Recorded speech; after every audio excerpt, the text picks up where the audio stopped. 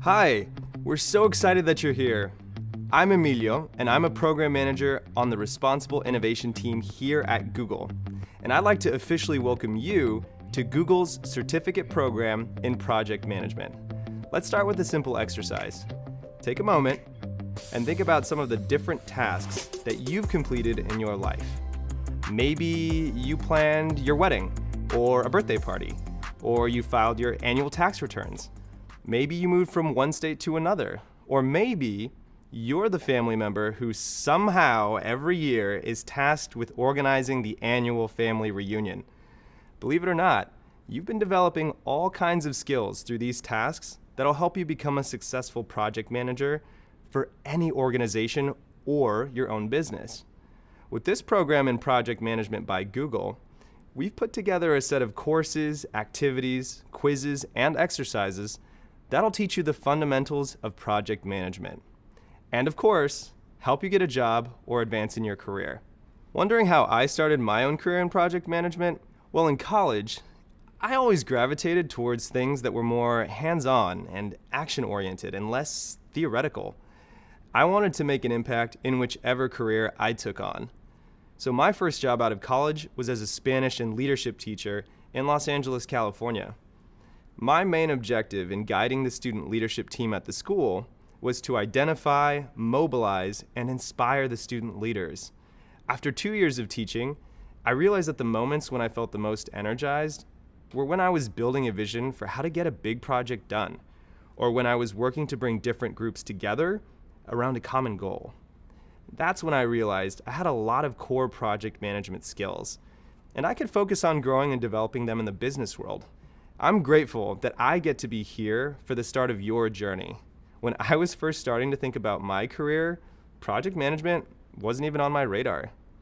It was one of those professions that I didn't even know existed until I entered the business world and experienced how great of a need there is for folks who are organized, action-oriented, diligent, and strategic. I hope that by the end of this program, you'll be as excited as I am about the prospects of a career in project management. Okay, let's get into it. We'll start with an important question. What exactly is project management? Project management is the application of knowledge, skills, tools, and techniques to meet the project requirements and achieve the desired outcome. It's possible that you've been project managing every day on some level without even knowing it. In this course, you'll learn how to hone those skills to become a truly great project manager. And the awesome thing about project management is that it spans a lot of industries and company types, and it doesn't require deep technical knowledge. This means that any job or life experience you've gained so far will help you in building those skills to become successful in a project management career. There are a lot of people around the world like you who are hoping to learn the skills to get a project management role. Whatever your reason for being here, we're glad you've joined us. This program is rooted in a belief that a strong foundation in project management can help anyone start a great career as a project manager.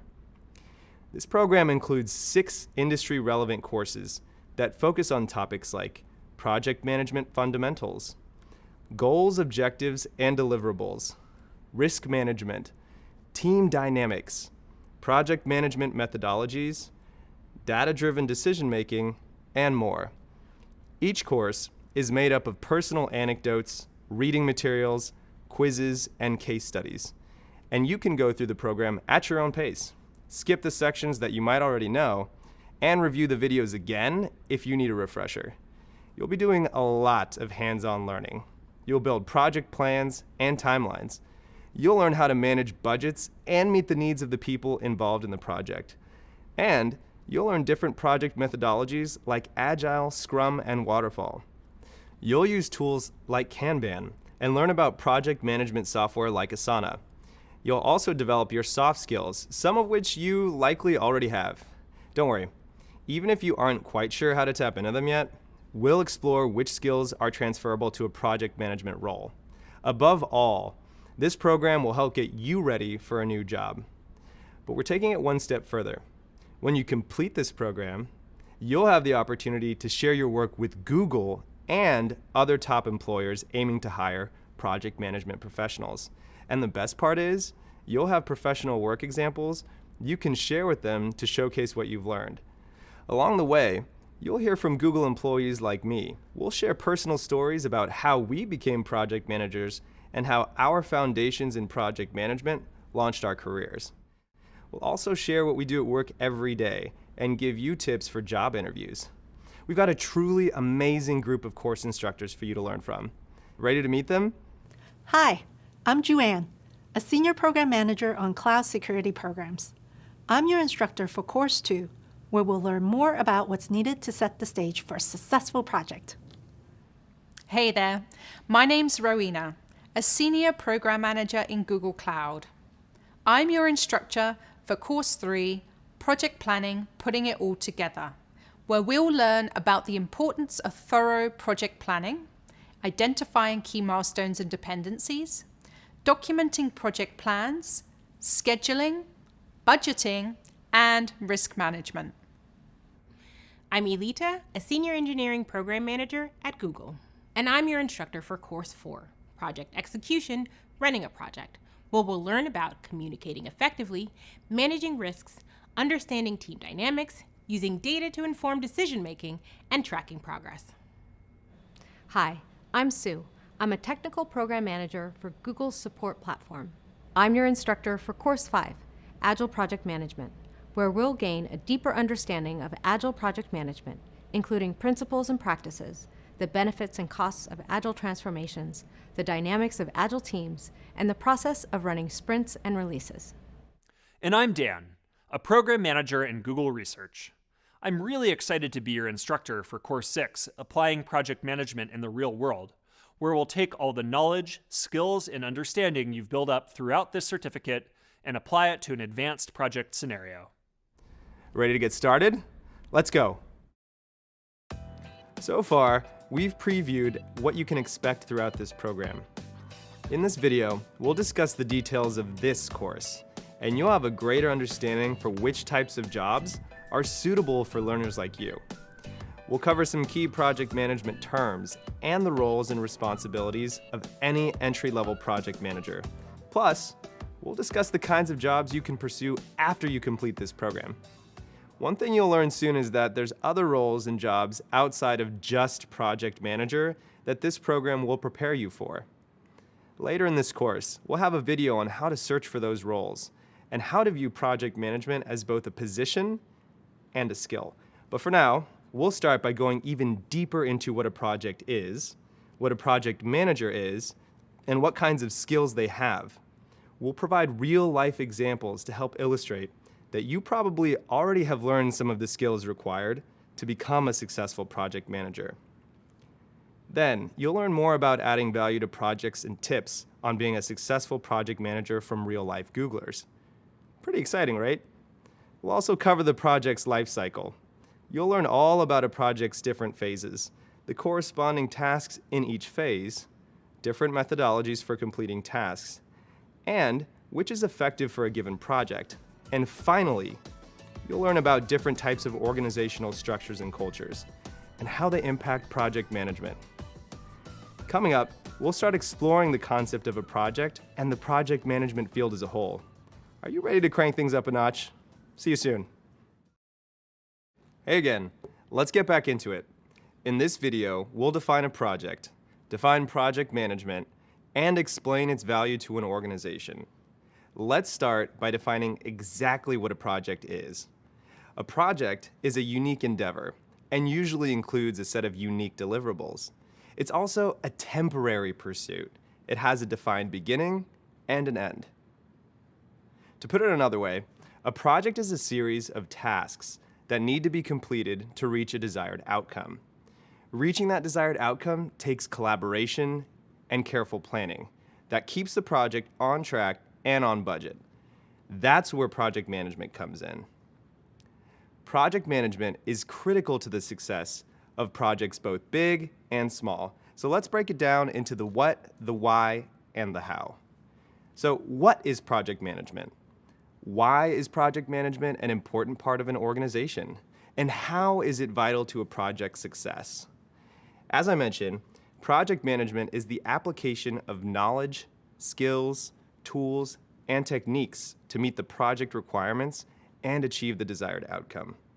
Project management is valuable to businesses because it helps ensure that a project delivers the expected outcomes, both on time and within budget. To demonstrate what I mean, I'll take you through a real-life example of project management.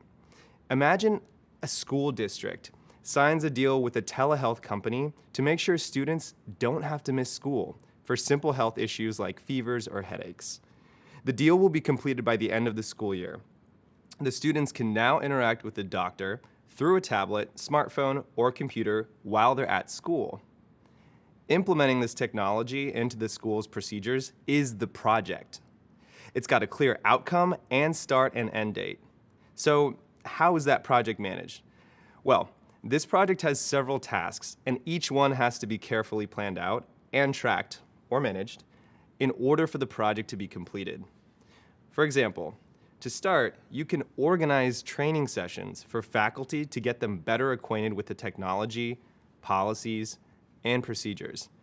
You can budget for tablets, computers, and other vital equipment to facilitate the virtual checkups.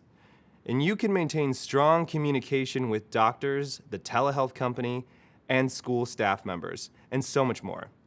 To successfully launch the product in the schools, all of those things need to get done, and that is project management.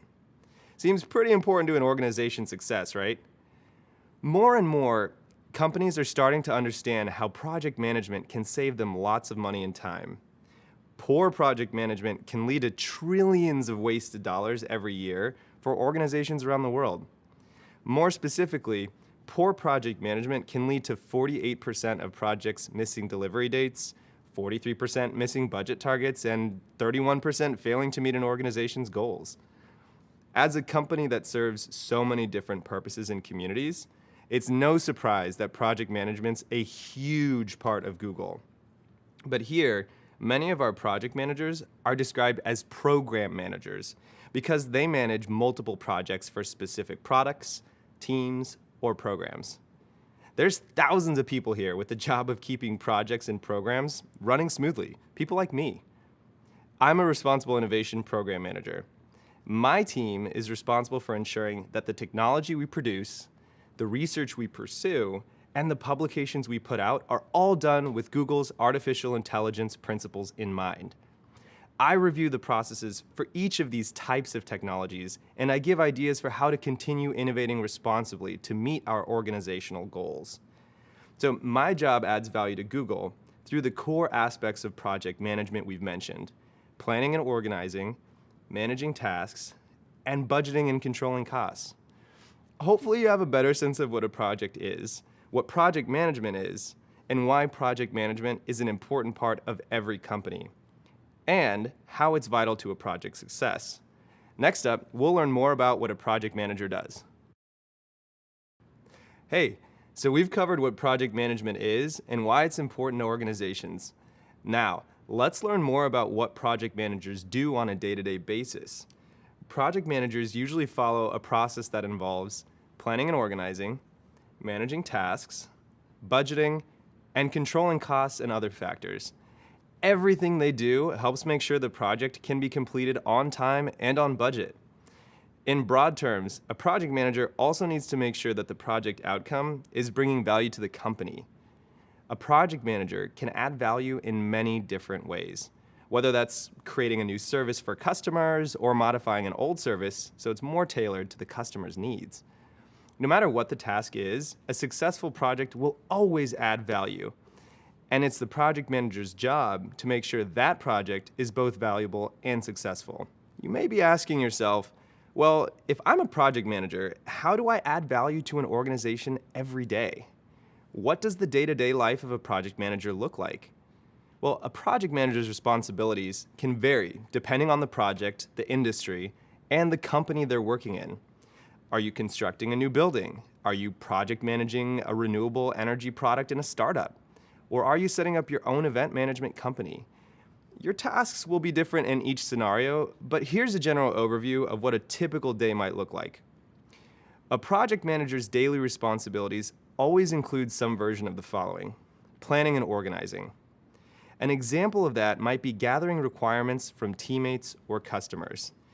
This means figuring out what exactly your project's trying to accomplish. You might have a kickoff meeting or send a survey. From here, you may also work on creating project plans. Creating project plans is a key part of project management. It helps set the tone of the project, keeps everyone on pace and aligned, and helps move tasks along. Which leads me to my second point: managing tasks. Once the project is underway, the project manager helps manage tasks for the team members and communicates key milestones to the larger team or customers. This helps keep team members and customers updated on how the project is progressing. The third piece is budgeting and controlling costs and other factors. Managing the budget and controlling costs is a common responsibility that project managers have to understand to keep the project on track and within budget. This is a full-time job because the plan you've created and managed may change, causing unexpected costs to come up. And that's just to name a few. I could go on for days, but the most important thing to know about the day-to-day of a project manager is this: you'll use different tools, techniques, and methodologies every single day. There's never a dull moment. Personally, my favorite part about being a project manager is that I get to watch the project's growth from start to finish. It's really special to create something from nothing, working from the ground up. It's a really satisfying feeling. As a project manager, you'll use a variety of skills every day, and a lot of these skills you might already have. And we'll discuss this more coming up. See you there. Welcome back. Let's get right into it and explore the variety of skills you'll use. Have you ever been tasked with planning a loved one's surprise birthday party? There's usually a lot of pressure and responsibility, but when you get it right, it feels amazing. That's still true even if there were a couple of issues. Maybe the guest of honor arrived home earlier than expected and nearly ruined the surprise. But if you made someone feel special on their birthday, you probably planned a successful project. As you chose a venue, sent out invitations, and calculated your budget based on your number of guests, you were using several project management skills, like planning and organizing, managing tasks, budgeting, and controlling costs, and more. Or maybe you've never planned a party. Have you ever worked in the retail space or in the service industry? Then you might have experience that'll translate into the project management field too. For example, you might have been in charge of managing several employees' schedules. To do that, you had to plan and organize which employees' work styles would complement each other in a productive way. You also had to make sure that all duties and responsibilities would be covered during each shift. Plus, you had to be aware of all employees' availability. Doesn't sound familiar? Well, have you ever had to relocate for a new job and planned a big move? To successfully move all of your belongings, you may have coordinated friends and family to help. You would have had to budget and control costs for moving companies, boxes, and miscellaneous expenses. And you probably packed your boxes one room at a time and clearly labeled the boxes so that you knew what each box was when you arrived at the new place. You had to manage all of these tasks simultaneously. You've likely handled several tasks like these in your lifetime. And in studying project management, you'll learn to further advance and sharpen these skills so that you'll be equipped to manage even bigger, more daunting tasks. The abilities that helped you complete these past projects are a great selling point for yourself as a future project manager.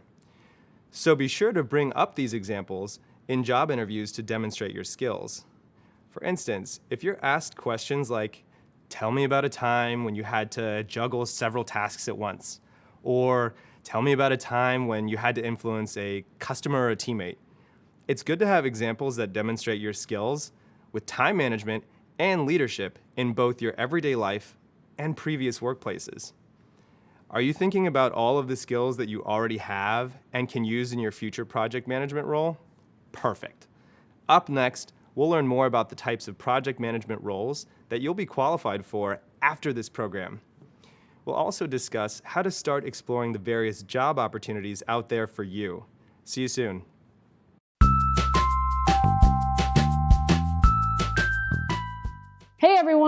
My name is X, yes, just the letter. And at Google, I'm a program manager for a department called Responsible Innovation. Most of us in our everyday life use program management. When you have only a couple hours left in a day and you have to figure out, well, do I clean my house or do I go to the grocery store and how long will each of those tasks take? Those are just different elements or variations of program management and project management. My path to program management is pretty non-traditional. I didn't go graduate from a great college. In fact, I dropped out of high school and I dropped out of college. So a GED is like the highest credential that I have. So after I dropped out of high school, I taught myself how to code. I built a whole bunch of websites, but realized I didn't have the responsible skills to make me a mature adult. So I ended up joining the military. After spending 8 years in the Army, I traveled the world building apps for really big companies and governments around the world. When I came into Google, I realized I could still be technical, but then I'm just using the skills I already have. So how can I grow myself as a person by learning new skills? And that's when I heard about the program manager role.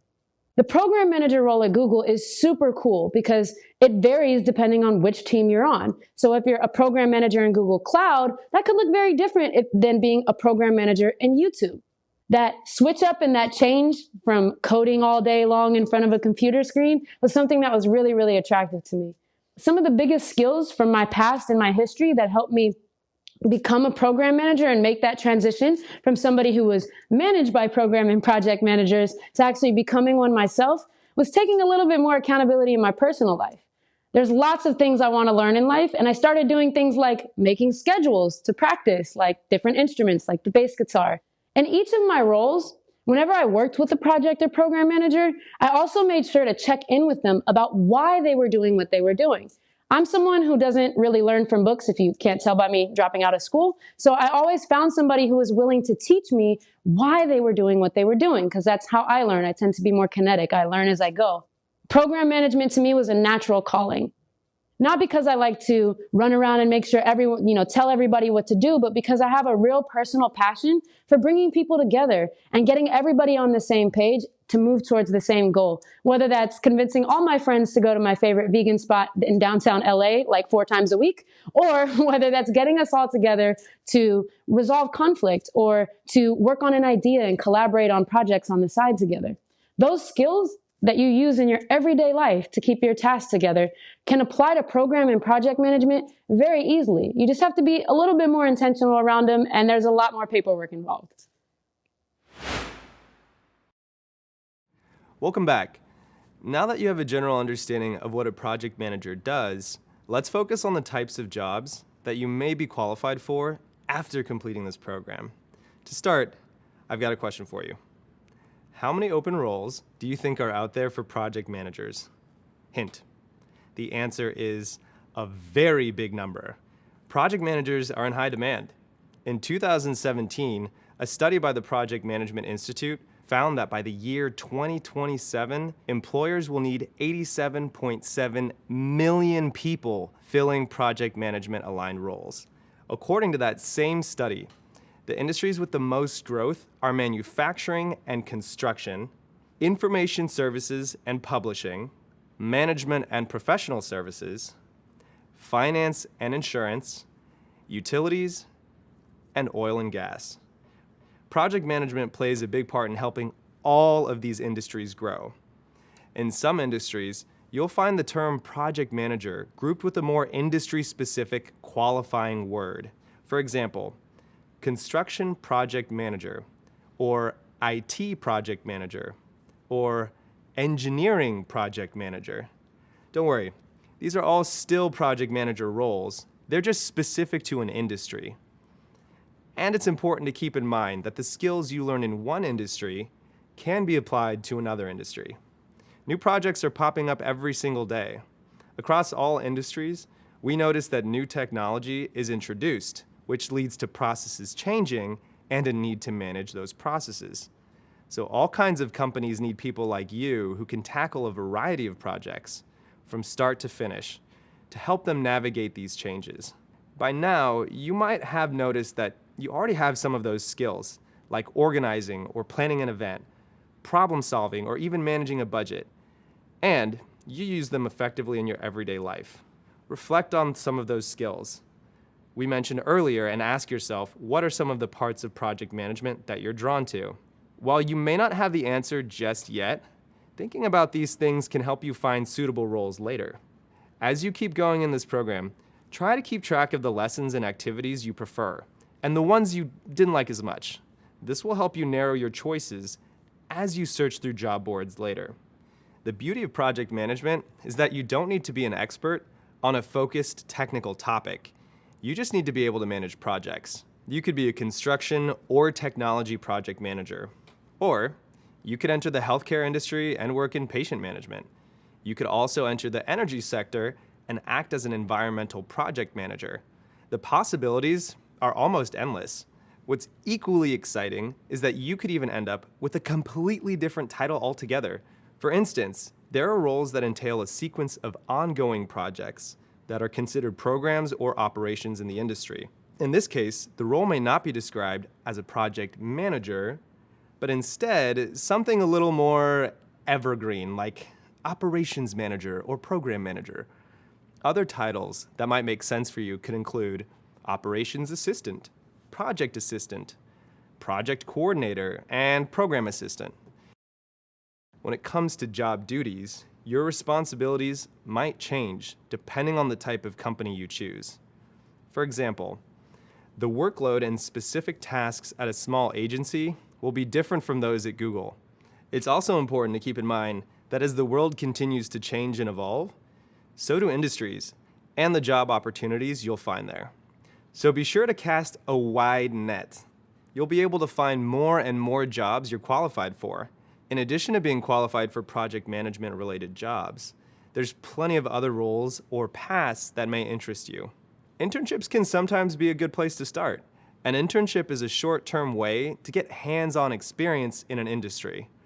Plus, internships are a great way to help boost your resume and set yourself apart from other candidates. One of the key benefits of internships is that you get real work experience while simultaneously networking with people in that industry. It's a win-win. Now, some internships in your field might not technically be project manager roles, but a lot of roles are easily transferable. For example, something like an events manager intern role can become a full-time project manager position later on. Internships aren't great for everyone's lifestyle, but if you can make them work, they're a fantastic option. Another path you can take is contract work.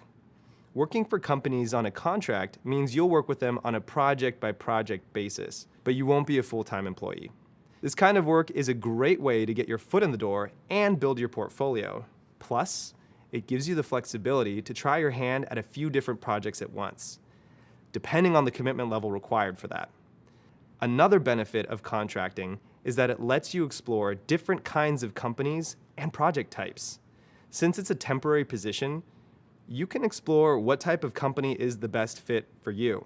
Maybe you find you like working with a large or a small team, or you find you enjoy specific types of projects. And if you find a situation that suits you and the organization, your contract position might just lead to a full-time position. As you keep charging forward, try thinking about the type of job you might be interested in going after when we're done here. Every new topic you discover brings you one step closer to your first role in project management, and one step closer to where you want to be. In the next video, we'll learn how to identify and search for job titles best suited for a project manager. We'll see you there. Hi again. Let's discuss how to search for a job in the project management field. It's no secret that job searching can be a challenge. Even the most detailed, specific job listings can leave you wondering what the company's really seeking in a candidate. Don't worry, we've all been there, and we're here to help you sort through the lingo and the confusion. The more job listings you find, the more buzzwords you'll likely notice too. Words like data-driven, team player, self-starter. Understanding all the buzzwords in job listings will help figure out if a job is right for you. Up to now, we've discussed project management as a role, but many companies actually list it as a skill. Here's some more good news. You'll soon be qualified for a position as a project manager and a position that lists project management as a skill. Here's the even better news. If you have the skills to manage projects, you'll be qualified for program manager or operational roles that require you to manage an end-to-end system or department too, which ask for the same skill set. Now, let's check out different types of jobs that use your project management skills. When job hunting, keep your options open. As I just mentioned, you don't have to limit yourself to just project manager titles. There's lots of other titles you're qualified for too. You'll know what's a good fit for you by reading the job descriptions, so cast a wide net. Depending on the field you choose, you might find roles like operations manager, program manager, operations associate, or project assistant. All of these could be a great fit for your skills. For example, let's say you're searching a job board for project management roles when you notice a community operations manager role for a small city open up. The job title isn't project manager, but you'll notice that the job functions match your skill set and years of experience also match the job requirements. The job description may include a list of required skills like organizational management, strong planning and communication skills, budget preparation and monitoring. Sound familiar? Maybe you'll even start to notice that the job's responsibilities seem like tasks you've covered in this course, like creating monthly status reports, helping to implement new and necessary technologies, tracking work plans and performance metrics, assisting other members of the operations team on given projects, and ensuring timely responses to requests for information. These duties are nearly a perfect match for your project management skills. And there are plenty more listings like these too. How great is that? The skills that go into project management are used in all kinds of roles and professions. Believe it or not, we've all worked with or learned from a project manager at some point in the past. Can you guess who that is? It's your teachers. Think about it. Everything that goes into being a teacher takes project management skills. Designing a curriculum that's accessible to students with unique needs, managing a budget, communicating with others like parents, department heads, or school admins, developing processes to make things run efficiently in the classroom, and so on. For example, when I went for my first interview at Google, I highlighted my experience as the founder and advisor to a student leadership group. I told them about how I assembled and led a team of 20 students to plan and execute events like fundraisers, community gatherings, and academic assemblies for over 300 students during the academic year. I even kind of surprised myself looking back at how much relevant project management experience I had. Now, I'm sure you'll think back on your own experiences and feel the same thing. One more thing to call out is networking. Networking is when you meet other people in a professional setting with the goal of learning, sharing knowledge, and creating new business connections. This plays a big role in job hunting, so it is a great tool to start learning and perfecting. The skills you learn here will prepare you for all kinds of project management jobs. Knowing how to search for jobs will make it even easier to match those skills with the best opportunities for you.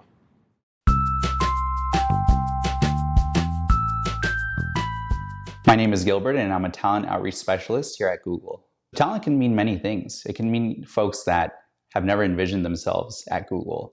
And so part of our team's remit is to identify talent that Google or other companies may not necessarily reach out to or consider for roles in the past, and helping them navigate the interview process. But it could also mean candidates that are already interested or have expressed interest in opportunities at Google in the past and engaging them to support them through the interview process today.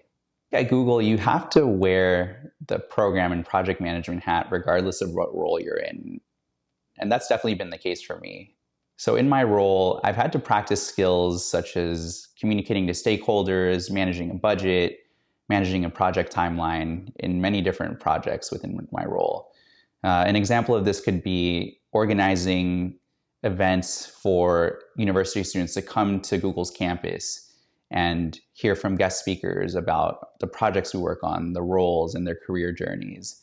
And so as you can imagine, this is can be a complex project. My first job out of college was completely unrelated to what I'm doing now. I was an assistant manager at a big box retailer. And so a lot of the skills that I actually learned in that role have translated to support me in my role and allowed me to have success. So some of these skills are being able to talk to and have difficult conversations, being able to manage a budget, managing resources, and managing your time. These are especially important in the retail setting. I started applying a lot of these project management frameworks or practices, even into the smallest projects. Maybe it's related to my goals for the next 3 months, setting a project plan based around that, right? I was the only stakeholder. I was the only one reviewing maybe this documentation. But the practice of being able to do this really helped me so that when I had to do it for a project at Google with multiple stakeholders, with multiple timelines, competing priorities, it was already second nature to me because I even applied it just in my day-to-day. So I think one of the biggest support that I had as far as working through imposter syndrome or like lack of confidence as I stepped into a lot of these skills is really just practice. And you can practice it in many different ways, in your personal life, in your professional life, and anything in between. So that was really important for me as I've gone through this journey of upskilling as a program and project manager. So I'd say that by joining this course and stepping into this, you're already taking the first step. And I think that's just as important, right? Like not letting fear or fear of failure get in the way of new opportunities for you. And the second piece is don't be afraid to ask for help. I think that folks are generally willing to help and support you. So the biggest thing that you can do is reach out and not be afraid to ask questions, not be afraid to do an informational interview, to ask for resume tips, to ask for advice from people that are maybe already in the role that you're hoping to step into or in the field that you're looking to work in. Just reach out to them, ask them questions. I think people like to connect with folks that are intuitive, that are curious, and are just eager to learn. And so if you can leverage those two pieces, I think that you're going to have success in whatever you do. And just like that, you're done with the first module. Congrats on hitting this exciting milestone. You're one step closer to becoming a rock star in project management. Let's revisit the concepts we've learned so far. We started by discussing how project management is the application of knowledge, skills, tools, and techniques to meet the project requirements and achieve the desired outcome. Then we learned that project management is alive in nearly every industry and company. So you're working on an incredibly useful and versatile certification. We also learned what a project is: a unique endeavor and temporary pursuit carefully planned out to achieve a particular goal. Hopefully by now, you're familiar with the idea that every project has a defined time frame, cost, scope, and dedicated resources. We've covered some broad concepts and key terms that'll help you become a successful project manager. And we've gone over how to search for jobs when that time comes. We've also discussed how to effectively translate your past experiences into talking points for why you'll be a successful project manager. We talked about how you can transfer skills from your previous job into your new project management role, and how that'll really set you apart. Everything from juggling a to-do list to budgeting for a loved one's birthday party demonstrates that you probably already have some of the skills to be a phenomenal project manager. But no worries if you don't. We're starting from scratch here.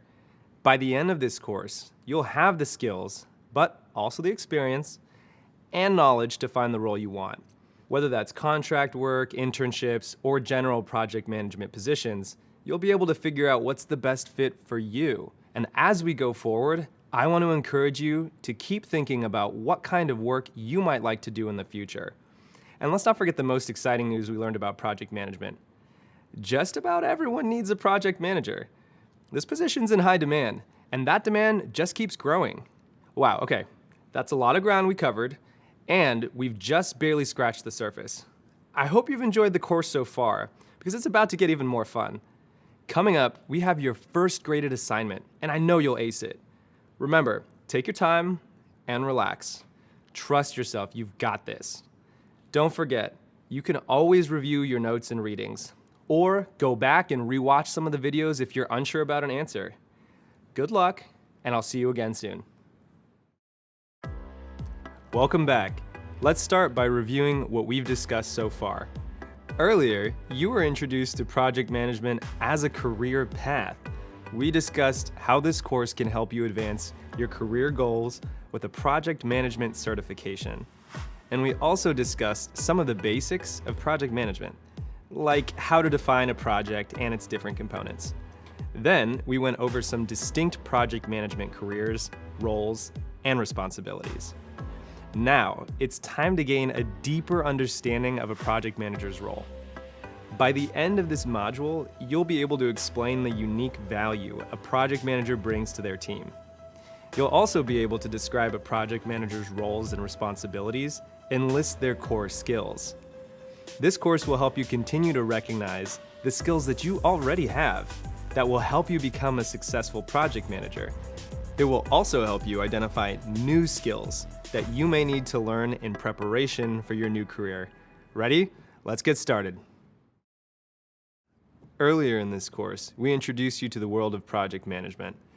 We discussed how project management spans industries and companies of all kinds, from large corporations to small businesses. Now let's define what a project manager is and describe how they add value to their teams and organizations. Let's start with the definition.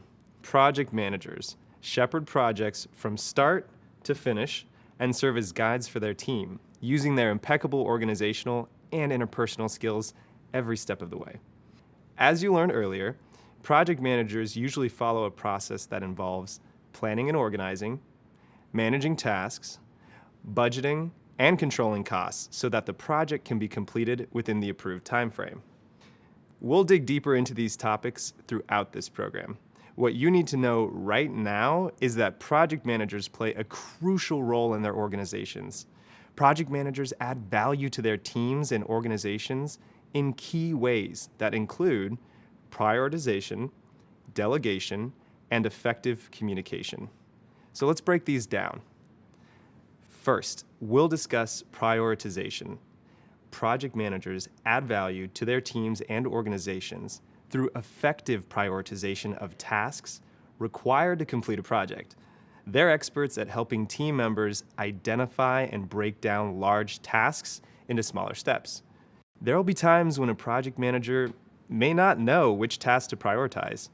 To determine which ones are the most critical to the success of the project, they'll connect with their teams and with stakeholders to gather information and make a plan. Stakeholders are people who are interested in and affected by the project's completion and success, like the leader of an organization. You've probably used prioritization to complete work in the past. In any kind of project, personal or professional, there are tasks with different levels of priority. For example, let's imagine that you've decided to rent a house and plan to repaint the rooms. You've picked out your paint and you're eager to get started. While it may be tempting to start painting right away, you'll need to prioritize tasks like laying out drop cloths to protect the floors and furniture, applying blue tape to the room's edges, and much more.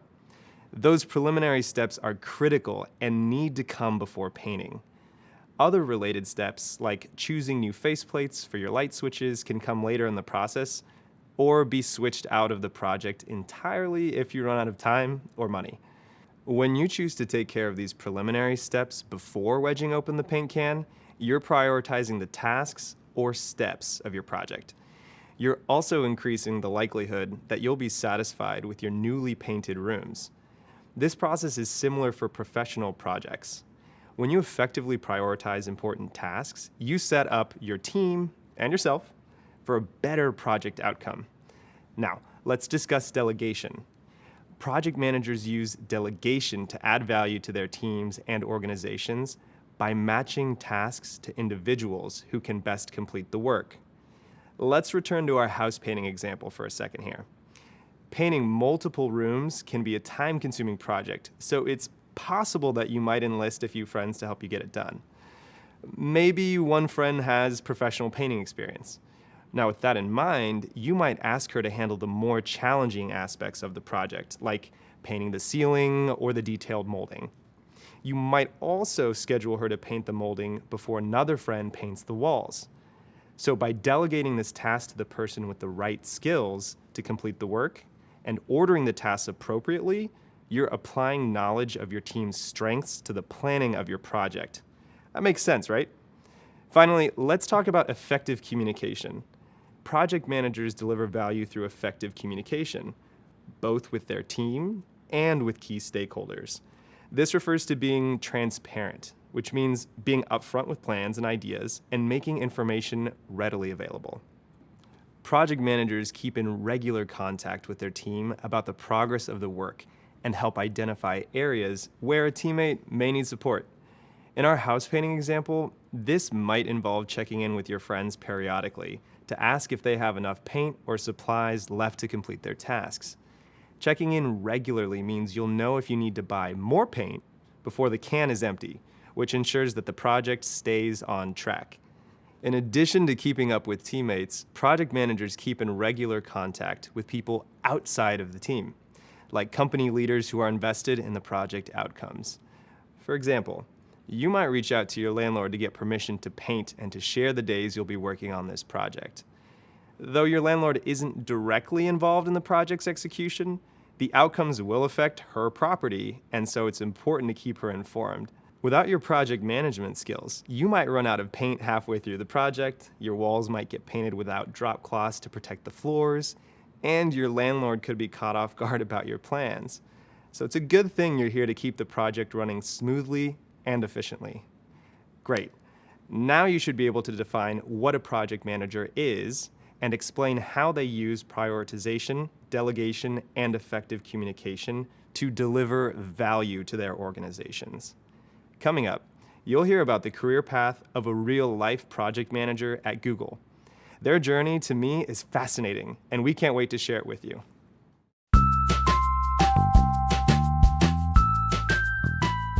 My name is Juan. I'm a senior program manager at Google. I'm a first-generation Chinese American. My family and I came to the United States when I was young. My parents worked really hard when I was growing up, and I spent a lot of time by myself, basically just having to take care of myself, planning my meals, doing my homework, taking care of chores. So I feel like I got a little bit of my program management skills from just being really organized, like having to be really organized all the time. My path to being a project manager really started as a business systems analyst. I was writing requirements or gathering requirements for our customers and translating them into documentation for our engineers so that they could implement it. Through that process, I became a project manager. I started to manage the timelines, manage the tasks, understand all the pieces and who needed to be involved. And there you go, you have a project manager. I think the funnest part about being a project manager is really working with people. You get to meet all different kinds of people, different personalities.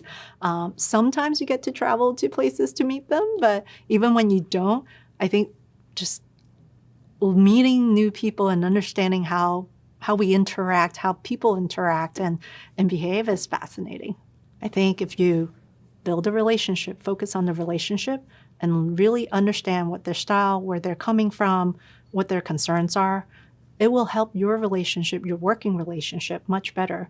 You can communicate with them in the style that's necessary. You can work with them in the style that's more receptive to them. And that would just make the project better all around. Welcome back. I hope you enjoyed that last story, because for me, it's always helpful to hear about someone else's career path. Maybe you even noticed a few parallels between their career path and your own, or you felt inspired to pursue a specific area of project management. So far, we've discussed the types of project management roles you'll be qualified for and how to search for them. And earlier, we discussed the value that project managers bring to their teams and their organizations. Now let's learn more about the roles and responsibilities of a project manager. Earlier, you learned that project management is the application of knowledge, skills, tools, and techniques to meet the project requirements and achieve the desired outcome. So, how does that actually happen? Well, that's where you come in.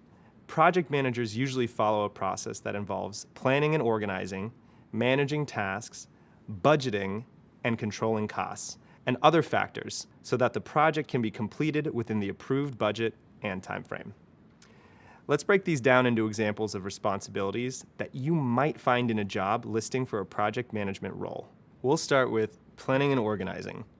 One responsibility that falls under the umbrella of planning and organizing is making use of productivity tools and creating processes.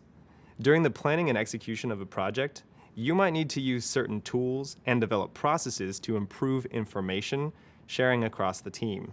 You may also need to create plans, timelines, schedules, and other forms of documentation to track project completion. And you'll usually need to maintain those documents throughout the entirety of the project.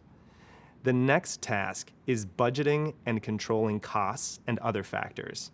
As the project is underway, changes to the plan and budget are bound to come up, believe me. This will require you to monitor and manage the budget, track issues and risks as they arise, and manage quality by mitigating those issues and risks. One way to do this is by removing unforeseen barriers that come up. Now, by barriers, we mean things that can get in the way of project progress. For example, if your teammates lack the resources needed to complete a task, you might identify that issue or barrier up front, escalate the issue to a stakeholder, and work to secure the resource so your team can move forward. Another huge piece of the project manager's role is managing tasks. A project task is an activity that needs to be accomplished within a set period of time by you, your team, or your stakeholders. Keeping track of tasks is a great way to help manage the team's workload and ensure that things are getting done. Keeping track of tasks is also a great tool for demonstrating progress to people outside the immediate team, like your stakeholders. Back when I was a program manager in student development here at Google, one of our goals was to create pathways for students who identify with communities that are underrepresented in the technology industry. A large part of my day-to-day responsibilities involved working with two separate engineering teams to create our technical curriculum. To manage the tasks associated with this project, I created separate project trackers for each team that outlined the vision for the curriculum. These trackers kept both teams in the loop about the timeline for delivery, the categories and subcategories for work, and the team members assigned to each task. I also made sure to update our stakeholders every step of the way. By actively managing tasks throughout the project lifecycle, I was able to keep tabs on everyone's work and efficiently inform stakeholders, which allowed us to achieve our project goal with minimal issues. Nice job. Now you should be able to describe the roles and responsibilities of a project manager. Coming up, we'll discuss a project manager's role within the extended team, including how to work alongside the people tasked with executing the project. Catch you in a bit. Hey, and welcome back. Earlier, you learned more about the responsibilities of a project manager. And while it might seem like a lot to keep track of, it's important to know that you, as the project manager, won't need to do everything on your own. Let's discuss the role of the project manager and how that role relates to other roles within the project team. It's easier to hear the term manager and immediately think of your boss, but a project manager is not often the direct manager of the people working on a project team. Here we're discussing the project manager as someone who manages the tasks of a project. But what does that really mean, right? Well, although you might have a few teammates working with you on a project, you're probably not their day-to-day boss. With the help of your team, you can get a lot more done together. Everyone on your team will have their own set of roles and responsibilities, and you'll come together to ensure that everyone is able to do their part to advance the project. Each person will be an expert on their portion of the project, but no one will be an expert on every aspect of the project. And honestly, neither will you. For instance, the graphic designer will focus on graphic design, but probably won't be an expert on copywriting. Similarly, you'll be an expert on project management, but may not be an expert on marketing. Here's another way to think about it. Imagine that you're organizing a camping trip. You might be the person in charge of planning the trip, but that doesn't mean you have to be a camping expert. Maybe you've never been camping before, but your partner grew up spending every summer by the campfire. In that case, you might assign them the task of picking out the right number and style of tents for your group. So, in this example, you are planning the trip by giving your partner the job of finding the right number of tents and the right size tents to make sure everyone's covered. You aren't doing the research or the task yourself. but you're making sure that things are getting done. It's similar in the workplace. As the project manager, you won't be an expert in every project role, and that's okay. As we said, your job isn't to be the expert on everything. Instead, you're responsible for guiding your team and making sure that they have the support that they need in order to complete the project. So how does a project manager go about doing that? Let's discuss using a few more examples of the required responsibilities you might find in a job listing. First, you'll need to hold all team members accountable for their assigned tasks. Managing tasks will help you hold your team members accountable by giving them ownership over specific pieces of the project. Second, you'll need to ensure that issues and risks are tracked and visible, and be able to establish escalation paths. Now, by escalation paths, I mean that you should know how you'll communicate risks to the right people at the right time. Third, you'll need to understand and help teammates adopt the right workflows and project management styles. As the project manager, you'll likely have the best idea of which style is best for the work. It's your job to ensure that the team adheres to that style and the other systems in place. And fourth, you'll need to collaborate with other teams at the organization to meet the requirements based on project, scope, schedule, and budget. In other words, a project may affect not only your team, but other teams at an organization, as well, say, the marketing or the finance team. So you'll need to work with those teams to ensure that everyone is happy with the project outcomes. You'll learn more about working with other stakeholders in a later course. Catch all that? Let's recap. You've learned that a project manager isn't always the direct manager of each member of the project team. Rather, they're responsible for guiding those people and ensuring they have the support they need to complete the project. Now that you have a good sense of the way that a project manager fits into the project team, let's move a little bit ahead, where we'll discuss the types of skills that a project manager needs to succeed. Meet you there.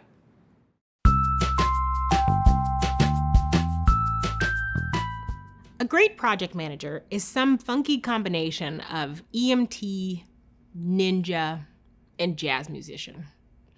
An EMT who can show up on a scene that's full of chaos, figure out what needs to happen now, triage all of the things on site, and then develop a plan of action while also participating in that action.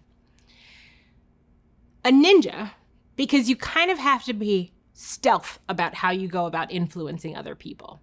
Overt action or pushing people too hard isn't necessarily received well.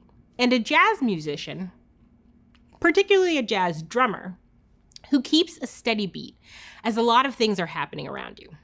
On a team, you're going to be surrounded by a bunch of talented people. A trombone player, a bass player, a trumpet player, a pianist, and you, keeping the beat and making sure that everybody is working in time. I spend most of my days with my product and engineering counterparts talking a lot about strategy, updating status to key stakeholders, and trying to figure out what comes next for our product. Some things about my job never change, from this day to my very first day. The fact that I communicate with a lot of people in a day, a lot of different types of people, from engineers to product managers to partnerships to sales and marketing, all of that's the same. The biggest difference is the number of people that I communicate with and the complexity of the topics I cover. The most important thing for you to keep in mind is staying organized. The more organized you are in your actions, the more organized your team is in their thinking and their actions. What I do to stay organized is lists. Lists. All day long. I have Post-it notes, I have electronic lists, I have lists in emails, and those lists help me stay on top of what actions need to happen now, what actions need to happen next, and which I can put off for a few more days. I do use the list to help manage my time. I think one of the things my lists are most important for is making sure I know what needs to be done today. And then, once my list is made and I'm sure of what needs to be done today, I budget time for those things. A stand-up is a quick meeting, usually at the start of the day, but you can have them really at any time. My stand-ups usually happened in the morning, around 9:30 or 10 o'clock, depending on when the engineering team got in. They lasted for about 15 minutes so that we were clear on what had gotten done the day before and what was on the docket to get done today. And then we usually checked in again quickly around lunch to make sure that people were still on track or ran into any technical issues that might require a longer time to finish the task. I think the thing that makes me a great project manager is a bias to action and resilience. One of my favorite phrases is pick it and stick it, in part because I think it's important to make a decision to get yourself unstuck, to follow through on that action, learn some things, and decide to take a new action once you've learned something. The latter half of that is resilience. I am resilient and my teams are resilient. So if we've taken a bad action, we've learned that we can learn and change our mind with new information. I'm Elita, a senior engineering program manager at Google. Hey, and welcome back. Now that you've learned about the roles and responsibilities of a project manager, let's discuss the core skill sets that a project manager should bring to the role. While there are lots of different skills a project manager can bring to their role, there are 4 specific skill sets that we think can help a project manager be successful. Those are enabling decision-making, communicating and escalating, flexibility, and strong organizational skills. First, let's talk about enabling decision-making. The ability to enable decision-making on the team, or gathering decisions from the appropriate leader, is crucial to keep projects on task and achieve their goals. Lots of the day-to-day decisions within the project will likely fall to you and your teammates to discuss and agree on. You'll ensure that projects stay on schedule by gathering information from teammates and using those insights to help the team make informed decisions. You'll also make sure that those decisions are communicated to the necessary coworkers, whether that's the immediate team or company leaders. For example, you might provide relevant data or feedback to help your teammates make an informed decision between choice A and choice B. The second skill is communicating and escalating. As a project manager, you'll use your communication skills in just about everything you do. This might look like documenting plans, sending emails about the status of the project, or holding a meeting to escalate risks or issues to stakeholders. The third skill is flexibility. As a project manager, knowing how to be flexible when changes are needed is key. Plans definitively will change, even with careful upfront planning. For example, maybe the goals of your company change, or maybe a member of your team unexpectedly takes a new position at another company. A good project manager knows that unpredictable moments like these are almost always guaranteed. A quote we love here at Google is, "The only constant is change," and that's true. By staying cool under pressure, you'll be able to adjust while helping your team stay calm too. And finally, a successful project manager needs strong organizational skills. As you learned earlier, the role of a project manager requires using a lot of different processes to keep the project on track. Having strong organizational skills means having the ability to organize these processes and the core elements of a project to ensure nothing gets lost or overlooked, which, trust me, can and does happen. To prevent this, you might decide to track daily tasks in a spreadsheet or send frequent status updates or reminders. There are many ways to stay organized and hone your organizational skills, and we'll talk more about them throughout the program. To recap, decision-making, communicating and escalating, flexibility, and strong organizational skills are 4 core skill sets that are essential to successful project management. You can continue to build on these skills by becoming familiar with industry knowledge that applies to most project management roles. Knowledge of helpful tools and templates and familiarity with popular project management styles like Waterfall and Agile can help you organize and document the project throughout its life cycle. We'll learn about these throughout this program. Hopefully, you feel better equipped to explain the core skills a project manager should bring to the role. These skills really help enforce team morale and accountability for the tasks of a project. We'll discuss this coming up. See you soon.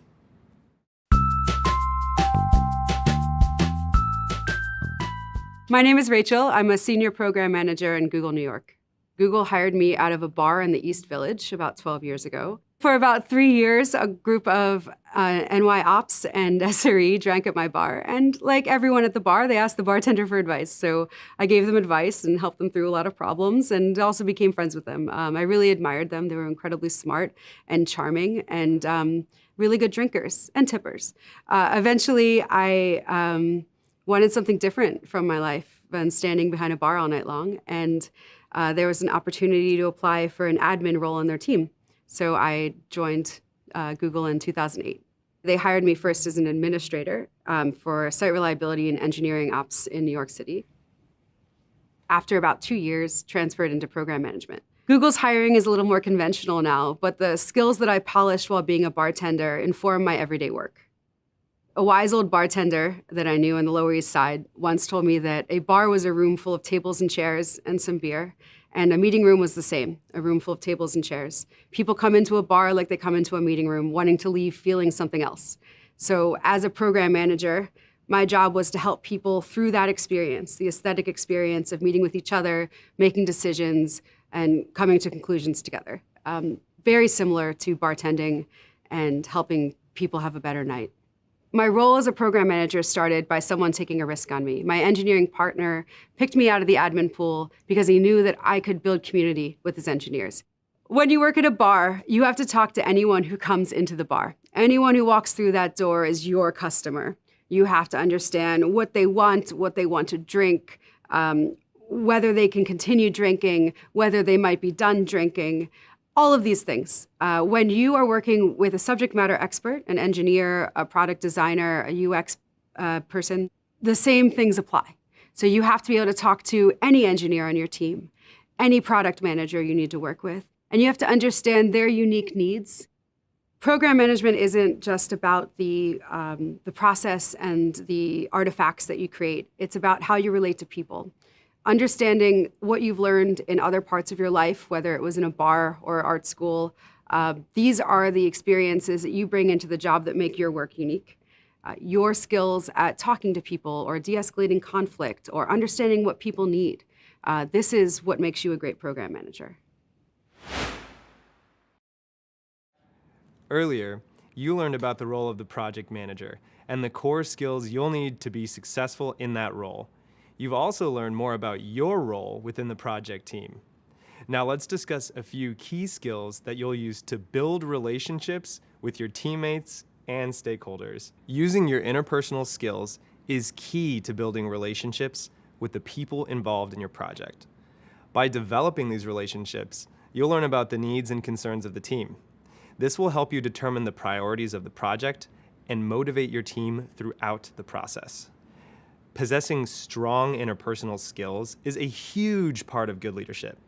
Even if you've never held a formal leadership position, having these skills will help you when you need to guide a team. This is called influencing without authority, which refers to a project manager's ability to guide teammates to complete their assigned work without acting as their direct managers. There's a few key interpersonal skills that you can use to accomplish this and guide the project outcomes, even without the authority of being your teammate's boss. These skills include communication, negotiation, conflict mediation, and understanding motivations. So let's break these down. First up is a key skill we've mentioned a few times now, communication. In the context of leading a team, communication can include checking in with teammates to understand how they're progressing on a task and providing clear feedback on the quality of a teammate's work. Next is negotiation. Negotiation might include working with a teammate to compromise on a new deadline when they tell you that they won't be able to complete their work on time. Now, trust me, I know this can be frustrating, but you'll need to use your negotiation skills often with your teammates and stakeholders to balance their needs and what is best for the project. Another important skill is conflict mediation. As we mentioned, project plans can change and issues will arise. This can sometimes lead to tension and conflict within the team. So conflict mediation is a great skill to practice and develop to ensure the project does not suffer as a result. This might involve setting up a meeting with two teammates who are struggling to agree upon the best way to handle a shared task. And finally, there's understanding motivations. This means getting to know your teammates and figuring out what pushes them to do their best work. Understanding motivations might also include learning how your teammates prefer to receive feedback and how they like to receive recognition for doing a great job. You would use that individualized information to motivate and encourage each person on your team. So to recap, communication, negotiation, conflict mediation, and understanding motivations are all interpersonal skills that will help you influence without authority. During job interviews for project management positions, you might be asked to discuss a time when you influenced without authority. And it's possible that you've already noticed ways that you've used these skills in your personal life without even realizing it. For example, let's say you have a coworker who's constantly late to every meeting, and I mean every meeting. While you can't force them to arrive on time, it's likely that you've thought about ways to motivate them to want to be on time. In doing so, you might have also wondered how to change the way you communicate with your coworker to influence them to be on time. Maybe you've tried asking them to arrive 15 minutes earlier than the rest of the group. Or maybe you've told them how this behavior impacts the rest of the team. Both of these strategies are examples of influencing without authority, and they serve to encourage specific behavior. Influencing without authority is one of the most critical and one of the most challenging aspects of project management. As you've just learned, you'll need to leverage your interpersonal skills in order to do it effectively. In later courses, we'll review and learn more about using your interpersonal skills to manage various projects. We'll see you in the next video.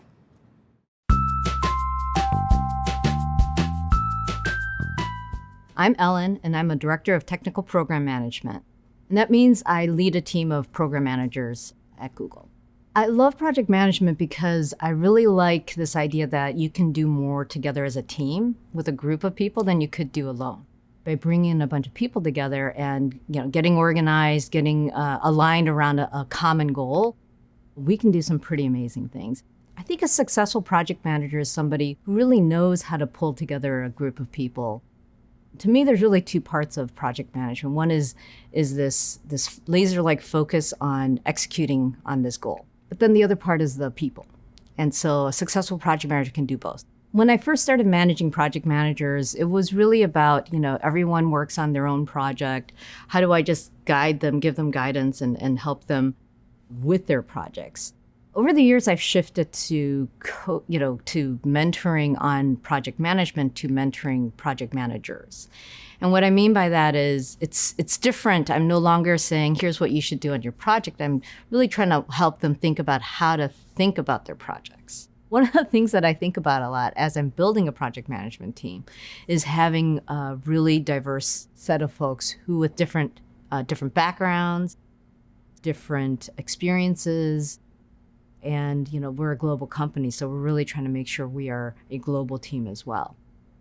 And when I talk about diversity of background and experience, it really is about, working in different types of environments with different types of teams. When I chat with new project managers, and they say how do I continue to grow as a project manager? My answer is work on different projects, right? Work on as many projects as you can, but don't be afraid to try different areas, different domains, work with different people. With every project you work on, you're going to really learn something. Nice work. So far, you've started learning all about project managers and the value they bring to their teams. We also introduced you to a few program managers here at Google who spoke about their own experiences working in the field. You also learn more about the day-to-day responsibilities of a project manager and how they guide their teammates to do their best work. And you learned about the types of skills you'll need to succeed in a program management role. As we move forward, you'll develop and hone lots of the skills needed for the daily tasks of a project manager. And hopefully, you've also identified the skills you already have that can help you become a great project manager and an asset to employers. Next up, we'll discuss the project life cycle. You'll learn more about the different phases of a project and the tasks associated with each phase. You'll also learn more about some of the most popular project management methodologies used across industries today, and how to choose the best one for your project. See you soon. Welcome back. Before we move on, let's recap what's already been covered. You learn how to define project management, what a project is, what it isn't, and how to explain its value to businesses.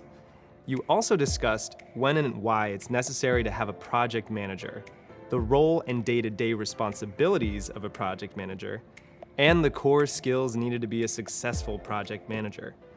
Now's a good time to stop and recognize how much you've learned. By now, you're familiar with the job of project management, and you've started learning what it takes to be an effective project manager. Now you'll go a little further and learn some of the ins and outs of the job. And before you know it, you'll be ready to guide any project successfully. Are you ready? Well, coming up, I'll introduce you to the two most popular approaches to project management, waterfall and agile. We'll also cover the project management life cycle and phases, and you'll learn about the different styles, scenarios, and factors that can impact a project and its tasks at any given phase. When we're done, you'll be able to explain and follow the life cycle of a project, define and outline a project's phases and each phase's tasks, compare different project management methodologies to determine which methodology is most effective for a project, and finally, organize how a project is run according to different program management methodologies. Ready? Let's get started. No two projects are exactly the same, which means there are many different ways to manage them. Each project comes with its own needs and factors that impact how you'll take action and achieve your goals. There are many ways to manage projects, and not always one right way to do so. Picture this. You're project managing a political campaign for a local candidate. To make it happen, you need to think about things like your available resources, the people you'll be working with, the election date, and the location. You need to be aware of lots of details to successfully complete your project. Because so many different things can impact a project, it's important to understand its basic structure. We call this structure the project life cycle. The life cycle is a great way to guide your project in the right direction so that you and your project stay on track and end up in the right place. Most project life cycles have 4 major phases, each with their own set of tasks and concerns. Check it out. The main phases of a project are initiate the project, make a plan, execute and complete tasks, and finally close the project. Let's talk about the first phase, initiate the project. This is the launch pad for the entire process of your project. In this phase, you'll define project goals and deliverables, identify the budget and resources you'll need, the people involved in your project, and any other details that can impact the successful completion of your project. You'll document all this information in one place to showcase the project's value, and hopefully get approval to move forward with it. Once the project is approved, it's time to get rolling. Next, you'll make a plan for how you'll meet the goals of your project. There are all kinds of ways to plan your project, and we'll get into some different methods and techniques later on. But right now, the important thing to know is that for every single project, creating a plan of how you're going to meet your goals is absolutely 100% essential. Think about it. You can't hire a contractor to build a house without planning what it'll look like or how much you have to spend. These same considerations apply to any project that you manage. To be effective, your plan needs to include a lot of things. For example, a budget, a breakdown of all the tasks that you need to be completed, ways to communicate team roles and responsibilities, a schedule, resources, and what to do in case your project encounters problems or needs to change. And that's just to name a few. Once you have your plan in place, it's time to execute and complete those tasks. It's important to point out that your project team has the job of completing the project tasks. Now, as the project manager, your role is a little different. While you might be in charge of completing certain tasks in the project, your primary tasks as the project manager are to monitor progress and keep your team motivated. You'll also remove any obstacles that might come up so that the tasks are executed well and on time. Finally, when all the tasks have been completed, all the resources have been accounted for, and the project has crossed the finish line, it's time to close the project. Why is it important to close? Well, one big reason is so your team has a moment to celebrate all of their hard work. But closing the project is also a chance to evaluate how the project went. You can make note of what worked and what didn't, so you can plan better for next time. Even if the project was a massive success, it's helpful to take time to reflect. Closing the project is also a great way to connect with anyone outside your team who may have had interest in the project's goal. You can let everyone know what was completed and what you accomplished. Some projects, like the campaign example, will have a firm end date. Once the project is finished, that's it. There's no more work to do. Other projects have different finish lines. For example, a project where you're implementing a new ordering system at a restaurant is complete after the system is set up and the employees know how it works. At that point, your goals are completed. Now it's time to hand over the project to another group whose job it is to provide support and make sure the system stays running on a day-to-day basis. Another example of this is, I once project managed the creation of a dashboard that would be used by various stakeholders in my organization. This dashboard would show pertinent information to each stakeholder depending on the team that they were a part of in our broader organization. I project managed the beginning, from writing out the vision for the project, to the end, where we delivered the dashboard. Now, once I passed off the final product, I transitioned the continued update of each team's data and the corresponding dashboard page to the respective teams. Think of it like turning over the keys of a newly built house to its new owner. The project of building the house is complete, and now it's up to the owner to take care of the house's maintenance and the upkeep. So there you have it. The project lifecycle. The exact name for each phase might change depending on the type of project or organization you work for, but the general idea stays the same. And following the project processes you will learn in this course will set you up for project management success. Next, we'll take a closer look into what happens during each phase of the traditional project lifecycle. Now that we've discussed the project lifecycle, we're going to explore some of the different tasks that match up with each lifecycle phase. But first, let's review the phases. The project lifecycle phases are: initiate the project, make a plan, execute and complete tasks, and close out the project. Okay, great. Let's get back to the tasks that need to be accomplished during each phase. For this video, we're going to focus on the first two project lifecycle phases: initiating the project and making a plan.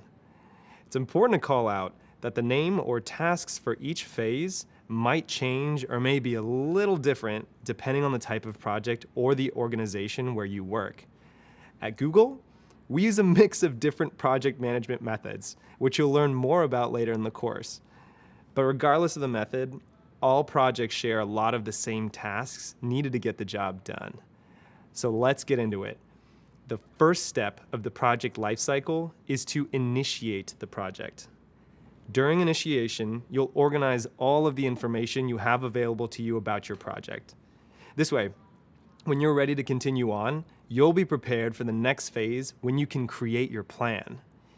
Defining project goals makes the details of your project clear so that you and your team can successfully complete the project. For example, if the project goal is to manage a political campaign, then some deliverables, which are specific tasks or outcomes, might be to raise $5,000, or get 500 signatures in support of your candidate's cause. With this in mind, you'll need to do some research to come up with ideas that will help you meet your goals. You'll also need to find out what resources are available. Resources can include people, equipment, software programs, vendors, physical space or locations, and more. Anything you need to actually complete the project is considered a resource. Now, as a project manager, you'll record all of these details in your project proposal, and then get them approved by a decision maker or group of decision makers at your company so that you can move ahead with your project plans. Now, in some cases, you may be the decision maker, so be sure to consider the same set of factors when initiating your project before moving to the next stage. No worries, you will learn all the details about how to create a project proposal. We will be getting into more detail of what this is and how to create one later in the course. Voila! Once your project is approved, you'll move into the second step of the project lifecycle, which is to make a plan. In this phase, you'll create a budget and set the project schedule. You'll establish the project team and determine each person's roles and responsibilities. Let's pause for a second. You may be thinking, why can't we just get started? But that's the thing with project management. Deliberate planning is critical to a project's success. A crucial part of project management is planning for risk and change. An experienced project manager knows that plans always change. This ability to adapt is all about thinking and planning ahead. Scheduling delays, budget changes, technology and software requirements, legal issues, quality control, and access to resources are just some of the more common types of risks and changes that a project manager needs to consider. So it's important to keep in mind that planning is key to reducing those risks. But don't worry, if the idea of risks seems a little overwhelming right now, in later courses we'll teach you all about understanding risks. Just know that it's really important not to skip this step and to always make a plan. Again, the success of your project depends on it. Once you have a plan, you'll communicate all of this information to your team. That way, each member will know which tasks they'll own and what to do if they have questions or if they run into problems. You'll also communicate your plan with others who have an interest in the project's success so that they are aware of your plans and your progress as the project continues to move forward. Nice job! We've made it halfway through the steps of a project lifecycle. Up next, we'll check out the remaining two phases: executing and completing tasks, and closing the project. Catch you in a bit. Welcome back. We just learned about the core tasks that need to be completed in the first two phases of the project lifecycle: initiating the project and making plans. Now, it's time to put your plans into action. Remember, it's not your job to actually do all the tasks. Your primary job as the project manager is to manage the progress of the project as a whole. This means you'll oversee your team's efforts and make sure everyone understands what's expected of them, what tasks need to be done, and how and when to complete those tasks. It's also your job to help remove any obstacles and to alert the right people if it looks like there might be a delay to the project. This means you'll need to communicate with your team and anyone else involved in your project through meetings, written communications like memos, emails or internal chat tools, and other working documents like task reports. Quick pro tip: if in doubt, err on the side of over-communication. As your project progresses, you'll make adjustments to the schedule, budget, and allocation of resources, clearly communicating updates all along the way. When all the tasks are complete and you've met the project goal, it's time to close the project. This phase is usually overlooked because it's easy to assume that once the project goal has been delivered, everyone can move on. But hold up, there's still a lot that needs to be done. First, check to make sure all tasks have been completed, including any work that was added along the way. Be sure any outstanding invoices have been paid, resources are returned and accounted for, and project documentation has been submitted. Next, and this is very important, get confirmation that the final outcome of your project is acceptable to the people you're delivering it to. It is crucial to your project's success that the person who asked you to manage the project is satisfied with the end result. Once your project has been accepted as meeting its goals, take some time to reflect on what went well and maybe what didn't go so well. This reflection is usually called a retrospective, and it's a chance to note best practices and learn how to manage a project more effectively next time. Even if everything went great, the notes from your retrospective are also valuable to the people or organization receiving the end result of the project. That's because they can use that information to inform decisions about their business the next time they consider a project. Now it's time to collect all the project documentation that you've created or collected along the way, including all of your plans and reflections, and share the final results of your project with your stakeholders. Remember, stakeholders are people who are interested in and affected by the project's completion and success. Depending on the type of project, stakeholders could include a department or organization's management team, clients or customers of your product or service, users of your new tool or process, or even the community at large if you're planning a community town hall meeting. Pro tip, stakeholders play a huge role in the development and success of your project. You'll learn a lot more about these key players later on, but for now, just know that they are like the VIPs of your project. Next, take some time to celebrate the effort your team invested in the project. Celebrations help people feel good about the work they've done, and think of the work as uplifting and rewarding because it truly is. Some ideas for small celebrations are a company or team-wide email, thanking the team and acknowledging individual efforts. Now for big projects, you may even consider a company party to celebrate the team and the project's success.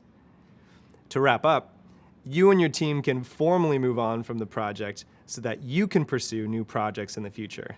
Well, as you can see, being a project manager is a lot of work, but it's very rewarding, and it's all, well, manageable when you follow through with the project lifecycle. You can see how the organization, communication, and improvements you add to various areas of a project can make the entire team more effective and efficient. And you can have an impact on many areas of a project in a way that's greater than if you focused on any one task on the project. Similar to a coach with a sports team, even though you aren't actually playing a direct role in the game, your guidance, your communication, and your team building can make the difference in a happy, high-performing, and successful team. In later courses, we'll discuss each of these project phases, and you'll learn methods, techniques, and tools to help you. For now, we just want you to become familiar with the general project management process, and we'll share some of the terms and concepts used in the field that you'll need to know as you develop your project management skills. Up next, we'll introduce you to two of the more popular project methodologies, Waterfall and Agile. See you soon. Welcome back. As we've already discussed, not all projects are alike. Different types of projects will benefit from applying different project management approaches or methodologies. A project management methodology is a set of guiding principles and processes for owning a project through its life cycle. Project management methodologies help guide project managers throughout a project with steps to take, tasks to complete, and principles for managing the project overall. We will talk through two different types, linear and iterative. Linear means the previous phase or task has to be completed before the next can start. A linear approach would work well for a project like building a house. You'd need the blueprint created before you can begin laying the foundation. You've got to know exactly what the house will look like, its dimensions, and what type and how many resources you'll need. Then you've got to finish the foundation before you put up the walls, and the walls before you put up the roof, and so on, before you have the finished project, which is a bungalow-style home.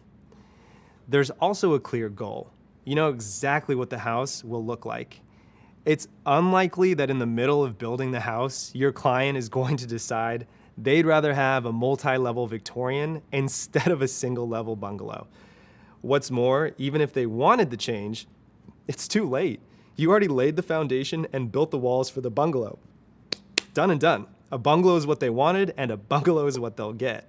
Using this type of linear project management approach, completing each step in order and sticking to the agreed upon specific results and being able to deliver just what the client ordered.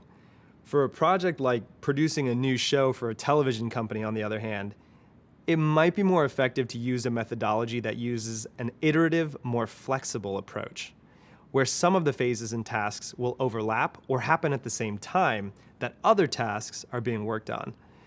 Your team comes up with an idea for a show and films a pilot. You run several tests of the pilot in different locations and time slots. As your team gathers feedback about the pilot, adjustments to the show are made. At the same time, you're able to make decisions and start working on other parts of the project, like hiring permanent actors, starting film production, and working on advertising, even while the final version of the show is being worked on.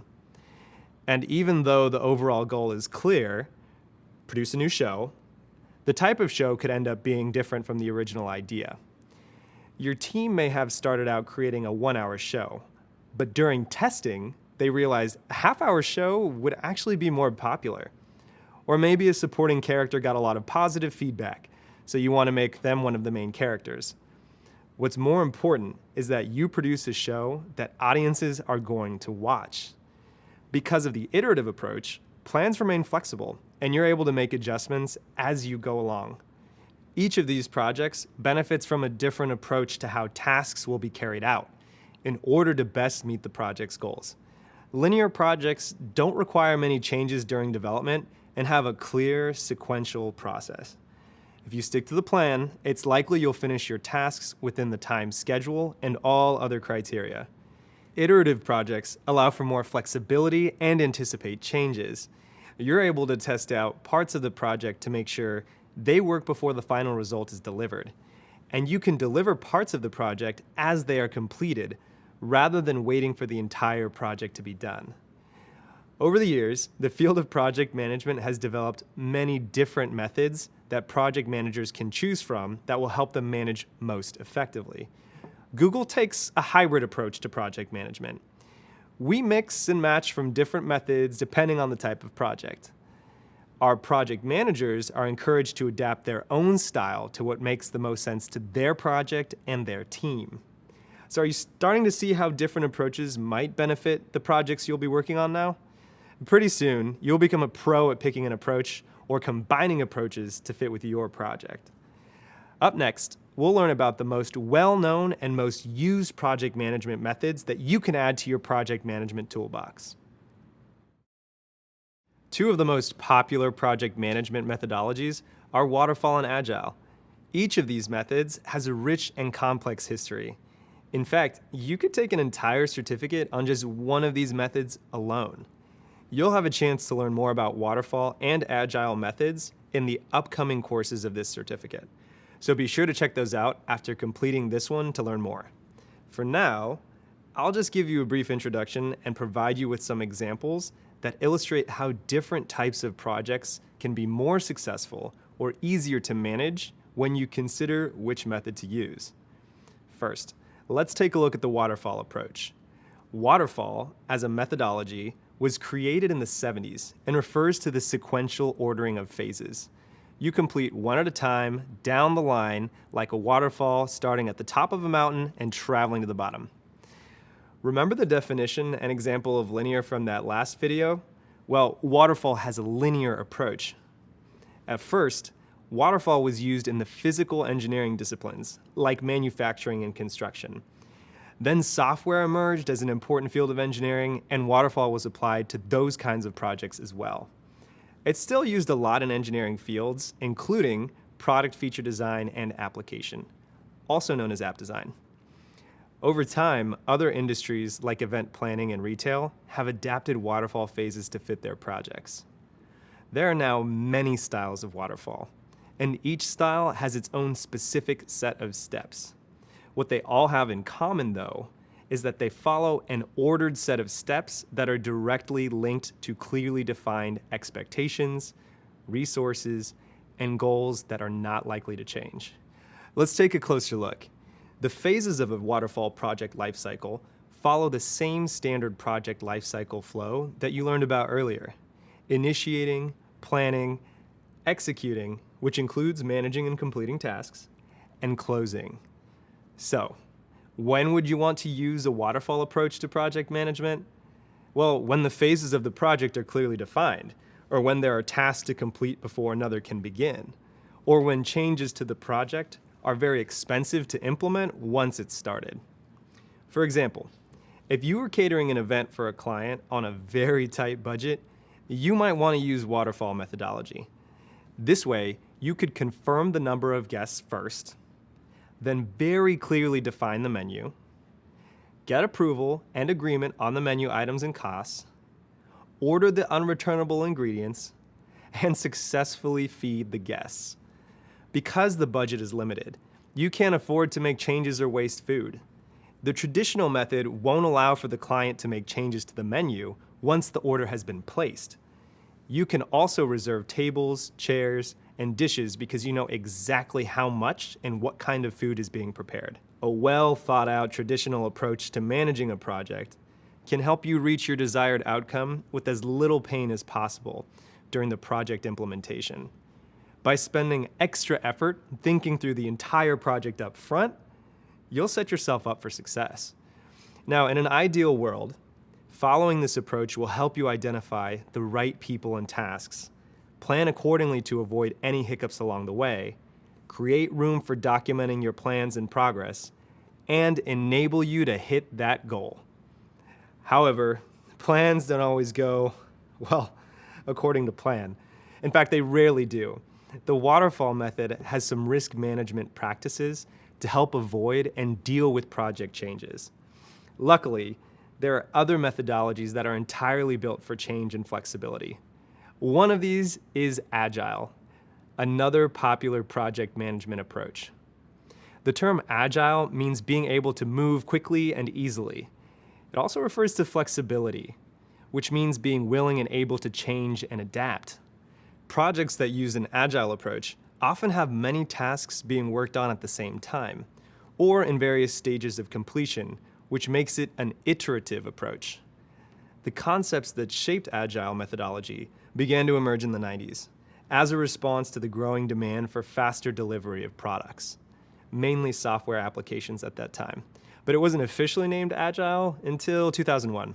The phases of an Agile project also follow the project lifecycle stages we described earlier, generally speaking.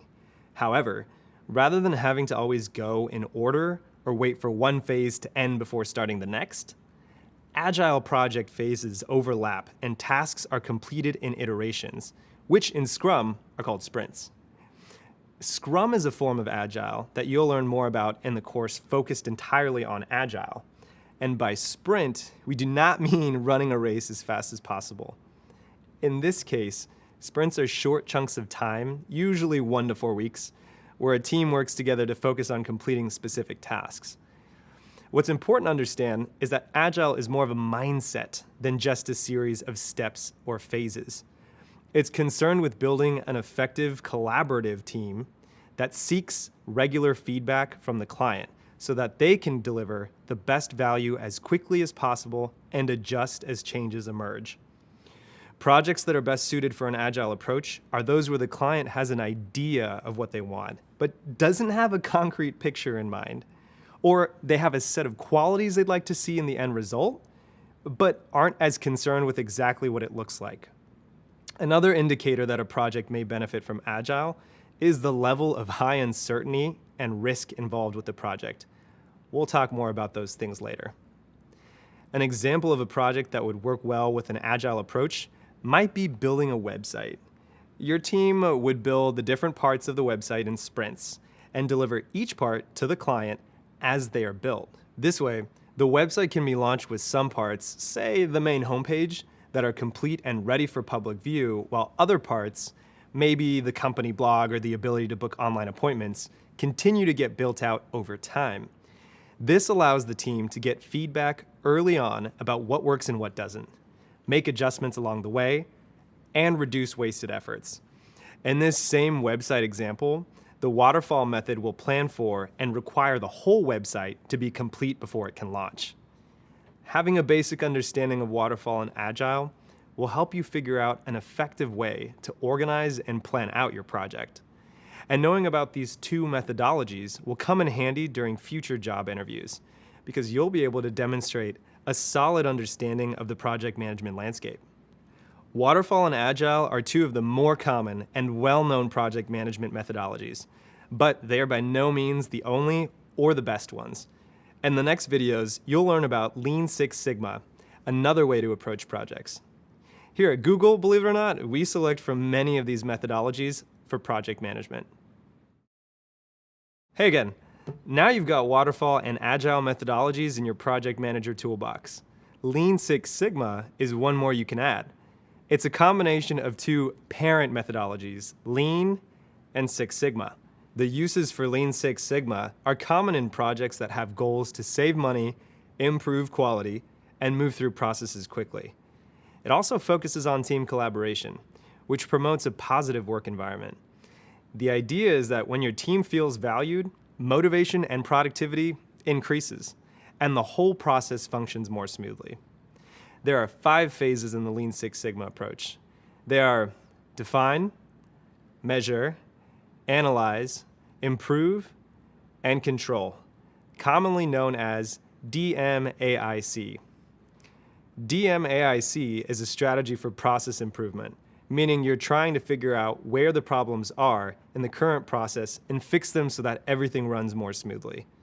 The goal of each step is to ensure the best possible results for your project. Just like with Waterfall and Agile, there are more specific details for using DMAIC and the Lean Six Sigma approach. But what's great about the DMAIC process is that it can be used to solve any business problem. Let's break it down. The first phase is to define the project goal and what it will take to meet it. This first phase is very similar to the initiation phase of traditional project management. Let's take a real scenario to illustrate. Imagine that you are brought on as a project manager for a large travel company to help streamline and minimize customer service wait times that have been surging due to a recent sales promotion. Before you begin working on tackling the issue, you're going to need to define the project goal and talk to stakeholders about expectations for the project. In this case, the goal is to take average wait times down to less than 10 minutes on average compared to 30 minutes. Next, it's time to measure how the current process is performing. In order to improve processes, DMAIC focuses on data. Here you want to map out the current process and locate exactly where the problems are and what kind of effect the problems have on the process. Using our example, you're trying to figure out why it's taking so long for the travel company to address a customer service issue. To do this, you look at company data, like average wait times, number of customers per day, and seasonal variations. Then you'll set a plan for how you'll get that data and how often to measure it. This could look something like having the company generate reports on a weekly, monthly, quarterly basis. In other situations, you might have employees or customers fill out surveys or look at inventory, shipping, and tracking records, things like that. Once you have the data and measurements, you can move on to the next phase, which is analyze. Here, you'll begin to identify gaps and issues. In our example, after mapping out the process and data points, you may see that staffing is inadequate on days where customers are the highest. Data analysis is important for project managers regardless of which method you choose, and we will learn more about that in an upcoming course.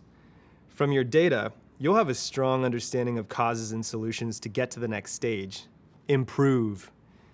Oftentimes, project managers may want to leap straight to this phase, but really, projects and process improvements should only be made after a careful analysis. This is the point where you'd present your findings and get ready to start making improvements. In our example, this could be modifying staffing to address customer needs. The last step of this cycle is control. You've gotten the process and project to a good place, and now it's time to implement it and keep it there. Controlling is all about learning from the work you did up front to put new processes and documentation in place. and continue to monitor so the company doesn't revert back to the old, inefficient way of doing things. To sum it all up, you can remember DMAIC like this. Defining tells you what to measure. Measuring tells you what to analyze. Analyzing tells you what to improve, and improving tells you what to control.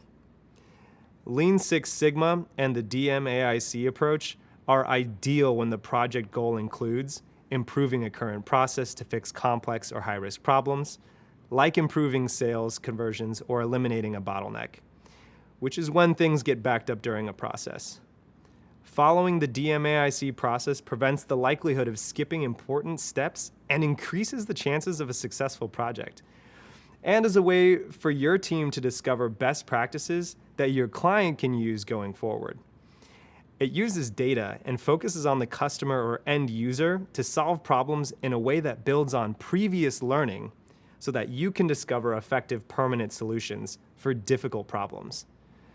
There are many ways out there that break the flow of project management into digestible phases and approaches, all with the same end goal of accomplishing the desired outcome as smoothly as possible and delivering the best value.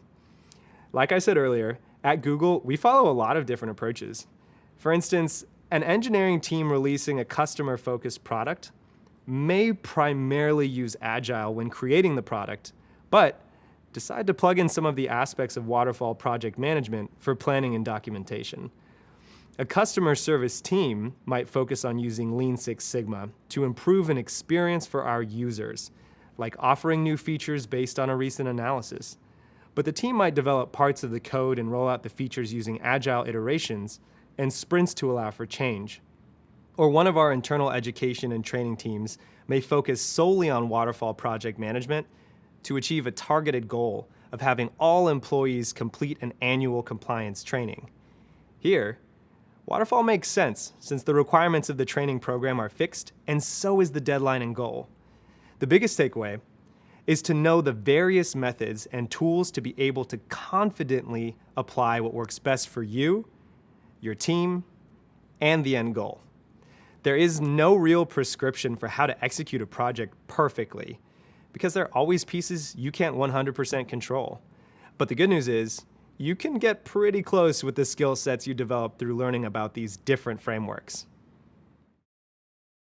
Congrats on completing this module on the project lifecycle and project management methodologies. So what did you think? Hopefully, this introduction to a few of the core project management methodologies and hearing from a Googler about the way we approach project management here at Google has you interested and excited to keep on learning. One of the great things about project management is that it can be really creative and present you with challenging problems to solve that have a rewarding impact. You get to work with teams full of interesting, skilled, and dedicated people who help with the problem solving and idea generating process. Every project is an opportunity to learn and try something new. Waterfall, Agile, and Lean Six Sigma are solid foundations from which to build your understanding of project management. Each methodology has its own set of rules, values, and processes. There is no such thing as a right or a wrong methodology. There is no one-size-fits-all approach to take. And there's almost no limit to the number of ways you can blend different approaches to fit the needs of your project. Your goal in choosing a methodology is to maximize the use of resources and time.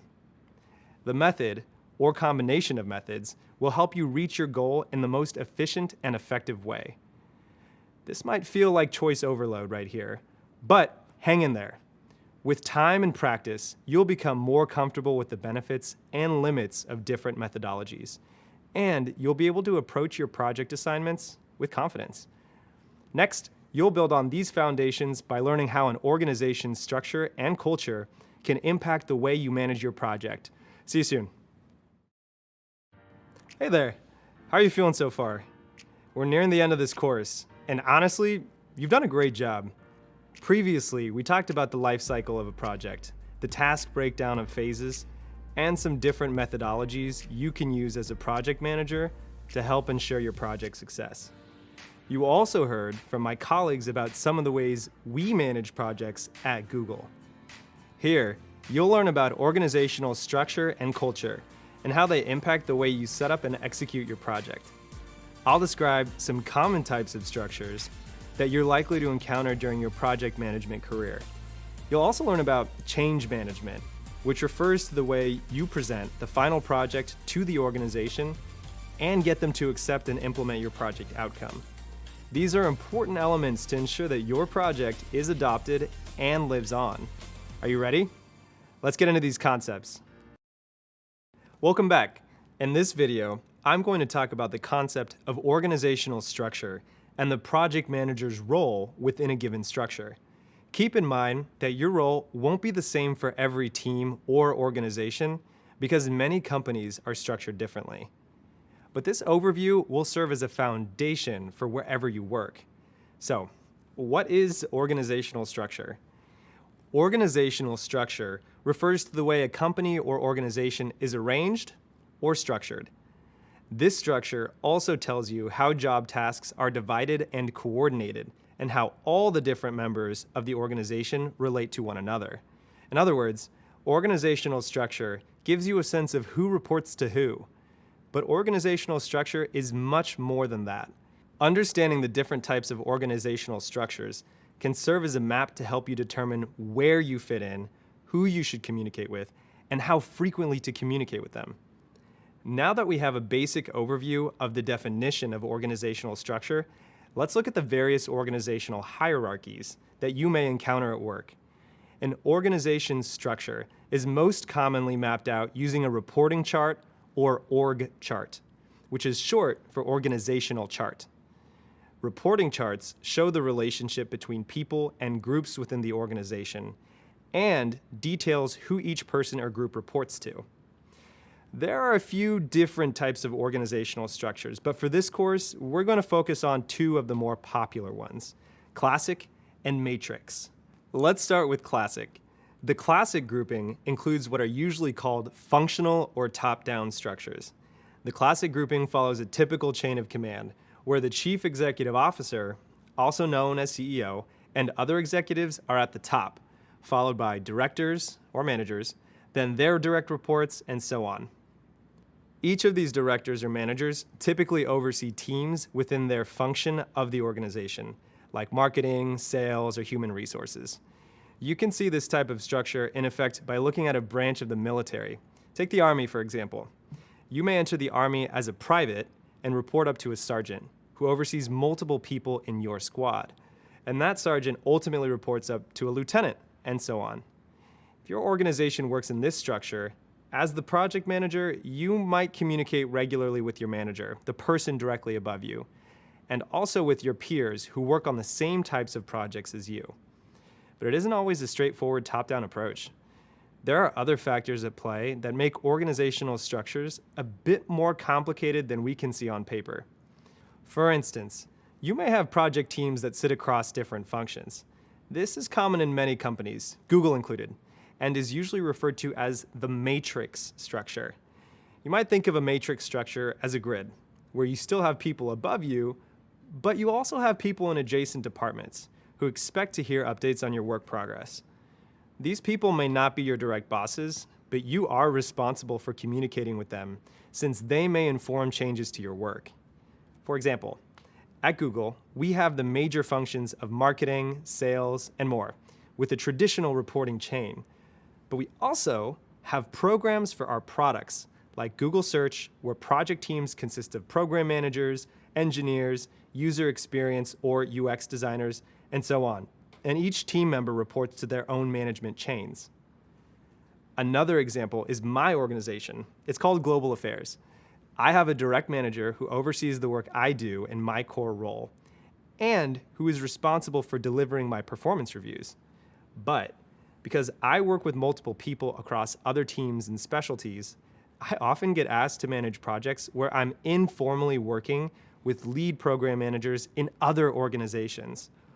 Similar to my own manager, I provide updates to that program manager, seek their approval, and solicit feedback on our partnership and progress. So to recap, the classic structure follows a traditional top-down system of reporting, and the matrix structure has direct higher-ups to report to and stakeholders from other departments or programs. Knowing which kind of organizational structure you're working in plays a major role in how you prepare for and carry out your project, or even in an interview. During an interview, you can ask about the type of organizational structure the company uses and where your role will fit in. This will help you and the interviewer communicate clearly about the people you will engage with daily and the expectations for the role. In the next course, you'll hear from a Googler about a third type of structure, Project Management Office, which you might see in some of the organizations where you work or interview. Enjoy. Hey again, ready to keep going? The previous videos explained that knowing what kind of organizational structure you're working in plays a major role in how you prepare for and carry out your project. An organization's structure provides the framework for accountability and communication. As the project manager, it's vital that you understand who you're reporting to on each project, and just as importantly, who the members of your team report to. Knowing the organizational structure also tells you how and where to get the resources you'll need so you can get the project done efficiently. When you understand the organization's structure, you'll be able to identify how it impacts the way you manage the project. One way organizational structure can impact the way you manage a project is by the amount of authority given to the project manager. Authority has to do with your ability to make decisions for the project that impact the organization. In some cases, you might have the authority to do things like select the vendors who provide services or goods for the project. Other times, you might have a set of vendors selected for you. Your level of authority and responsibility will vary from project to project. Another way organizational structures can impact project management is through resource availability. Managing a project is a lot easier when you know how to access the people, equipment, and budget that you need. Let's explore how different structures can affect the way you manage a project. In a classic structure, you might find yourself with less authority and a tighter scope. You may need to rely on getting approval from the appropriate managers, directors, and department heads in order to move forward and complete certain tasks. In this case, it's likely that these people are in charge of the people on your team and the resources you need. As a project manager, working in a classic structure, you may depend on the managers in your organization to approve resources. In other words, the amount of people working on your project or the budget that you have allocated to your project is decided by the leaders of your department or function. In a classic structure, you may have to go through a chain of approvals and advocate for more resources if you need them. For example, if you need a budget increase, you would report this to your manager. Then your manager might escalate this up to their management chain to get approval. That's the classic structure, a traditional top-down arrangement of employees and authority. Now, let's explore the matrix structure. The main difference with a matrix structure is that employees often have 2 or more managers or leaders they'll need to work with and update. Your team members will have their functional manager and you, the project manager. If members are working on multiple projects, they may have even more managers. This can affect your authority as a project manager, as you will need to cooperate with more than one leader in the organization. You may need to share resources and negotiate priorities. The key is to make sure you know who your stakeholders are and who controls what, since the chain of command isn't always as clearly defined as in the classic structure. Because there isn't always a clear chain of command in a matrix structure, you need to make sure you have identified and communicated with anyone you might need to report to and get approval from well before the project begins. Once this is established, though, your project within a matrix structure should be able to run efficiently. Matrix structures emphasize a strong project focus from the team and the organization, so you as the project manager generally have more autonomy to make decisions and gather resources as needed. As I hope you've noticed, the way an organization is structured can have a big impact on the planning and execution of your project. Understanding all of this will help you run and manage a project much more efficiently. Next, I'll tell you about organizational culture, another factor that impacts how you manage your project. Catch you in a bit.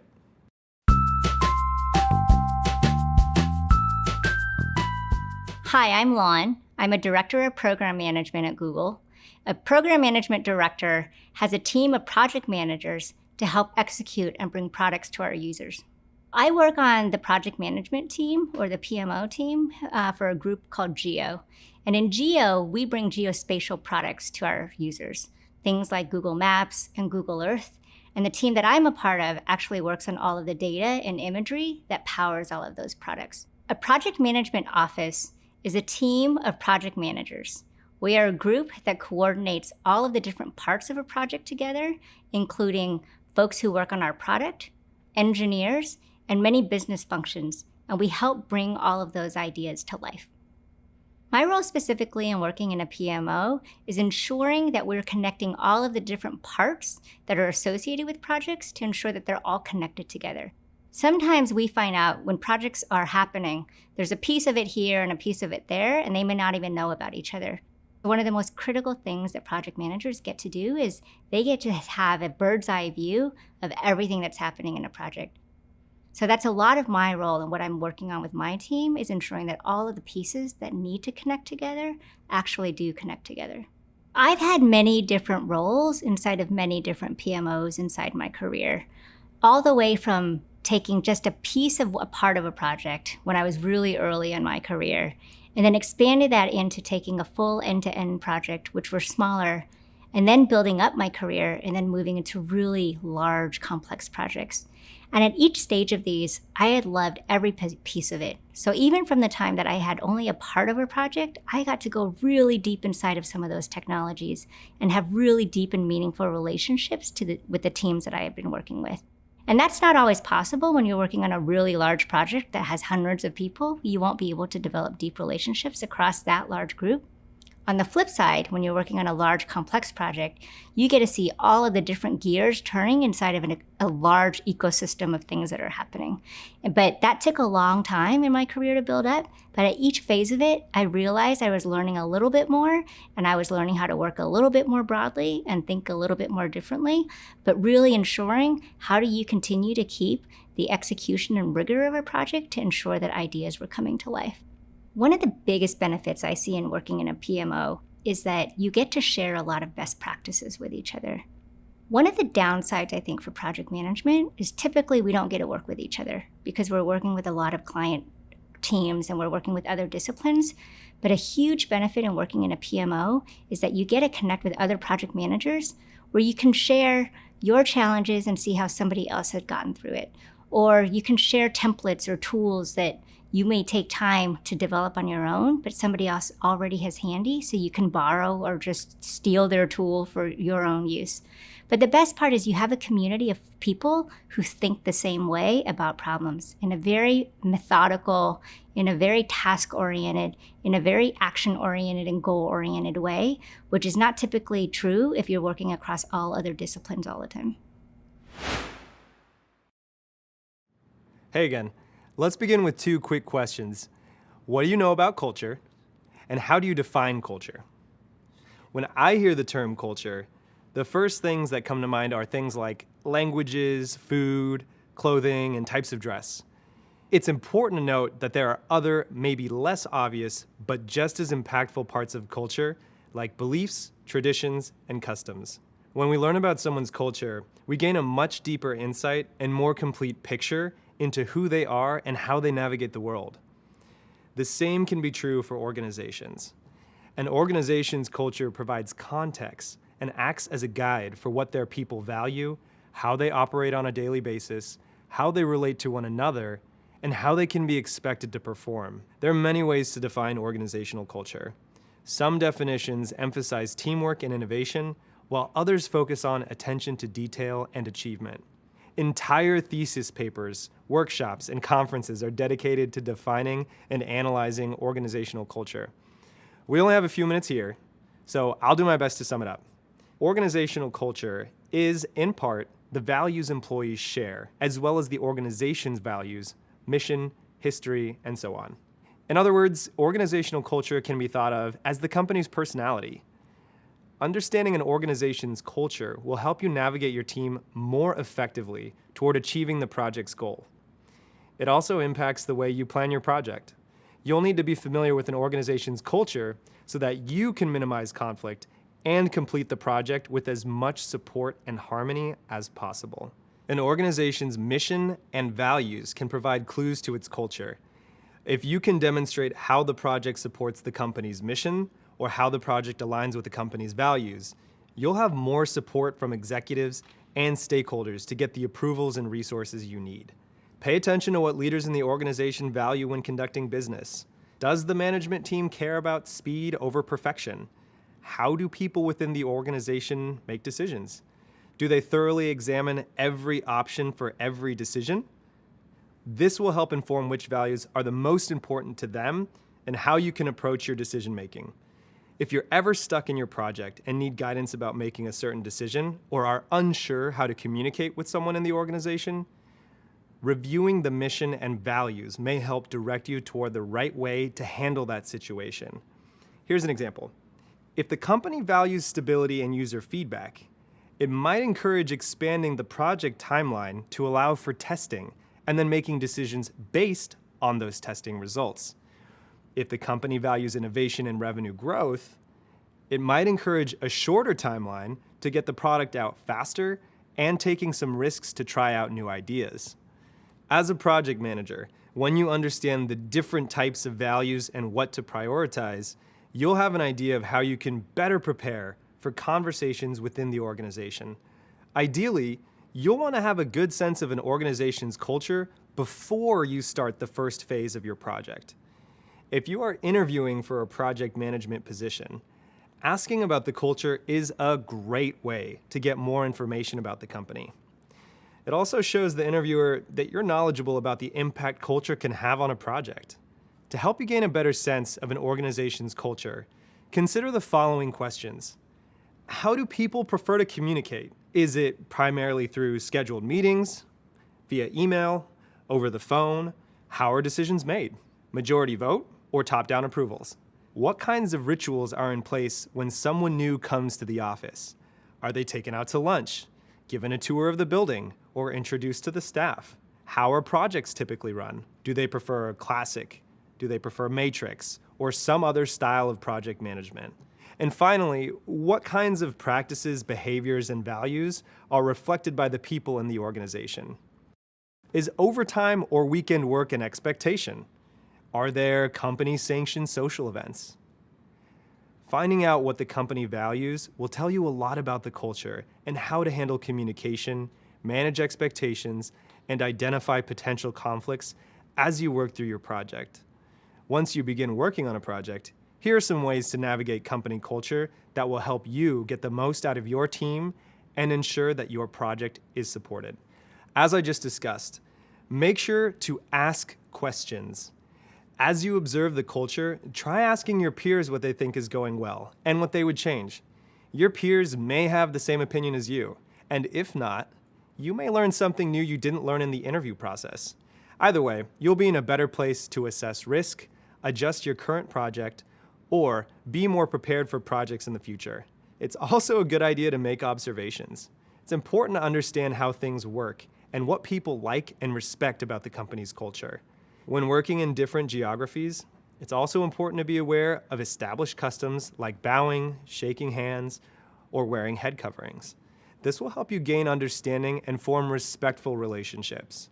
Lastly, it's important to understand your impact. Be aware of your role as a change agent.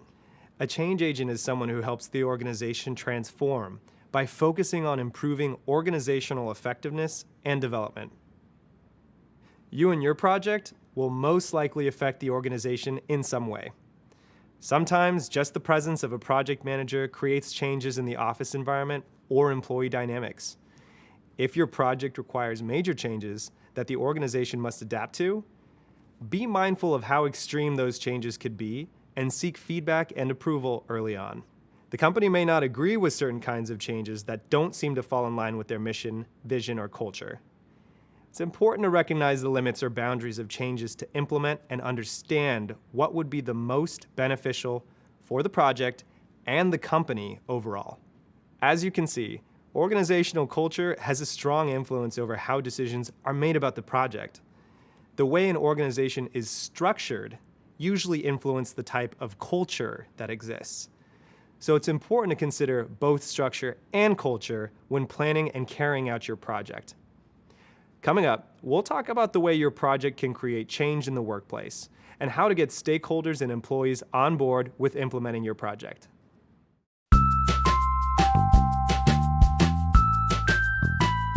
Hi, I'm Amar. I'm a senior engineering program manager at Google Shopping.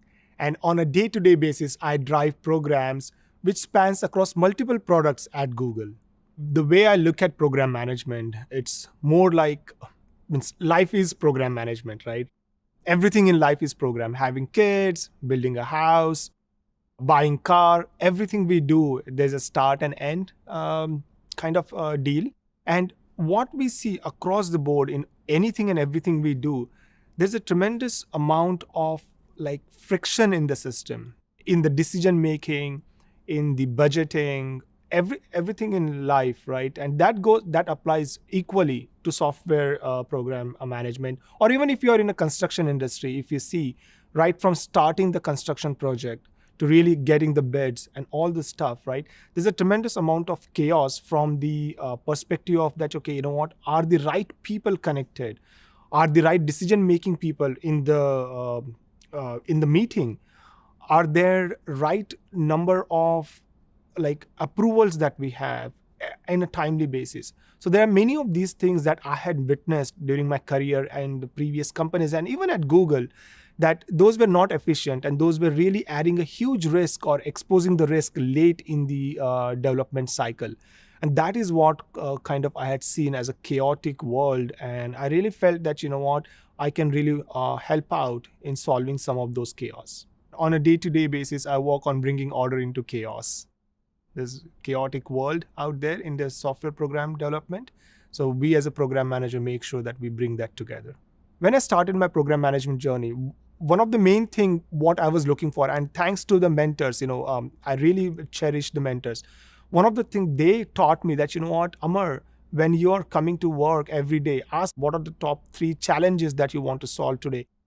And to date, I always follow the thing about what are the top 3 things that I want to address today, big ones, impactful ones, as well as I also look at and also help my team understand on a weekly basis how success looks like. Every Monday morning, I'll have meeting with strategic folks, very strategic discussions on how does success looks like in this week? How would we define the week is successful?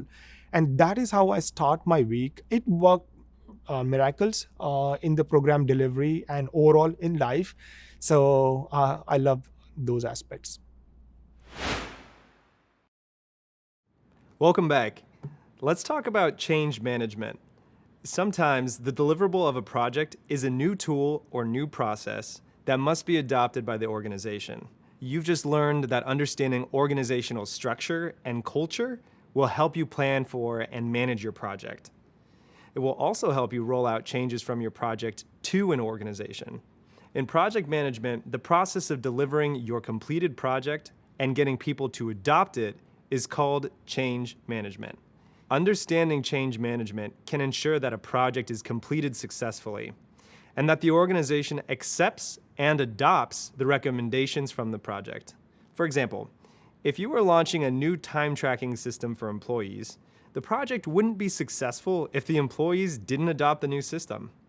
When you understand change management and your role in the process, it can ensure a smooth rollout of changes and easier adoption. Adoption is often the first step to your project having the desired impact once it goes live. So let's get started. As a new project manager, you may not be responsible for planning all of the required change management for your project.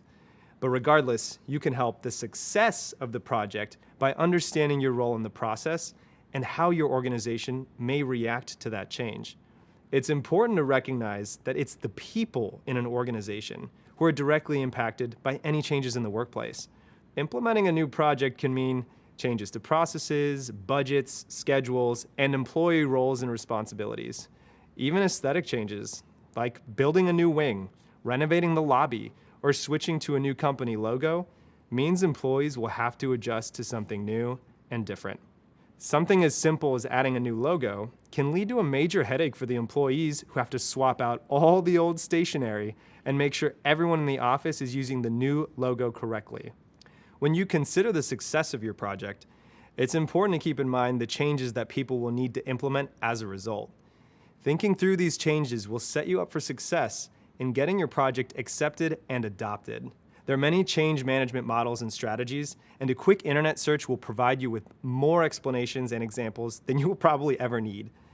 While we have additional readings on change management coming up, feel free to read on any articles on the topic from well-respected project management organizations to keep learning. Though there are lots of different models, they all share the same general concepts. Change management in project management is centered around 3 core concepts and best practices. The first core concept is creating a sense of ownership and urgency around the project. Ownership means getting others to feel like they are empowered to take responsibility for the successful completion of their tasks.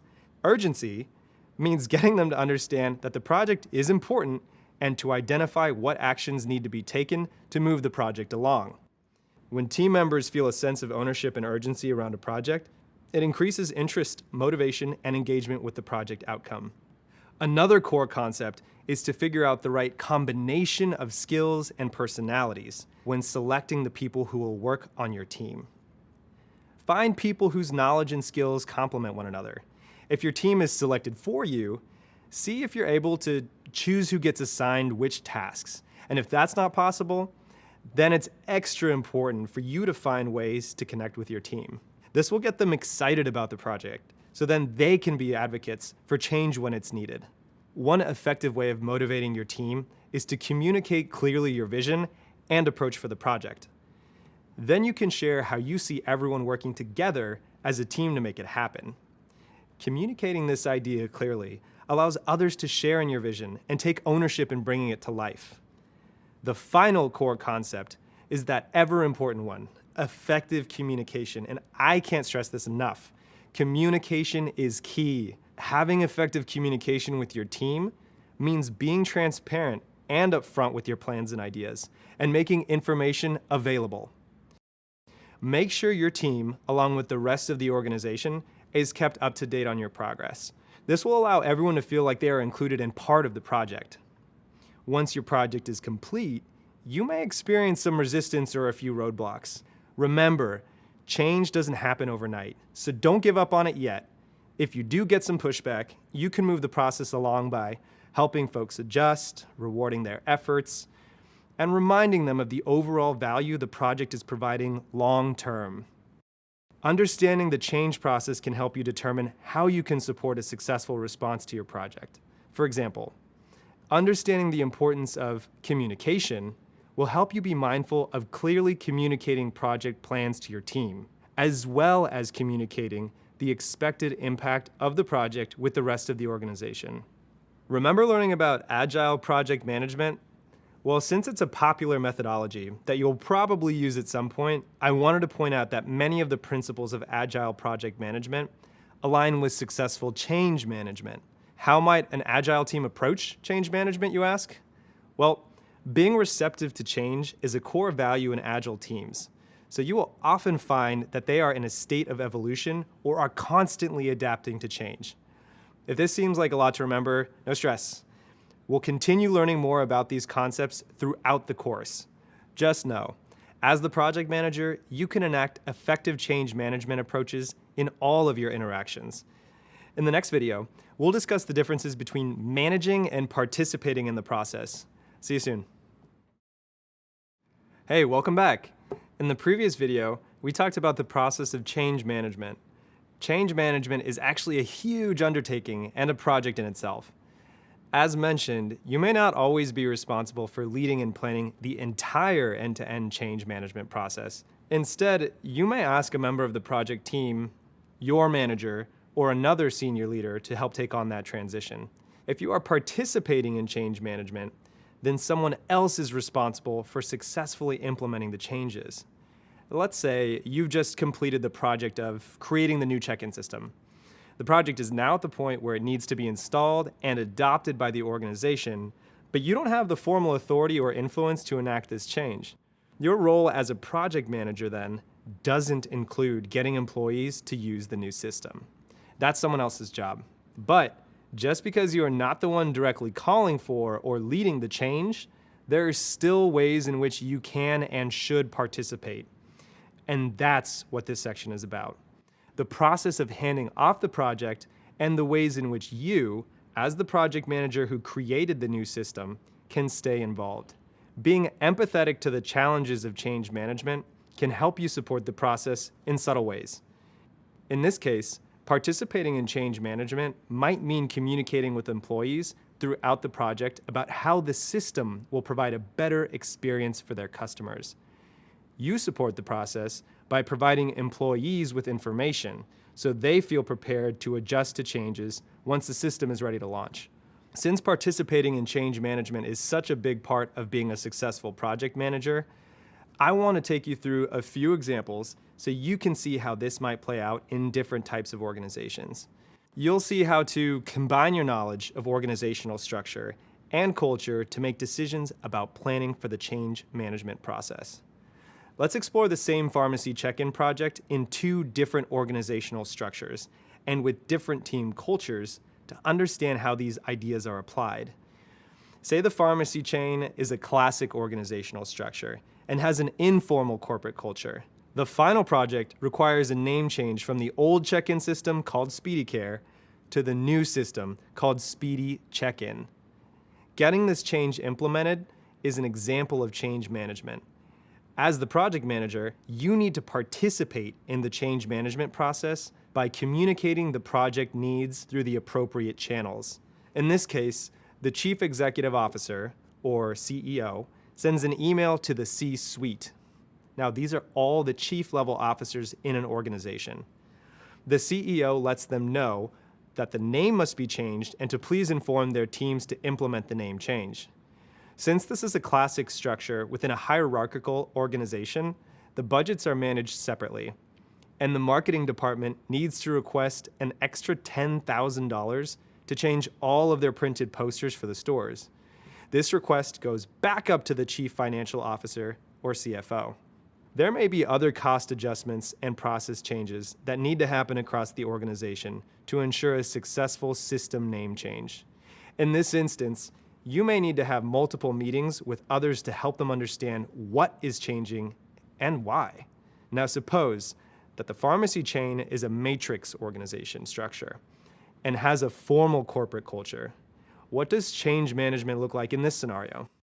Well, you might meet with representatives from marketing and technology to explain the overall budget impact for all the necessary changes.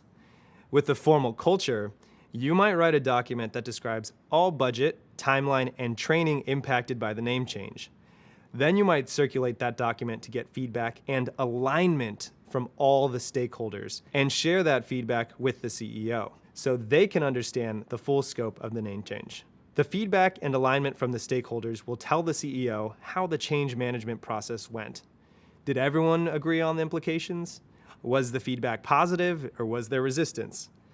Then, when the CEO needs to communicate the name change to the entire organization, she may have someone on her team write up a formal memo that describes why the name change needs to happen and share out the memo to her staff and their teams.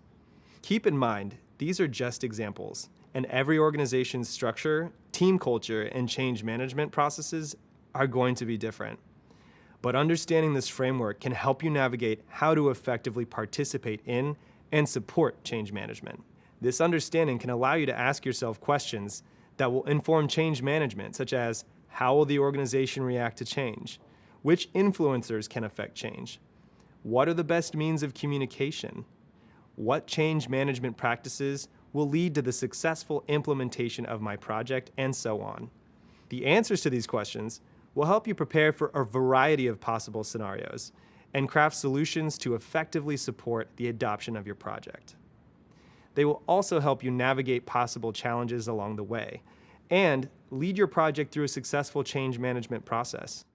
I know this is a lot, but you're doing a great job. We'll continue to talk about these concepts throughout the course. So no sweat if you're still processing all this new information. See you in a bit.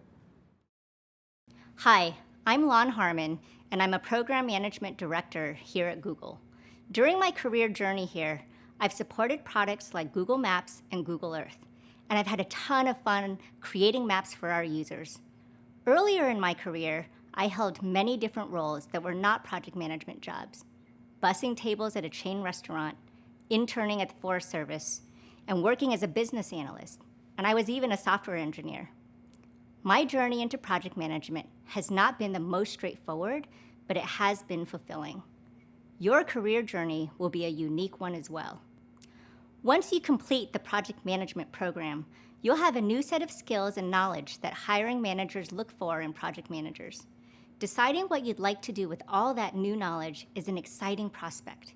And the great thing about project management is that it's a life skill that's useful at almost any organization. Wherever your interests lie, whether that's gaming or biotech or something totally different, there's a good chance that your desired industry needs project managers. Finding the right job takes effort, consistency, and a little expert advice to help you along the way. And that's why I'm here. Throughout the program, there will be a collection of career-based videos included to help you find your next opportunity in project management. We'll cover some basics, such as building a resume and interviewing. We'll also include additional tips for creating an online professional presence through sites like LinkedIn, as well as tips on communicating and interviewing remotely. While you can find a lot of general job search and career information online, the purpose of these videos is to give you insight into specific industry-relevant information as it relates to project management. In addition to what you have already learned about searching for these types of roles, I'll offer some of my own tips and best practices on how to take it a step further to help you navigate through the job search process, breeze through the interview, and land your next opportunity. Sounds exciting, right? Enjoy the rest of the content, and I'll see you soon. Congratulations on completing Course 1, Foundations of Project Management. You're off to a strong start. You've just learned a lot of new information, and you're already starting to apply that knowledge to the field of project management. So let's do a quick recap. In this course, you learned what project management is, along with the role and value of a project manager. Next, you learned the life cycle of a project and the tasks to manage a project from start to finish. Then you learned about different project management methodologies and tips for choosing the right method for your project. You also learned how creating simple team connections can lead to a successful project outcome. Lastly, you learned how organizational structure and culture can impact your project. These topics provide the foundation for beginning any new project, and you now have the knowledge and tools to build informed plans and set up your projects for success. After all, that's why we created this specialization, to give you, the newbie project manager, the tools you need to confidently move forward with your career. This is just the beginning. Keep at it, and you'll have more opportunities to put your learning into action and develop the skills and mindset you need to manage lots of types of projects. The skills you've learned so far give you a big picture view of project management. You'll use these skills to focus your learning for the next course, where you'll start creating, analyzing, and making decisions about project plans all on your own. In the next course, we're going to kick off the project lifecycle and break down all you need to know and do to get a project off to a great start. It's time for me to say so long. It's been a blast being your guide to project management and sharing my passion for projects and people with you. Best of luck, and maybe I'll see you on a project someday. Hi there, welcome. This course is all about initiating a project successfully. If you haven't gone through our foundational course yet, we recommend checking it out. It covers the foundations of project management and contains lots of helpful information for anyone wanting to start a career in this field. There are lots of people around the world like you who are hoping to learn the skills to get a project management role. Maybe you prefer to take a specialized certification rather than a 4-year degree. Maybe you're looking for an affordable way to stand out among competition. Maybe you're interested in changing your career. Whatever your reason for being here, we are glad you've joined us. This program is rooted in the belief that a strong foundation in project management can help anyone start a great career as a project manager.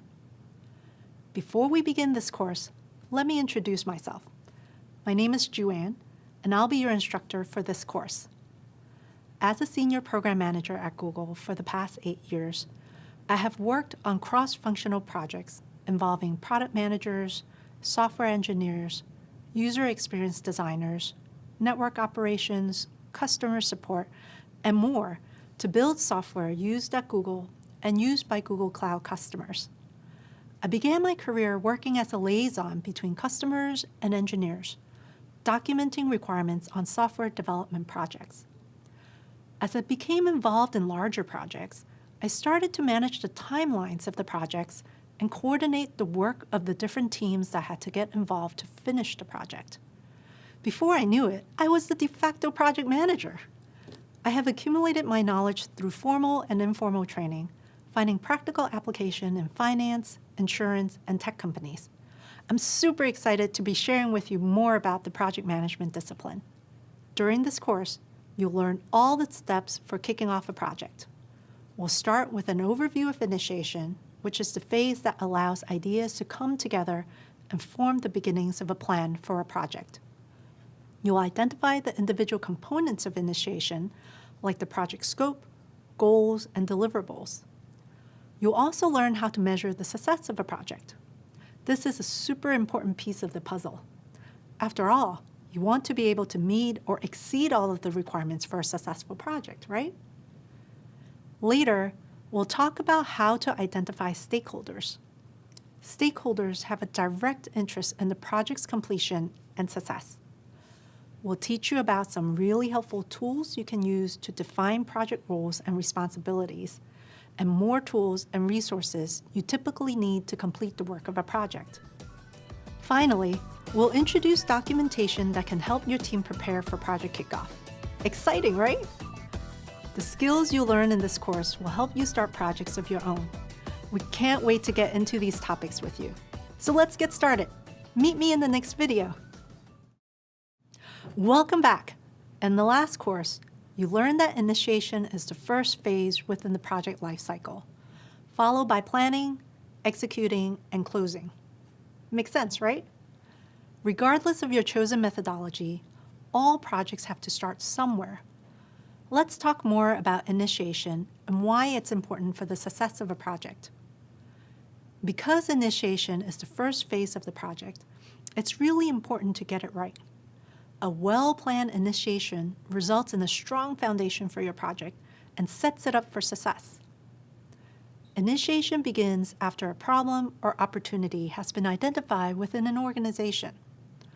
Often, stakeholders like senior leaders at a company will initiate a project to address a specific need for the business.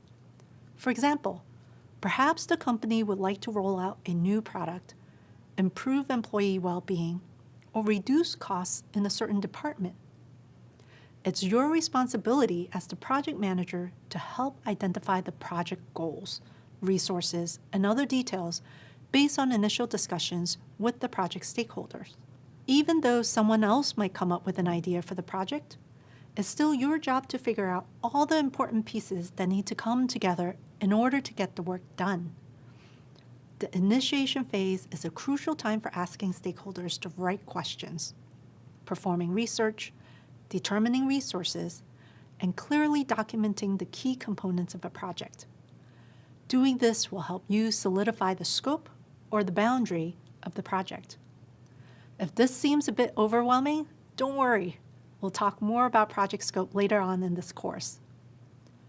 If a project isn't initiated properly, things can go wrong pretty fast.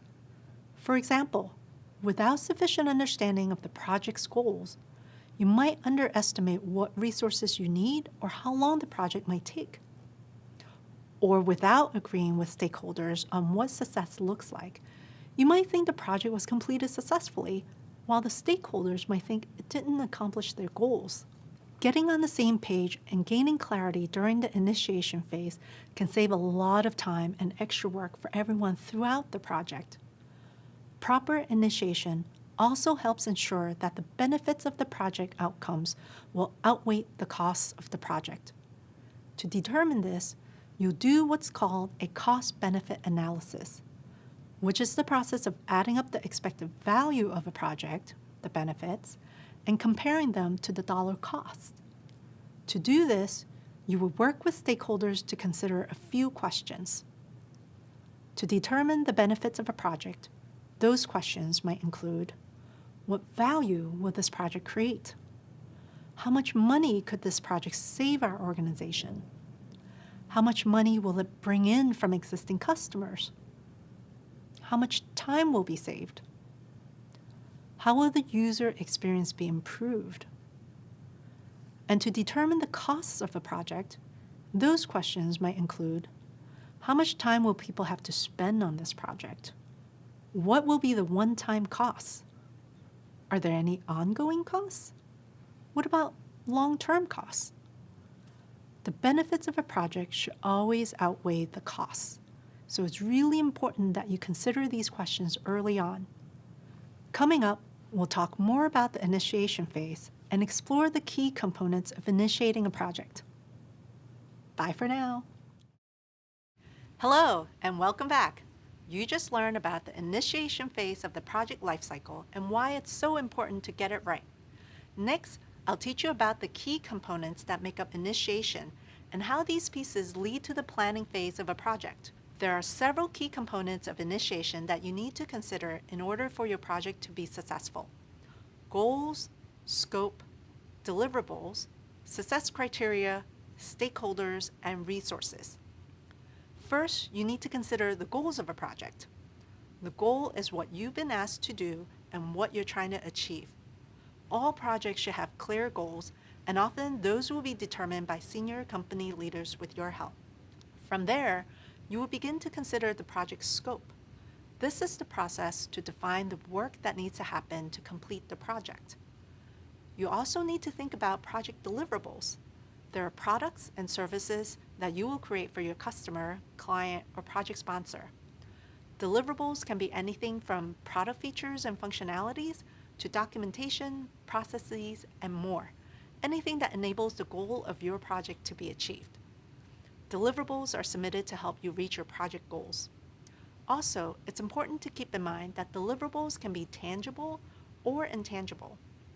An example of a tangible deliverable might be submitting a chapter of a manuscript if the goal is to publish a textbook. Or if your project goal is to finish implementation of a new point-of-sale software at a retail store, scheduling staff training sessions could be an intangible deliverable. Once the goals, scope, and deliverables are determined, you need to consider success criteria. Success criteria are the standards by which you measure how successful a project was in reaching its goals. Another important consideration is your stakeholders. Stakeholders are key to making informed decisions at every step of the project, including the initiation phase. They're the people who both have an interest in and are affected by the completion and success of a project. As a result, they're often instrumental in determining the goals, objectives, deliverables, and success criteria of a project, from coming up with the idea to outlining the expectations of its results. As you move through the initiation phase, it's your job to ensure that you understand the needs of the project's stakeholders early on. It's also your role to ensure that all stakeholders are in agreement on the goals and overall mission of the project before moving on to the next phase. Now, let's talk about resources. Resources generally refer to the budget, people, materials, and other items that you'll have at your disposal. It's super important to think carefully about these pieces early on. No one wants to get started on a project only to realize halfway through that they don't have enough money or enough people to complete the work. That would be a mess. Finally, once you've established your goals, scope, deliverables, success criteria, stakeholders, and resources, it's time to create a project charter. A project charter is a document that contains all the details of a project. Project charters clearly define the project and its goals and outline what is needed to accomplish them. A project charter allows you to get organized, set up a framework for what needs to be done, and communicate those details to others. Once you've drafted the charter, you would then review the document with key stakeholders to get their approval to move into the planning stage. Coming up, you'll learn more about project charters and even get the chance to create one yourself. Hopefully, you're starting to see how the key components of initiation help lay the foundation of a solid project.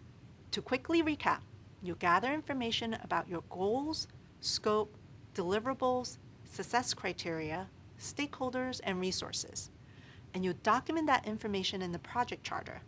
During the rest of this course, we'll talk more about each of the components outlined so far. You've come so far and learned so much. Keep up the great work.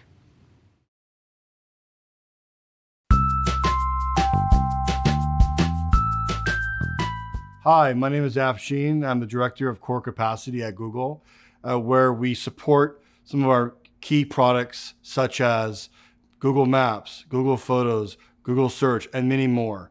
Ultimately, what we're doing is we're managing the supply and demand for our products in the resource space. So specifically, compute, storage, machine learning, and networking resources.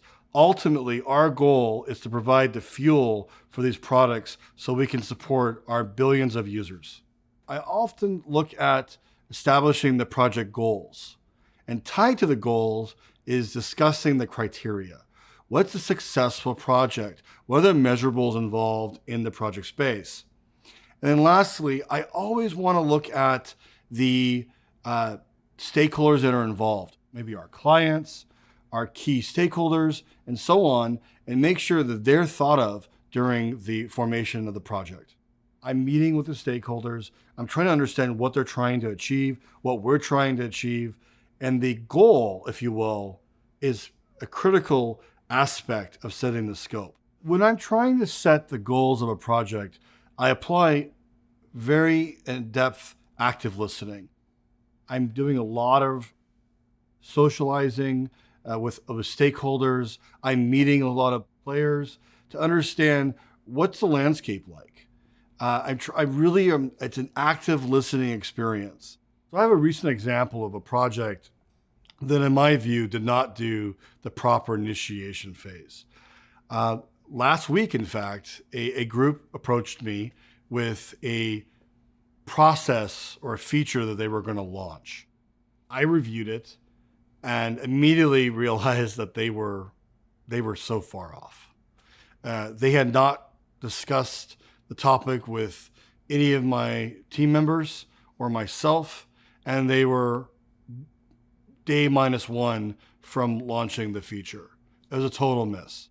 And it really illustrates the point about when you initiate a project, you can't invest enough time in meeting with stakeholders, meeting with your colleagues, listening to them, actively listening. Someone taught me recently the value of building that listening to learn muscle. And in the project initiation phase, to me, that is such a valuable talent. There are those that have it, there are those that haven't learned it, and there are those that'll never do it. And I believe it's a trainable skill, but it requires you to really slow down and look at the landscape in front of you.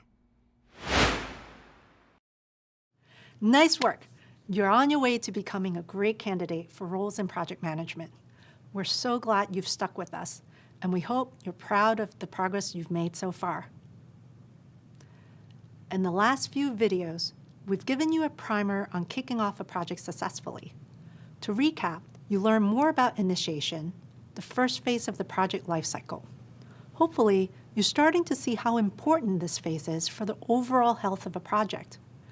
As we talked about earlier, a lack of preparation during the initiation stage can lead to problems later on in the project lifecycle, like a budget shortage, a missed deadline, or too few teammates to complete the work. But with early planning, you can set your team up for success. We also introduce you to the major factors you should consider during the initiation phase, including goals, scope, deliverables, success criteria, stakeholders, and resources. All of these come together in the early plans for a project and are documented in a project charter. Now that you understand the basic elements of initiation, let's dive deeper. Next up, We'll talk about identifying goals and deliverables and learn more about measurement and success criteria. You're doing great, and we'll see you soon. Welcome back. By now, you should have a better sense of how the different parts of initiation come together to form the beginnings of a project. So far, you've outlined the key components of project initiation, and most importantly, you've learned that a lack of preparation during this stage can lead to problems later on. We're going to continue honing your project preparation skills. Once we're done here, you'll be able to define and create project goals and deliverables, the guiding stars of your project. You'll also be able to define project scope, the boundaries of your project that state what is and is not part of your project. You'll be able to identify what's in scope and out of scope for a project, and you'll be able to recognize scope creep, something you'll need to keep a close eye on to help you reach your project goal. Finally, you'll be able to explain different ways of defining and measuring your project success criteria. Before we get started, I'd like to talk through an example that will follow for the rest of this course.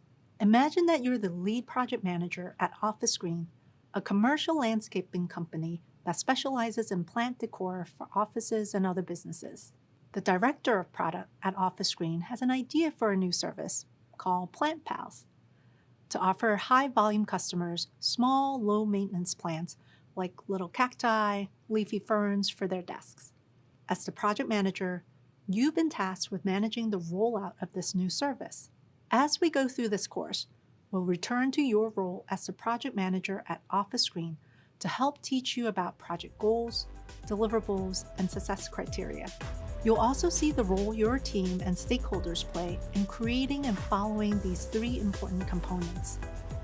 At the end, you'll compile everything you've learned into a shared document that you can use as a portfolio to share with future employers. After this course, you move on to the next phases of the project lifecycle, and so will your Office Green project. Enjoy! Welcome back! In this video, I'll define project goals and deliverables and explain why they're important. Then, I'll teach you how to determine whether a goal or deliverable has been well defined, which means it's got enough detail and information to guide you towards success. First things first, to set up a project for success and to make your job easier, you want to figure out what needs to be done before you actually get started. You need to define exactly what your goals and deliverables are so that you'll be able to tell your team members what to do. You need a clear picture of what you're trying to accomplish, how you're going to accomplish it, and how you know when it has been accomplished. Let's define project goal so that you can start to figure out what your project team needs to reach it. The project goal is the desired outcome of the project. It's what you've been asked to do and what you're trying to achieve. For example, your goal could be to improve the response time to customer inquiries via email by 20%. The goal of your Office Green project might be to increase revenue by 5% through a new service called Plant Pals that offers desk plants to top customers by the end of the year. Goals are important because they give you a roadmap to your destination. Without a clear goal in mind, how can you know where to go or how to get there? Now, one of the biggest differences between what makes a good goal and a not so good goal is how well it's defined, meaning how clear and specific is the goal. If the goal is your destination, are you confident you'll know when you've arrived? The examples I mentioned before, to improve the response time to customer inquiries via email by 20% and to increase the Office Green revenue by 5%, are two well-defined goals because they tell you what you're trying to achieve. But wait, there's more. These goals also tell you how to do what you've been asked to do. In this case, it's via email and through a new service offering. And that's not all. These goals clarify the goal even further by saying to improve by 20% and increase by 5%. Now we know where we're going. Well-defined goals are both specific and measurable. They give you a clear sense of what you are trying to accomplish. Really great goals have even more detail, but I'll get to that soon. When you start a project, take time to review your goals and make sure they're well-defined. To do this, you might need to get more information from your stakeholders. Talk to them about their vision for the project. Ask how this aligns to the company's larger goals and mission. By the end of that conversation, you and your stakeholders should agree to support the project goals in order to avoid running into issues later on. Here's an example from my own experience as a project manager. Our team had finished a new product feature. Our stated goal was to deliver an early version of this feature and collect user feedback. When we delivered the feature to one of our key customers for user feedback, the customer didn't have anyone available to try it out. Our team debated whether or not we had met the goal if we hadn't collected user feedback. Some felt that we hadn't achieved the stated goal, while others thought we did. The customer was satisfied with our team's ability to deliver a feature in the timeline stated, but our internal team wasted valuable time going back and forth about it. That said, make sure that before you start your project, you, your stakeholders, and your team are all clear on the project goals so that you know you're making the right kind of progress. I'll teach you a process for how to do this coming up. Once you have the goals nailed down, it's time to examine the project deliverables. Project deliverables are the products or services that are created for the customer, client, or project sponsor. In other words, a deliverable is what gets produced or presented at the end of a task, event, or process. Take the goal to improve customer response time. A deliverable for that goal could be the creation of email templates for responding to typical questions. Your office screen project goal to increase revenues could have these two deliverables: launching the plant service and a finished website that highlights the new kinds of plants being offered. These are considered deliverables because they describe tangible outputs that show stakeholders how additional revenues will be generated. There are all sorts of project deliverable examples. A pretty common one is a report. When a goal is reached, you can visibly see the results documented in a chart, graph, or presentation. Deliverables help us quantify and realize the impact of the project. Just like needing well-defined goals, you need well-defined deliverables for pretty much the same reasons. Deliverables are usually decided upfront with the stakeholders or clients involved in the project. They hold everyone accountable and are typically a big part of achieving the goal. Make sure to ask questions about what the deliverables should be and have everyone share their vision and expectations of the deliverables so that you're all on the same page. Coming up, you'll practice the art of defining your goals even further following the SMART method. Enjoy! Welcome back. By now, you know that goals are important to the success. Hi there! So far, you've been learning to define and create measurable project goals and deliverables. As you broaden your understanding of project management and the different tools available to help you succeed, I want to teach you about a popular tool used in many organizations and here at Google: Objectives and Key Results, or OKRs. In this video, I'll discuss what OKRs are, how they are used by organizations, and how they help focus a team's time and effort on activities that drive success. You've just learned about and practiced the SMART method for defining project goals. Like the SMART method, OKRs help establish and clarify goals or objectives for an organization, department, project, or person. OKRs take SMART goals a step further by combining a goal and more detailed metrics to determine a measurable outcome. They not only state clearly what the goal is, they provide specific details that allow you to measure the success of the goal. One way to think about OKRs is that they separate the different components of SMART goal and clarify them even further, rather than grouping everything into one statement. Let's break this down. The O stands for objective and defines what needs to be achieved. It describes a desired result or outcome, such as an increase in customer retention or an improvement in the employee onboarding process. KR stands for key results. These are the measurable outcomes that define when the objective has been met. For example, if your objective is to improve customer retention, then a key result might be to have 90% customer satisfaction rating by the end of the first quarter. Recall that one of the SMART criteria is attainability. which means it's practical to achieve the goal. Key results, however, should be a little more ambitious. Here at Google, we actually use OKRs to set stretch goals as a way to challenge ourselves to do something we haven't accomplished before. If we actually accomplish all of our key results, we may have made our OKRs a bit too easy. Let's review quickly.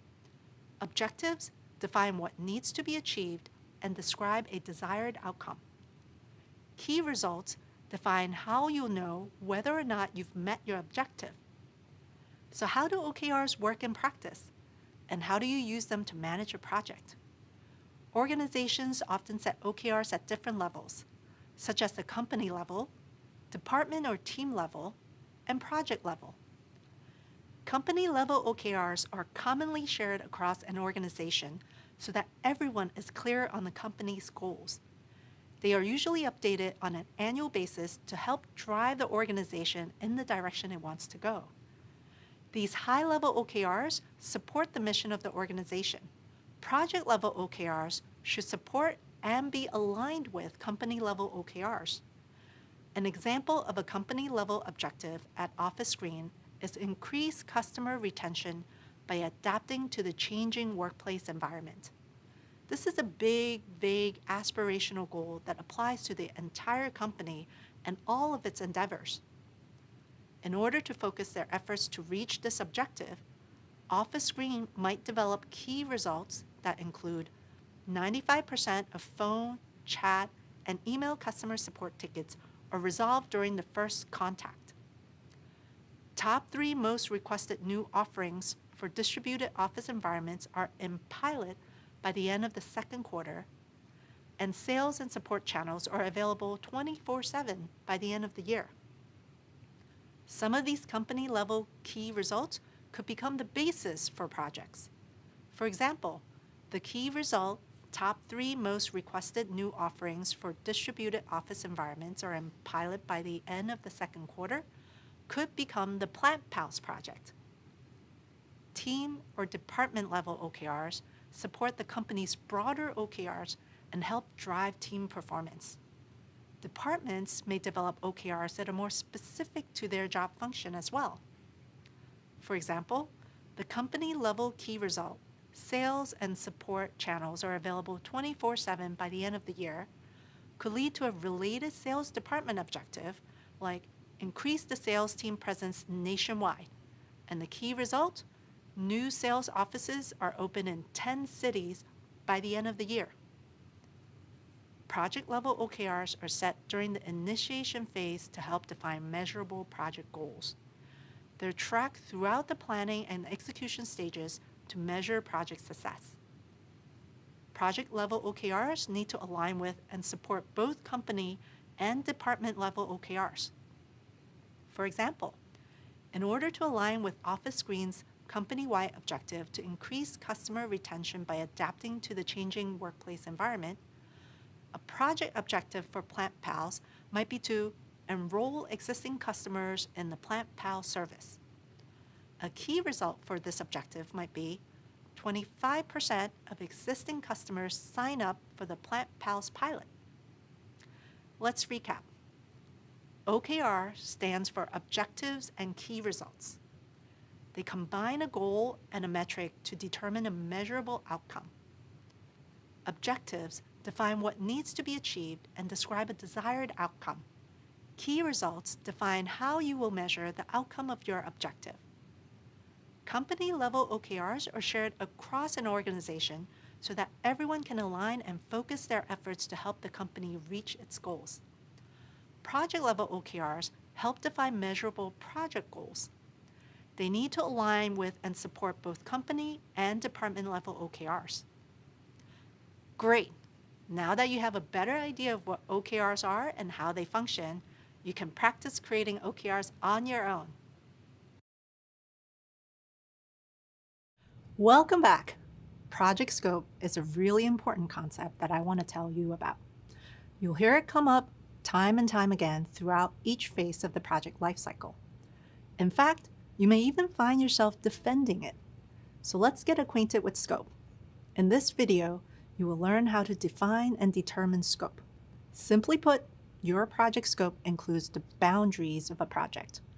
The way we define it at Google is an agreed upon understanding as to what is included or excluded from a project. Scope helps ensure that your project is clearly defined and mapped out. That means knowing exactly who the project will be delivered to and who will be using the end result of the project. You also need a firm understanding of the project's complexity.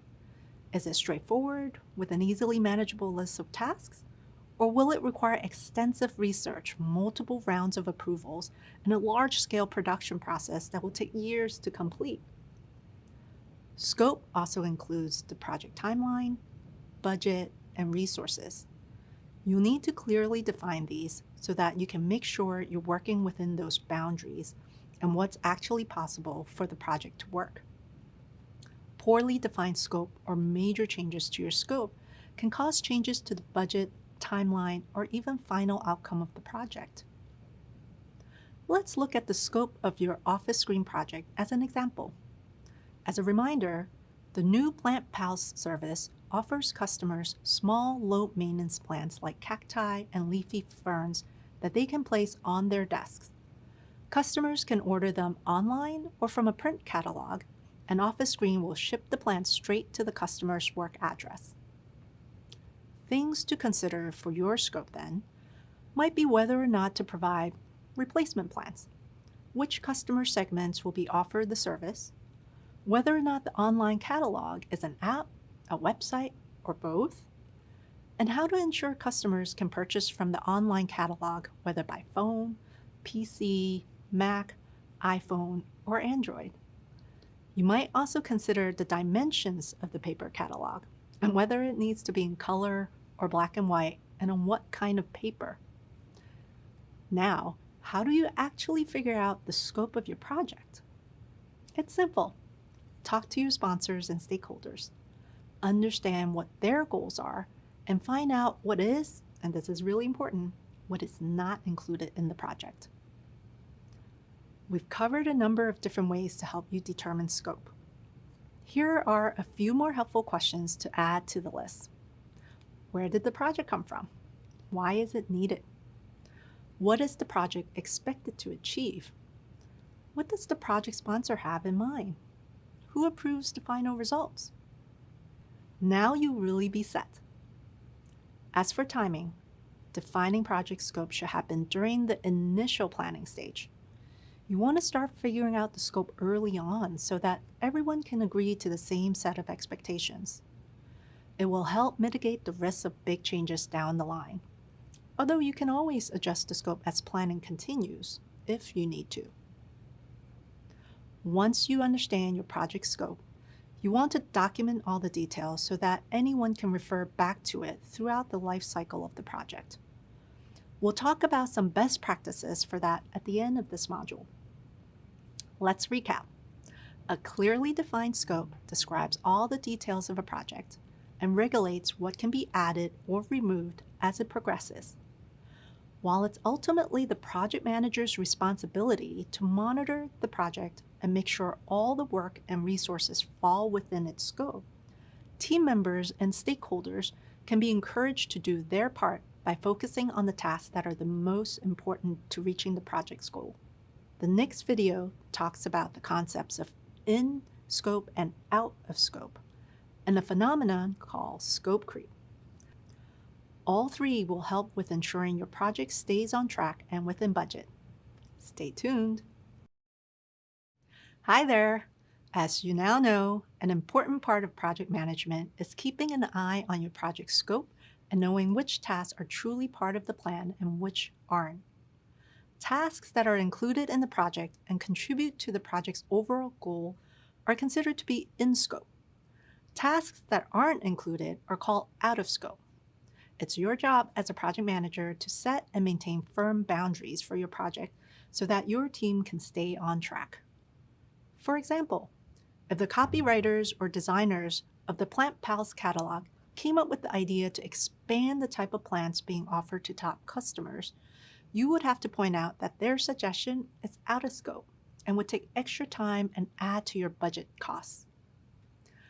As you progress through the project lifecycle, you're going to encounter unexpected challenges or have new details or ideas brought to your attention that could impact your project's success. Changes, growth, and uncontrolled factors that affect a project scope at any point after the project begins are referred to as scope creep. Scope creep is a common problem, and it's not always easy to control. It's one that we struggle with on every single project. It can happen on any project in any industry. Imagine you're working in a tech company, and your project involves working with designers and engineers to update the language icons design on a mobile keyboard app for a smartphone. While the team is making the update, they realize that the search icon and the voice input icon also need a design refresh. These are very small features, and while technically not in scope, the team feels it would take minimal effort and provide lots of value. So they go ahead and make the updates. During a stakeholder review, it's pointed out that there is a keyboard in English, but no keyboards for other languages, and a suggestion is made to design additional keyboards. At this point, the project scope is in danger of expanding from a fairly simple icon update to a complex rollout of multiple keyboard layouts. Adding the keyboards would impact the team's timelines, causing the project to take longer to finish. It would also impact resourcing, because you would need to hire more people, or existing team members would have to work overtime. And it would increase the budget since the team did not anticipate costs for extra working hours or keyboard translations. This is just one example of scope creep. Sometimes it's subtle, just design one or two more icons. Or more obvious, hey, can you tack on designing keyboards for other languages? By identifying scope creep and being proactive, you protect your project and your project team. To help you combat scope creep, it's good to know that there are two major sources from which it comes: external and internal. External sources of scope creep are easier to recognize. For example, if you're working on a project with one main customer, the customer might request changes, or the business environment around you might shift, or the underlying technology you're using might change. While you can't control everything that happens, there are some useful tips to keep in mind. First, make sure the stakeholders have visibility into the project. You want them to know the details of what's going to be produced, what resources are required, how much it will cost, and how much time it'll take. Also, get clarity on the requirements and ask for constructive criticism of the initial product proposal. It's important to get this information before any contracts are signed. Be sure to set ground rules and expectations for stakeholder involvement once the project gets started. Come to an agreement on each of your roles and responsibilities during execution and status reviews. Once you're clear on the project scope, come up with a plan for how to deal with out-of-scope requests. Agree on who can make formal change requests and how those requests will be evaluated, accepted, and performed.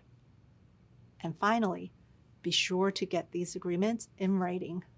This way, you always have a documentation to point to if you, a stakeholder, or the customer have a disagreement down the line. One of the leading causes of external scope creep is not being clear on the requirements before defining the scope and getting formal approval to move forward with the project. This is where those specific and measurable goals and deliverables come into play. If the requirements aren't specific, and if you haven't agreed on the project's processes, deliverables, and milestones, then you're almost guaranteed to be dealing with scope creep once the project begins. Internal sources of scope creep are trickier to spot and harder to control. This kind of creep comes from members of the project team who suggest or even insist on process or product changes or improvements. It's possible that a product developer will justify a decision on the grounds of making the product better, even though it's going to cost more. Or a team lead might decide that a certain process is more efficient without realizing the impact the change in process will have on other team members tasked with different parts of the project. What you need to make clear to your team is that any change outside of the project scope comes off the bottom line, threatens the schedule, and increases risk. There are no small impacts to project scope. Anytime a team member takes on an unplanned task, more is lost than just the time spent working on that task. It's your responsibility as the project manager to maintain the limits of the project. The best defense is to know the details of your project in and out, so you're always prepared with the most appropriate response to a new idea or request. Let's recap. Monitor your project scope and protect it at all costs. Even the most minor change can mean major risk to your project's success. Coming up, I'll tell you about the triple constraint model and how you can use it to help determine how your project changes affect scope. Stay tuned. Hi, and welcome back. In this video, we're going to talk about managing project scope. Managing scope goes hand in hand with goal setting. For example, redefining the scope can change the goal, and a revision of the goal can change the scope. The concept of project scope is important throughout the project.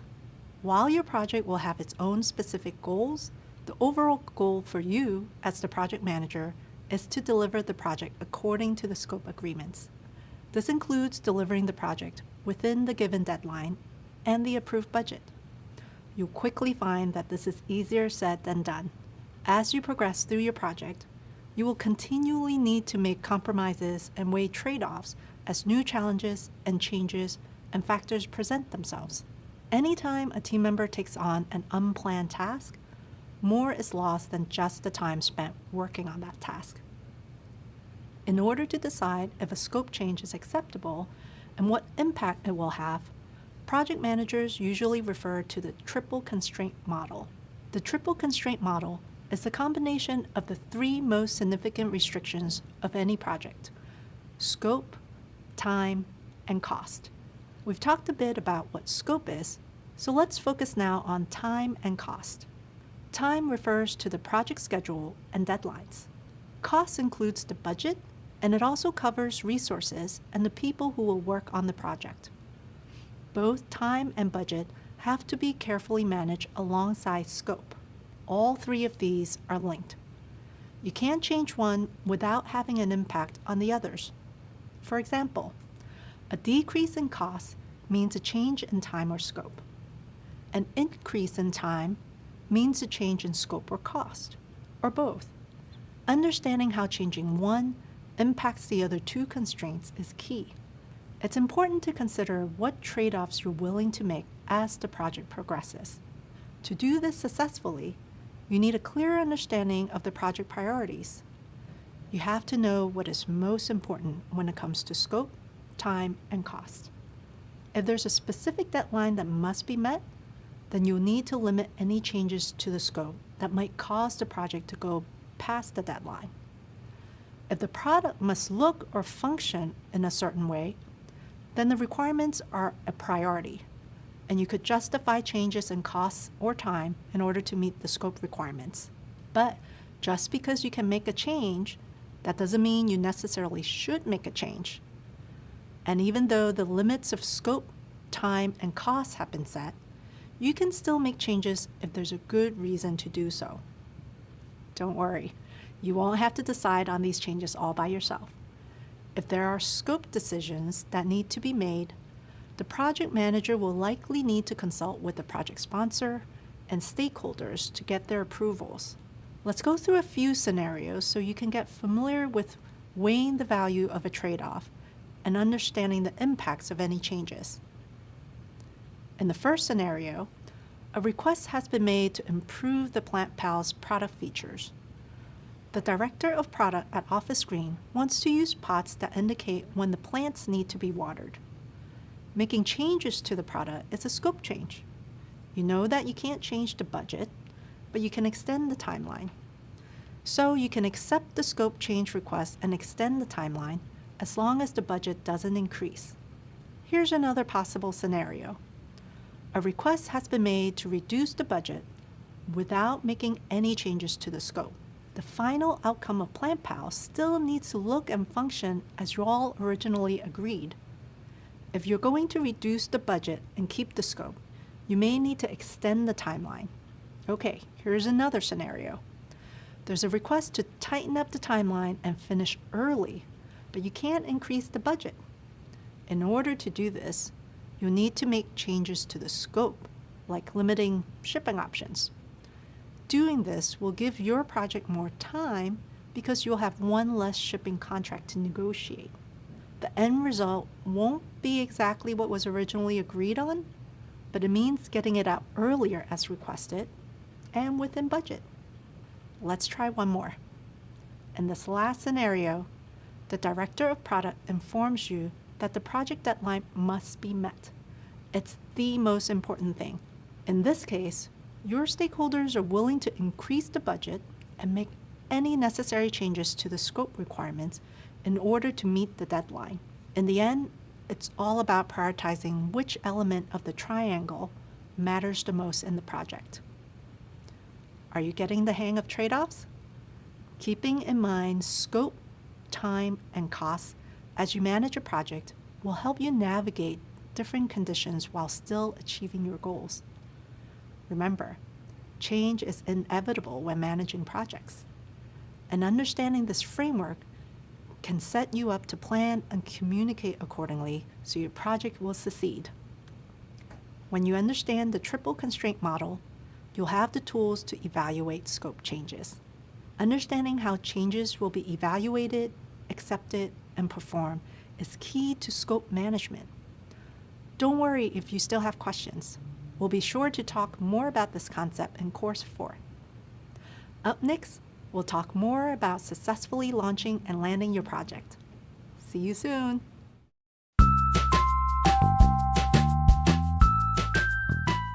Hi, I'm Tori, and I'm an education program manager at Google.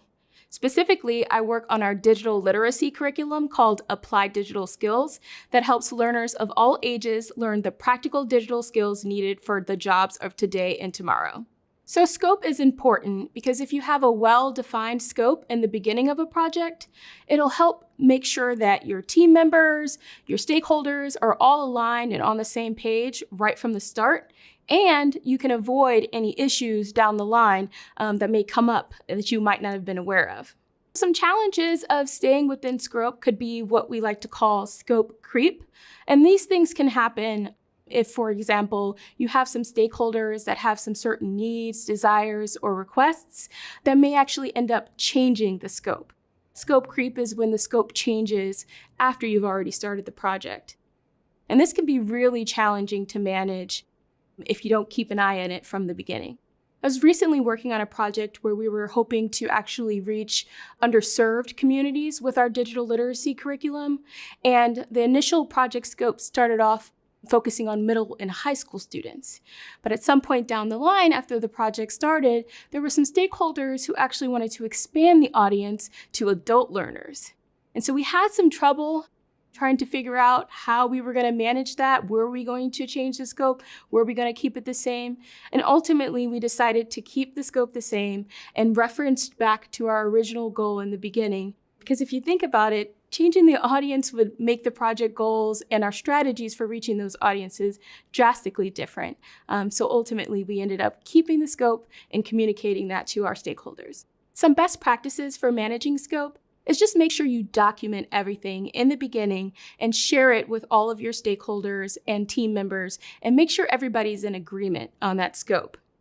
There are times where the scope may need to change, and that's okay, but you have to be able to make sure that you can also change and potentially change your timeline, your resources, or even the budget to accommodate that scope change. Welcome back. At this point, you've learned a bit about setting SMART goals along with defining and managing the scope.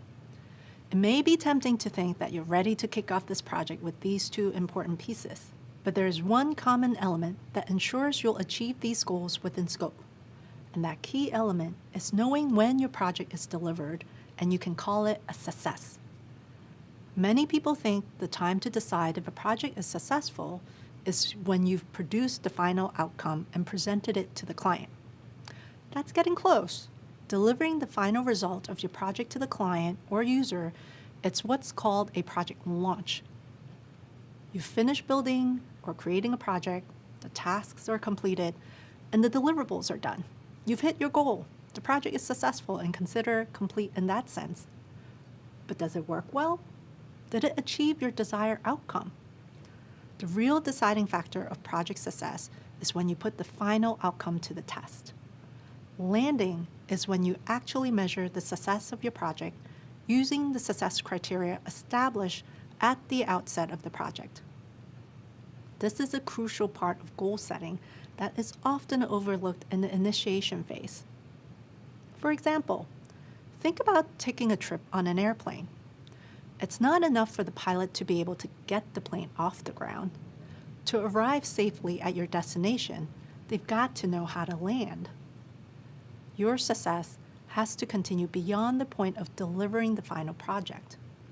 You need to be able to measure whether the project functions as intended once it's put into practice.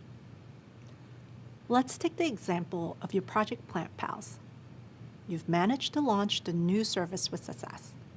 The website has launched, the catalogs have been printed and delivered, orders have been received, and revenue is starting to go up. It would be easy to call this a win and move on. But what happens if the customers are unhappy once the plants are delivered? What if the plants start to wilt and discolor after a couple of weeks? Just because launching the project and getting it out the door looks like success on paper, that doesn't mean the project has managed to land. For most projects, a launch itself isn't a meaningful measure of success. It's what comes after the launch that really counts. Launches are only a means to an end, and looking beyond the launch is important to ensure the launch achieves your overall goals.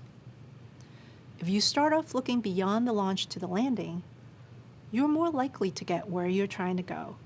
Since landing is a concept and not a finite definition, it's important to define what a successful landing looks like for a particular project. Luckily, we have a way to measure and help you ensure the success of your project. It's called success criteria. And if you can manage to follow it through the life cycle of your project, you'll ultimately have a smooth landing. The success criteria includes all the specific details of your goals and deliverables, and it can be a guide so you know whether you've accomplished what you set out to do. Success criteria will set the standards for how your project will be judged. In the next video, I'll outline what you need to know about defining success criteria and communicating project success. See you in a bit. Hello again. We've learned about the differences between launching and landing. And we've also learned about the differences between delivering your project and finding out if the outcome performs as expected. But how exactly do you know that your project is a success? How do you know if you've actually landed? At the beginning of the project, you define goals and deliverables that are measurable, meaning that you can determine if they were met. Similarly, you need to define success criteria that can also be measured, so you'll know whether they were met. The success criteria will tell you whether or not the project as a whole was successful. They are the specific details of your goals and deliverables that tell you whether you've accomplished what you set out to do. They are the standards by which the project will be judged once it's been delivered to stakeholders and customers. Defining success criteria also clarifies for your team what they're trying to accomplish beyond just launching something to users. Is it to increase customer satisfaction with the service so they can continue to purchase more products? Enhance an existing feature to retain customers? Depending on the project, the answers will be different. But it's important that a team is aligned and working towards a shared goal. Sometimes forcing the conversation and clarifying what the end result looks like can bring to light questions and areas of disagreement. There isn't a set process for determining success criteria, but I'll break down a couple of key points to consider.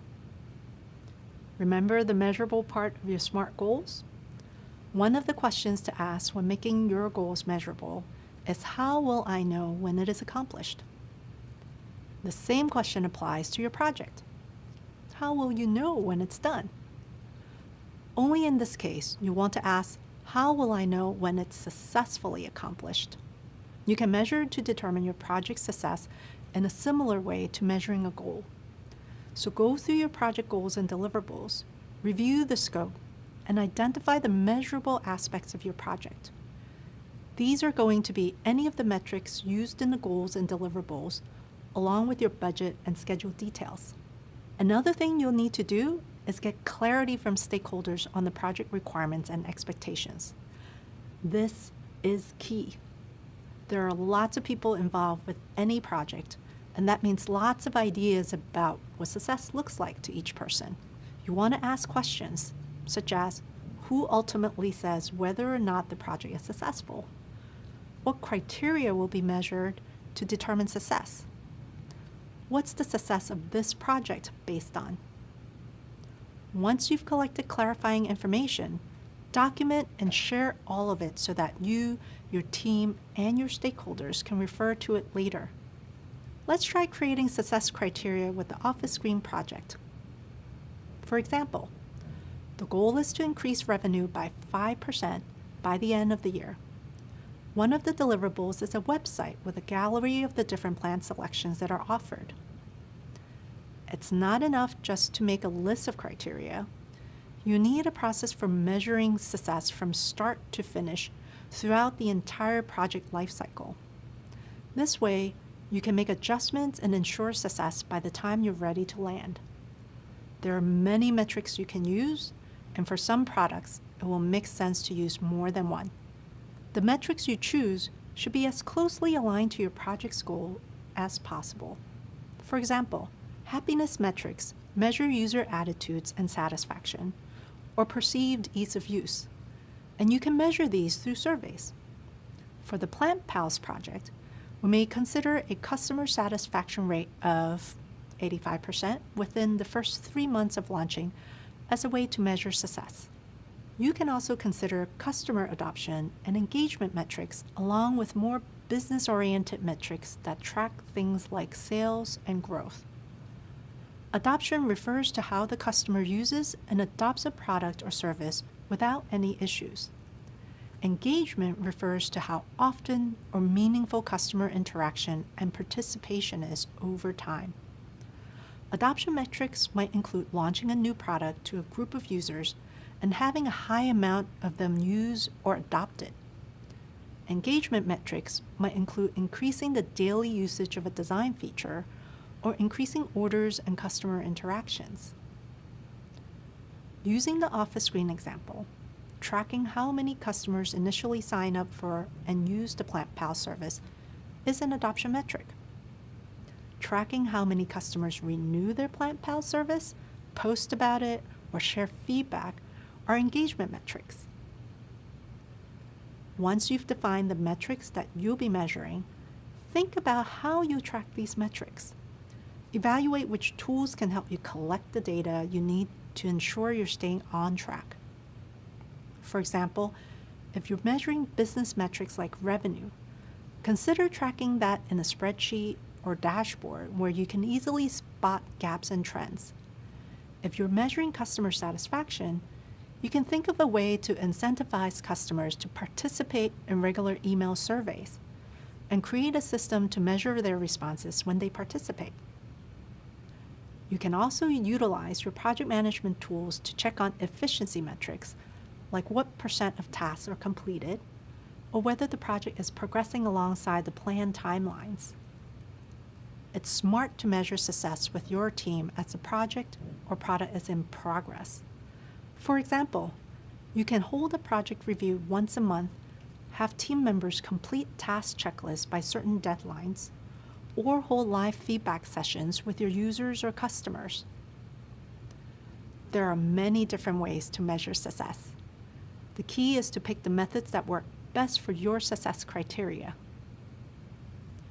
It's a good idea that, along with each success criteria on your list, to also include the methods for how success will be measured, how often it's measured, and who's responsible for measuring it. Share your success criteria document with your stakeholders and ask if they agree with how the project's success will be determined. It's also a good idea to have the appropriate stakeholders sign off on the success criteria. This way, everyone will be clear on who is responsible for which tasks, and you'll all thoroughly understand what the path to success entails. Keep this documentation visible throughout the duration of the project, and clearly communicate it with your team every step of the way. They're the ones who will be attempting to meet all the different requirements, so don't keep them in the dark about what they're supposed to do or how they're supposed to do it. If done correctly, defining your success criteria should create greater alignment within the team and give everybody better visibility into how to achieve success. Clarity around success metrics also helps teams prioritize which efforts are most impactful to their users. Defining project success is a complex but crucial part of project management. With more and more practice, this process will come more natural to you in the planning stages and throughout your project. We'll continue exploring and talking more about these concepts throughout the course. Nice job! You're almost done with Module 2. I'll see you in a bit to review what we've covered. You're doing great! You've completed this module and have set yourself up for success. Way to go! Defining goals and managing scope and ensuring a successful landing might seem tricky to master at first, but the SMART method and the triple constraint triangle, tools and methods for measuring success criteria, and clear communication will help you every step of the way. In the next module, we will talk about the roles and responsibilities that come along with each project, so that everyone knows how they contribute to reaching the project's goals. Welcome back. In this module, we'll learn all about stakeholders and their importance to a project. In the last set of videos, you learned the ins and outs of project scope. While exploring how a project can be in scope or out of scope, you learned about setting SMART goals.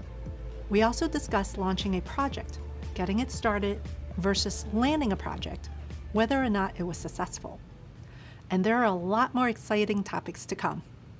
In this module, you'll learn more about stakeholders. Remember that stakeholders play a pivotal role. They are people who are interested in and affected by the project's completion and success. You'll see that each person involved has a set role and set responsibilities to help bring the project to a landing. Those roles include project sponsors, customers, team members, and of course, you, the project manager. You'll also find out about things like stakeholder mapping and analysis and RACI charts. These are tools that help clarify roles and responsibilities and prevent confusion on who takes ownership of which tasks. Throughout this module, you'll have plenty of hands-on activities, discussion prompts, and readings to really help you master how to start a project. As we go through each new skill, imagine checking off a to-do list. There's almost nothing more satisfying than crossing off a to-do. Hello, nice to meet you. My name is Holly, and I will be your accessibility instructor for this course. Accessibility should be incorporated into every role at a company, whether a product designer, communicator, developer, or yes, project manager. In my role of Accessibility Education Program Manager at Google, I help ensure all Googlers are educated on accessibility, from building accessible products for the entire world to communicating accessibility with you throughout this course. I'm deaf myself, so I am able to share my experiences as a person with a disability too, and help others understand that having a disability isn't a barrier in itself. It's the world around us that we must strive to make accessible for everyone. Accessibility can be defined a number of different ways. To me, it means actively removing any barriers that might prevent persons with disabilities from being able to access technology, information, or experiences, and leveling the playing field so everyone has an equal chance of enjoying life and being successful. A disability is often defined as a physical or mental condition that substantially limits a major life activity, such as walking, talking, seeing, hearing, or learning. Over 1 billion people in the world have a disability. 1 billion. That's more than the populations of the United States, Canada, France, Italy, Japan, Mexico, and Brazil combined. Disability is diverse and intersectional. Someone can be born with a condition or acquire it later in life. Disability can affect us all in some way, whether directly or indirectly, and at any time, from permanent, like deafness, to temporary, like a broken leg, to situational, like trying to operate a TV remote control in the dark. When you create solutions for persons with disabilities, you are not only serving the critical audience of people with permanent disabilities, you are also unlocking secondary benefits for everyone who may move in and out of disability over time. As you progress through this course, it's also important to keep in mind your fellow classmates. Setting the expectation that you'll be interacting with others that learn and work differently is a key strength of working with accessibility in mind. Asking others what they need from you to learn and communicate, and also sharing what you need if you have a disability yourself, is important to working well together as a team. In project management, you yourself, people on your project team, or people highly invested in your project may have a disability, whether visible or invisible. As a project manager, you are responsible for making sure a group of people can come together to achieve a common goal, using shared tools and systems. In order to be successful, you need to make sure the infrastructure and culture you set up works for everyone. Knowing this is a key element of project management, I'll teach you how to make your work and content accessible. I'll also help you become a better project manager by considering accessibility in your future projects. I'll offer tips and best practices throughout the program, starting with this one. Did you know that many technologies that we all enjoy started out as an accessibility feature?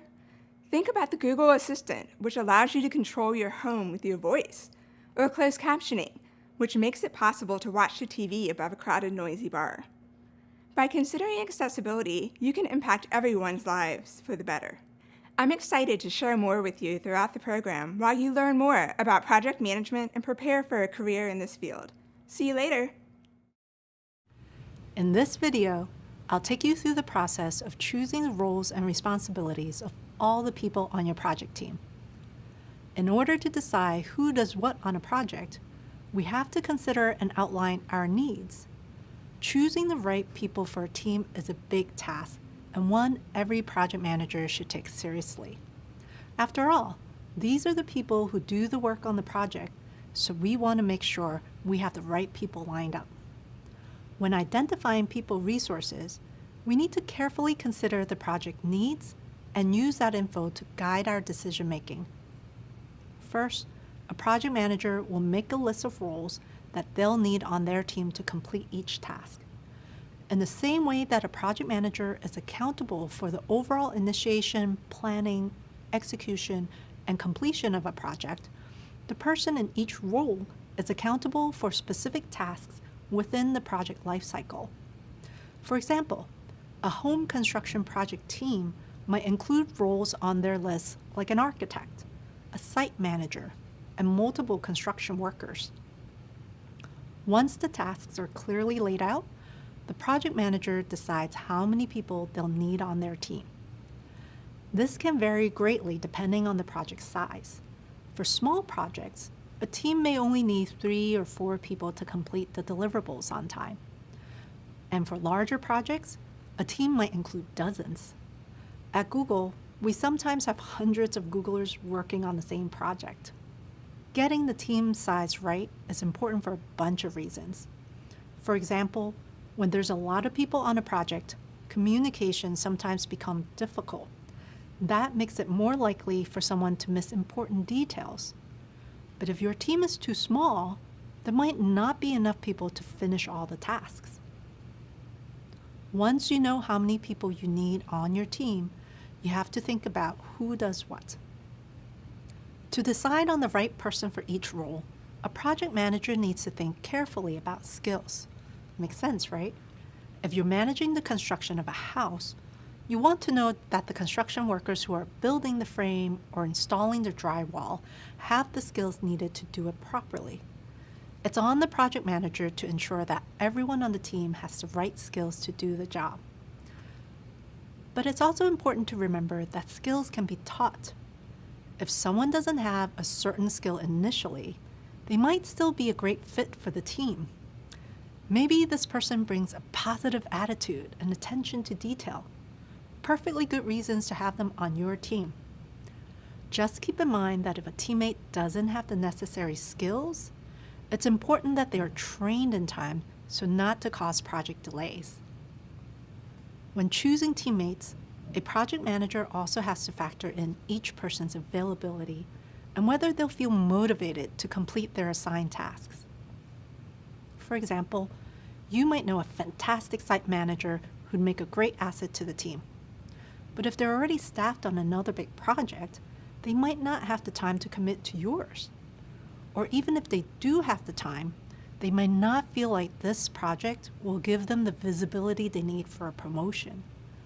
Motivation is a key ingredient to great work, so it's a good idea to pick people who are excited to get involved.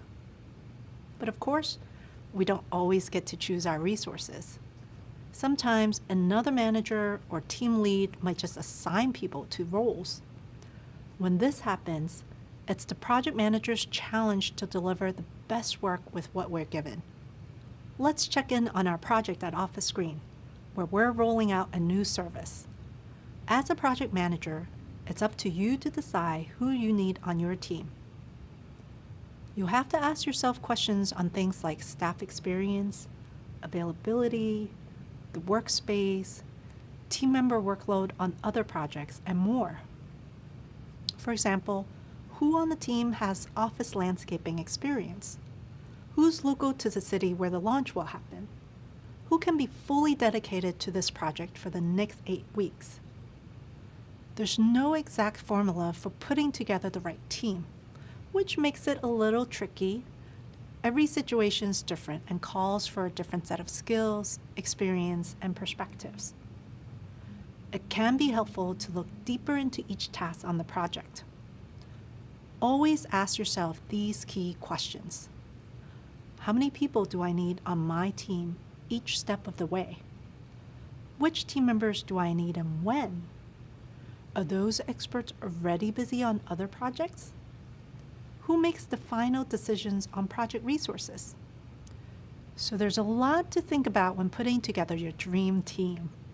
Up next, we'll learn more about all the different roles on a project. See you there. As we mentioned in the last video, when you're managing a project to meet certain goals, having the right team around you is a must. Why is it so important? It's because there can be so many moving parts on a project. That means you really need to have confidence and trust that the people around you have the skills and motivation to do the work well. To feel confident in your team, you need to know each person's role from the start. Clearly laying out the responsibilities for each role helps everyone know what project tasks they're accountable for. Odds are, you can't complete this project on your own, even if you're the best project manager of all time, which we know you will be. Before we jump into the specific roles on a project, we want to call out that some roles aren't fixed. Sometimes team members need to adapt and take on more than one role at a time. This usually happens if the company is small or resources are limited. For example, at a small firm, you might be the project manager, designer, and marketer.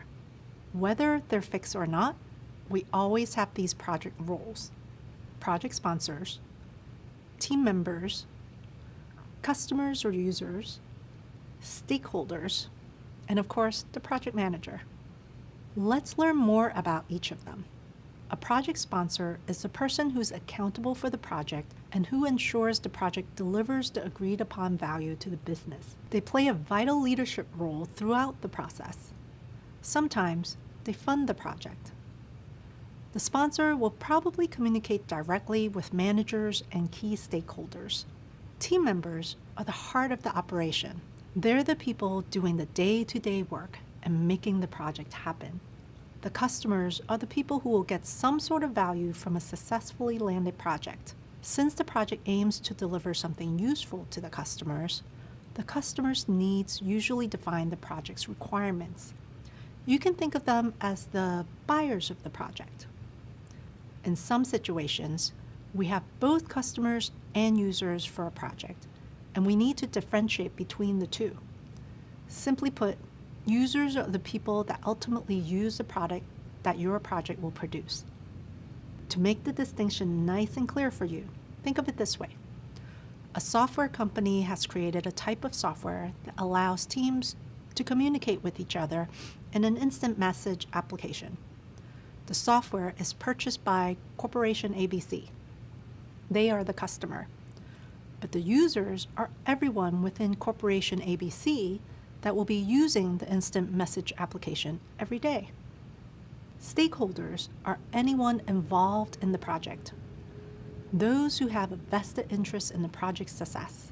Primary stakeholders are people who expect to benefit directly from the project's completion, while secondary stakeholders play an intermediary role and are indirectly impacted by the project. Secondary stakeholders may be contractors or members of a partner organization. But both primary and secondary stakeholders help project managers define project goals and outcomes. And finally, we can't forget the project manager, the person who plans, organizes, and oversees the whole project. That's you. Let's now plug these roles into our Office Screen project. Recall that Office Screen is a commercial plant company that does interior landscaping and plant design for offices and other commercial businesses. We're launching our new plant service, so if you recall our SMART goal, which must be specific, measurable, attainable, relevant, and time-bound, is to roll out a new service to provide office plants to top clients by the end of the year. There's a lot to do when launching a new service. Plants need to be ordered and delivered every few days. New clients will need to be familiarized with Office Screen and its procedures. And there will be ongoing updates to the website and app. For Office Screen's launch, our project sponsor is the Director of Product. They approve the project's budget and ensure that everything stays aligned to the vision, which in this case is that inexpensive and easy to maintain live plants are provided in order to improve the employee work environments. The team's made up of people from across departments, and they're all working together to support the project. For example, the marketing department has assigned some people to the team because they'll need to tell customers about this new service.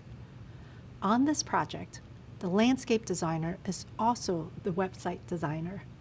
This is an example of where a team member plays more than one role. And you're the project manager. You're the one managing the information, people, and schedule to carry this project to a successful landing. Our customers for this project are buyers at offices who might be interested in Office Screen services, such as office managers or procurement teams. However, the users are the employees who work at the offices because they're the ones who enjoy the plants. And finally, all of these people are project stakeholders. Secondary stakeholders won't play active roles throughout all phases of the project, but still need to be informed as they are a component of what the project needs to succeed. For example, these include Office Screen's investors, who are helping to fund the new service launch, and the Office Screen receptionists, who will answer a lot of customer questions about the new service once it's launched. So, now that we know why it's so important to decide on these roles early on and how these roles work within a project, let's put them into action.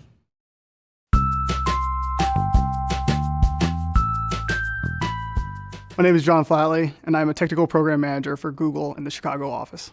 I've worked at a couple different companies. I've worked at startups, I've worked at growth stage companies, and I've worked at Google. And what I've found is that some companies, what you find is that there's engineers that kind of come in, and what they're looking for is direction. They want to be told what to do. They want to be handed the task and just execute on it. At Google, people are really invested in their product. we call Google a bottom-up kind of culture. You know, a lot of companies, you have this directive from the top saying, this is what we're going to do. But at Google, people are so passionate about the industry and what they're working on that the ideas really come up and bubble up from the bottom. What I always tell folks is that the technical and hard skills of program management, you can pick up in a book. You can learn about Agile, you can learn about extreme programming, you can learn about all these things, planning, retrospectives, all these great terms and tools and stuff like that. At the end of the day, that's all they are though. They're just a tool, and you can't use a hammer for a screw. It's the same thing with program management. You can't use the same tools for every project. You have to learn what's going on in a given team, a given project, and a given group of people. And so at the end of the day, really the challenge is understanding the dynamics of the people that you work with. I like to say that the key about program management is people and context. You have to understand the people that you're working with, you have to understand the context, and only then can you apply the skills that you learned. You won't always have the opportunity to pick and choose what people you want to work on a project, and that's okay, because you can just use those tools that you've gained in the past to understand the backgrounds and the style and the personalities of the people that you're working with. The most important part about program management is understand the personalities of the people you work with so that you can tailor your approach to make sure that you're working effectively with them. Think about it this way. You might be working with an introverted person. That person needs different types of attention than an extroverted person. An extroverted person wants to talk about their ideas and their project plans in a meeting. An introverted person, you might want to get their feedback offline or have an async kind of forum or opportunity for them to voice their opinion.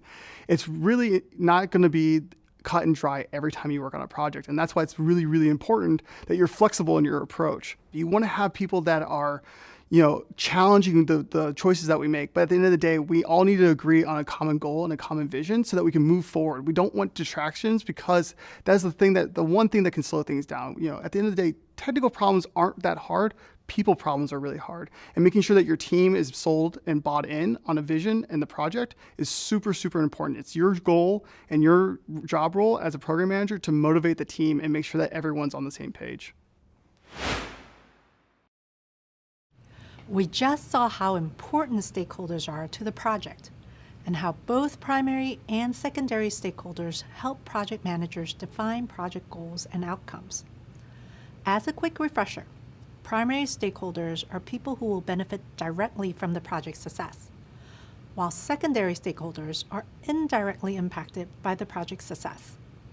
Having all these different people involved on a project can get confusing, and that's where stakeholder analysis comes in handy. This is a visual representation of all the stakeholders. It helps you avoid surprises, build necessary partnerships, and ensure you're involving the right people at the right time. When done well, your stakeholder analysis helps you see all the opportunities for success and the potential risks. It illustrates which stakeholders are taking on which responsibilities. And it can help you include the right people in important conversations, which is key to getting the support you need throughout the project. There are 3 key steps to kicking off a stakeholder analysis. First, make a list of all the stakeholders that the project impacts. Then, determine the level of interest and influence for each stakeholder. And finally, assess their ability to participate and find ways to involve them. In the second step, we talk about influence and interest. What do those terms mean here? Influence measures how much power a stakeholder has and how much the stakeholder's actions affect the project outcome. In our office screen example, the director of product who first initiated the project and oversees new products and services has a huge amount of influence, while the vendor providing the greenery has less influence. Interest is pretty much what it sounds like. How much are the needs of the stakeholder affected by project operations and outcomes? For example, Office Screen's Human Resources Department might not have as much interest in the product launch as the sales department does. The Power Grid is a super useful 2x2 grid used for conducting a stakeholder analysis. We use the Power Grid to assign each stakeholder's level of importance to the project, measuring their interest and influence. The position of the stakeholder on the grid usually determines their active role in the project. The higher the interest and influence, the more important the stakeholder is to the project's success. Without their support, it's unlikely that the project will successfully land. These people are our key stakeholders. Now that you have a better idea of each stakeholder's position on the team, you can plan how to best manage everyone. There are 4 different techniques you can use for managing stakeholders. The first group of stakeholders are the key players or key stakeholders.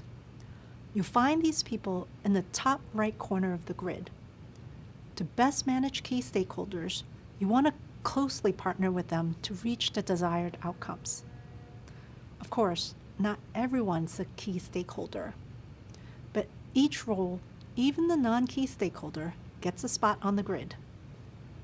You'll find stakeholders with higher influence but lower interest in the top left corner of the grid. To manage these stakeholders, you want to consult with them and meet their needs. Their opinions and input are important to the project. The director of product has high influence but may not be vested into day-to-day activities, and therefore will have a lower interest. Stakeholders with lower influence but high interest are in the right bottom corner of the grid. For these stakeholders, you want to show consideration for them by keeping them up to date on the project.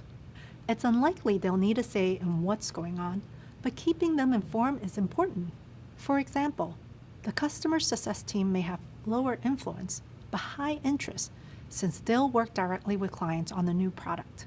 Last up, we have stakeholders with low influence and low interest. You'll find these in the bottom left corner. They're the least important of the stakeholders, but this doesn't mean that they don't matter. It might just be that for this particular project, they aren't as integral. So for this project, you mainly want to monitor them, keeping them in the know. Creating a grid like this is an effective way to track who should be communicated with and when. This grid here is an example of how that might play out, depending on the project and the stakeholders. You may also want to create a steering committee made up of high influence and high interest stakeholders. These people will be the most senior decision-making body on any project. They have the authority to make changes to budget and approve updates to timeline or scope. The project manager isn't a member of the committee, but they're responsible for bringing the right project information to the steering committee so that decisions can be quickly made. How you engage your stakeholders from this point on depends on your particular situation. There are different ways to involve each stakeholder, and you have to be strategic to get helpful and relevant input from the right people at the right time. You want to meet with some stakeholders every single day, and others you'll just send periodic updates to. Stakeholder buy-in is the process of involving these people in decision-making to hopefully reach a broader consensus on the organization's future. To get stakeholders to buy in on the project, you'll have to pay particular attention to your high-impact stakeholders and make sure they feel looped in. You want to explain to them how the project will help them achieve their goals, and you'll want to have their support later on if any issues come up. Here are some important things to keep in mind when communicating with stakeholders. If you have one main stakeholder, that stakeholder is likely to be highly influential and needs constant communication. But if you're on a larger project with numerous stakeholders, they won't be quite as involved in the day-to-day tasks. For stakeholders who need time to make decisions about the project, over-communicate early on. For example, hold frequent meetings and send daily end-of-day progress emails. This way, they have enough time to weigh the options and make decisions. Think about the level of project details each stakeholder needs. You don't want to spend time diving deep with stakeholders that just need a project summary. For example, the facilities team that delivers the product doesn't need daily updates on vendor pricing or website issues. On the flip side, do spend time updating key members that need frequent updates. The sales team will need to know pricing and availability changes, so a weekly check-in might make sense here. Great work! You just completed your own stakeholder analysis. Up next, we'll check out another tool, RACI charting. See you there. In the last video, we saw how a stakeholder analysis shows us how to best work with stakeholders and when to communicate with all the different people involved in the project. In this video, we're going to check out another handy tool called a RACI chart. A RACI chart helps to define roles and responsibilities for individuals or teams to ensure work gets done efficiently. It creates clear roles and gives direction for each team member. There are 4 types of participation included in a RACI chart. These are responsible, accountable, consulted, and informed. Let's take a look at each. Responsible refers to those doing the work to complete the task. Accountable refers to those making sure the work gets done. Consulted includes those giving feedback, like subject matter experts or decision makers. And lastly, we have informed, which includes those just needing to know the final decisions or that a task is complete. Here's an image of how this breaks down in a chart form. When creating your RACI chart, you'll need to write down each task or deliverable for your project and then assign it the appropriate role for each stakeholder. To do this, first think about who's involved in the project. Write the roles or people's name in a row across the top of your chart. Pro tip, use roles rather than names if some people might take on more than one role. Next, write down the tasks or deliverables in a column on the left. Try not to get too specific here. You want the chart to be simple and easy to read. After that, go through each task and deliverable and ask who's responsible for doing this, who's accountable if it doesn't get done, who will have strong opinions to add and therefore should be consulted about how this gets done, and who needs to be informed of the progress or decisions made about this. Assign the letters R, A, C, and I based on your answers. For example, as a project manager on Office Screen's new service launch, one of your tasks is to create different price points for different packages and delivery frequencies. The head of finance will be accountable because the project needs to stay in budget and make money, but it's the financial analyst who's responsible, as they're the person doing the work in determining optimal pricing. The director of product will be consulted on the matter, as they oversee the product offerings. And finally, team members, like those on the sales team, need to be informed of the final pricing. It's possible there are several roles that fall into the informed and consulted categories. One thing that will always remain constant is there will never be more than one person designated as accountable. This prevents confusion because having one person accountable clearly defines ownership.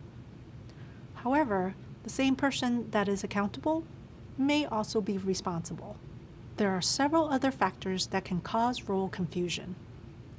For example, there might be unbalanced workloads, which means some people might be doing more work or less work than others on the team. Or there could be an unclear hierarchy when people aren't sure who to seek help from if a task doesn't get done. Or unclear ownership of decisions, where people aren't sure who makes the final call on a project.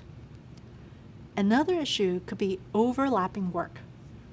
This is when teams or individuals feel that they're responsible for the same work. When this happens, things can get confusing fast, and the same goes for excessive communication.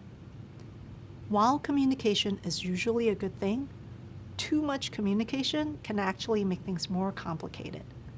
It can cause information overload where people don't know what to pay attention to, and so they miss something important. Wow, there's a lot of things that might cause confusion, but all these issues can be resolved or even prevented with a RACI analysis. Be proactive And do this work up front, and you'll help ensure the success of your project. If something is stumping you or you feel stuck at a certain aspect, there's always someone else who's going through the same thing.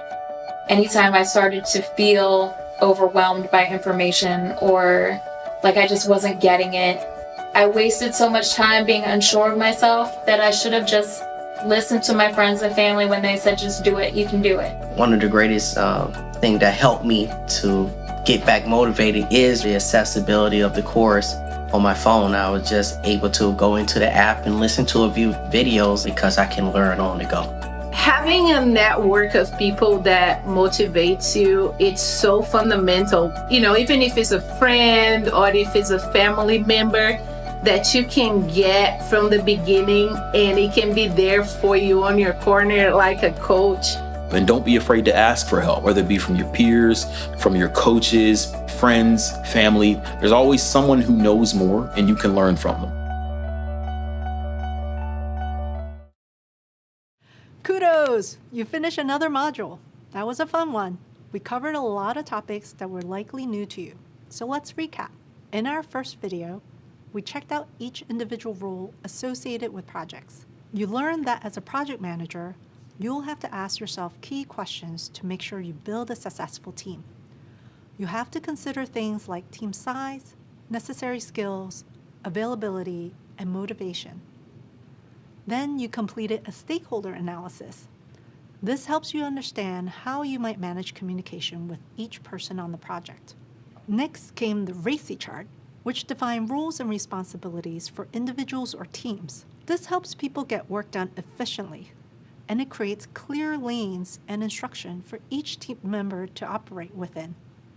It does this by assigning which roles are responsible, accountable, informed, and consulted. Overall, you learned some really useful concrete tools to help you stay organized throughout the project. You can use these charts as you work with your stakeholders. And if your project is ever evolving, as some are, stakeholder mapping and RACI charting will help you stay on top of the tasks and communicate effectively. In the next module, you'll learn about other useful resources for managing projects and discover how to know which tool to use when. See you soon! Welcome back, and congrats on completing that graded assessment. In the previous module, you learned all about project roles and responsibilities, and we introduced you to some tools that you can use to ensure team accountability, like stakeholder analysis and RACI charts. Coming up, we'll talk about project tools and resources and the value of documentation. By the end of this module, you'll understand the types of resources available to a project manager. You'll be able to document information in a formal project charter, and you'll be able to compare and use various project management tools. Ready to get started? Meet me in the next video. So far, you've learned how to determine project goals and scope, and how to identify the right stakeholders for a project. Now it's time to add another important ingredient: resources. As a project manager, understanding your resource needs is crucial to achieving your goals. So during the initiation phase, it's important to ask yourself, what are the things we still need to acquire in order to complete our project? Project resources usually include budget, people, and materials. You'll use tools to manage all those resources.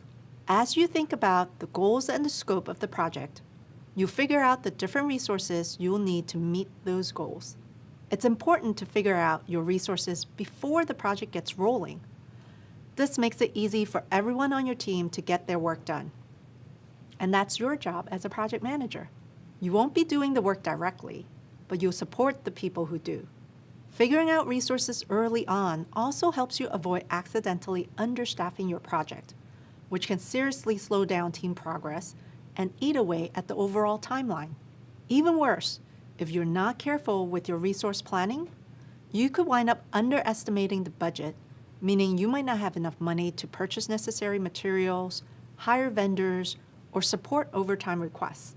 Planning your resources early is a great way to set your team up for success. Because when your teammates have what they need to do their work on time and on budget, they're better set up to meet the project's goals.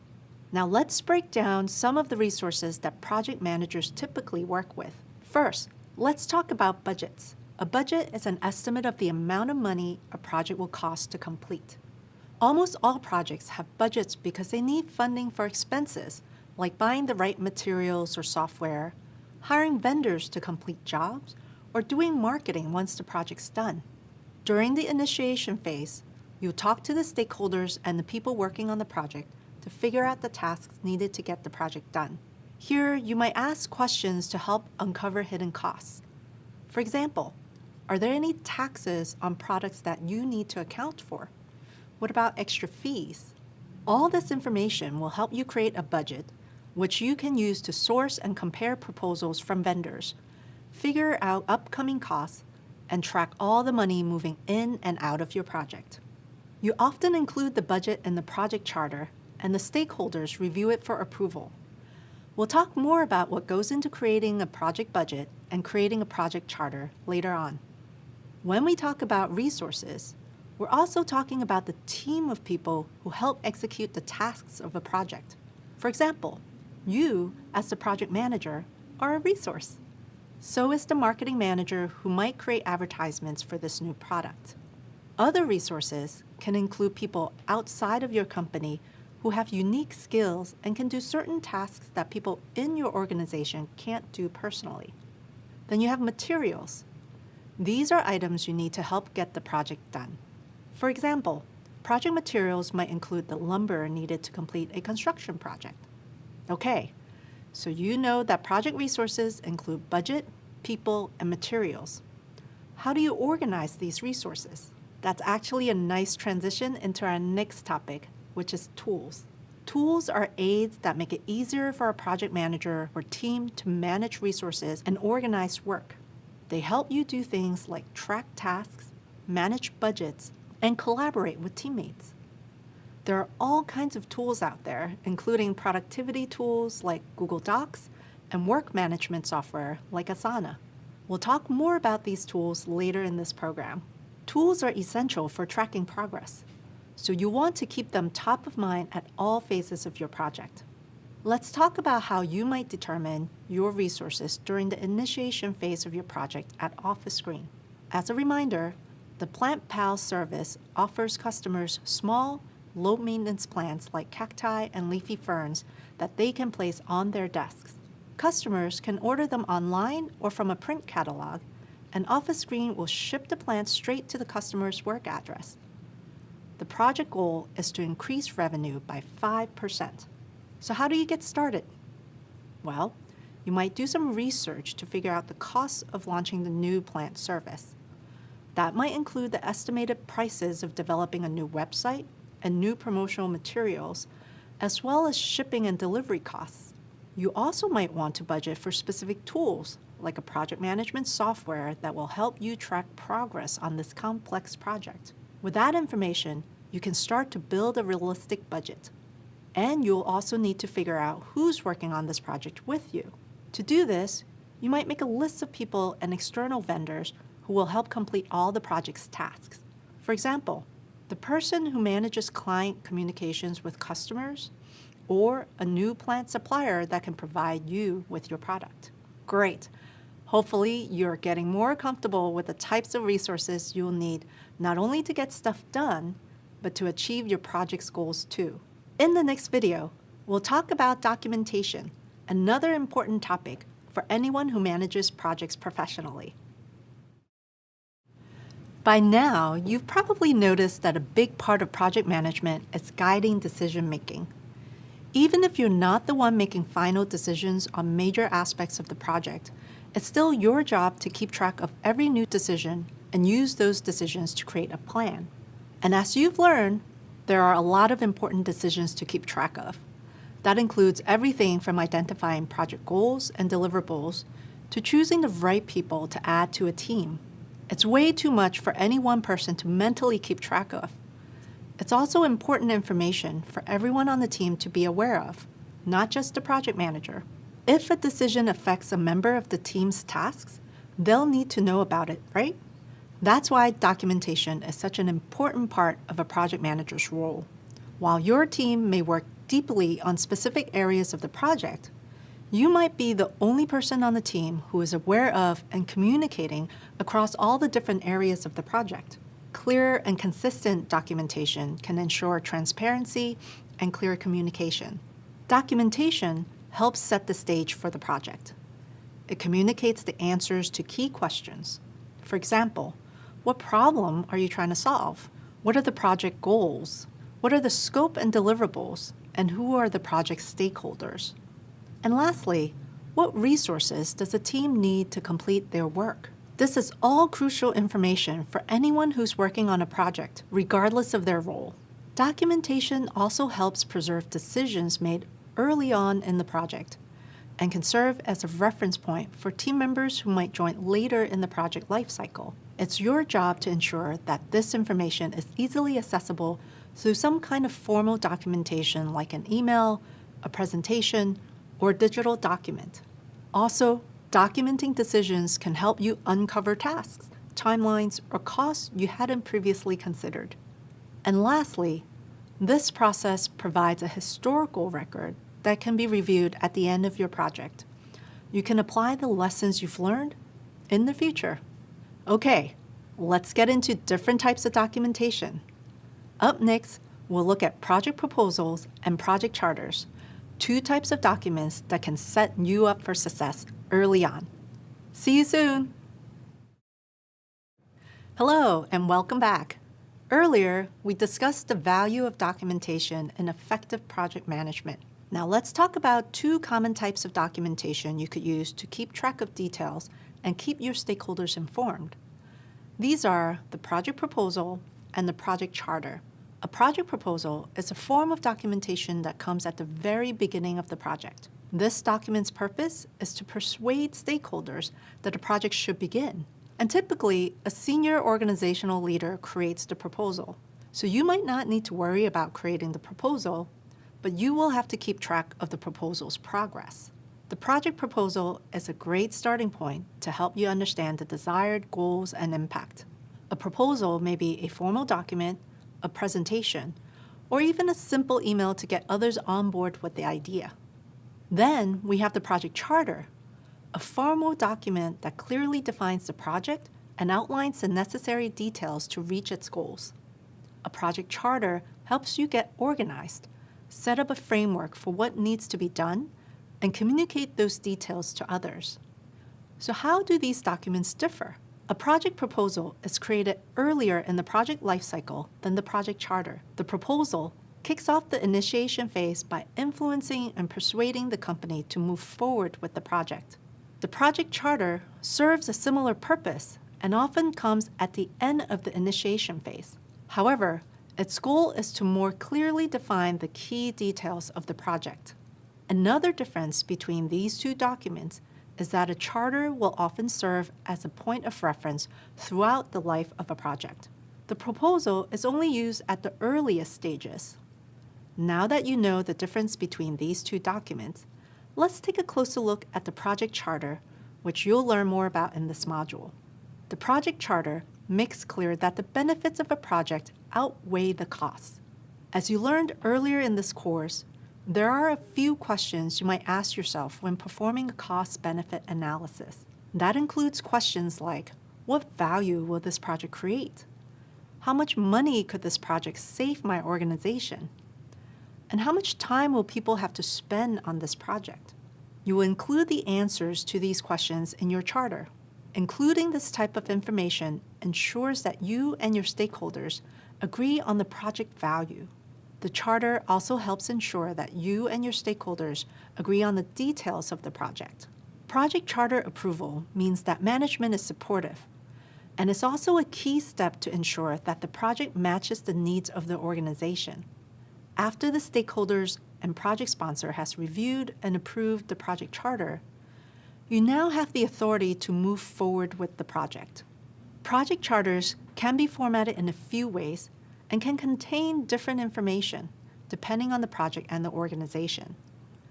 The information in a charter might also be tailored to its audience or the needs of specific stakeholders.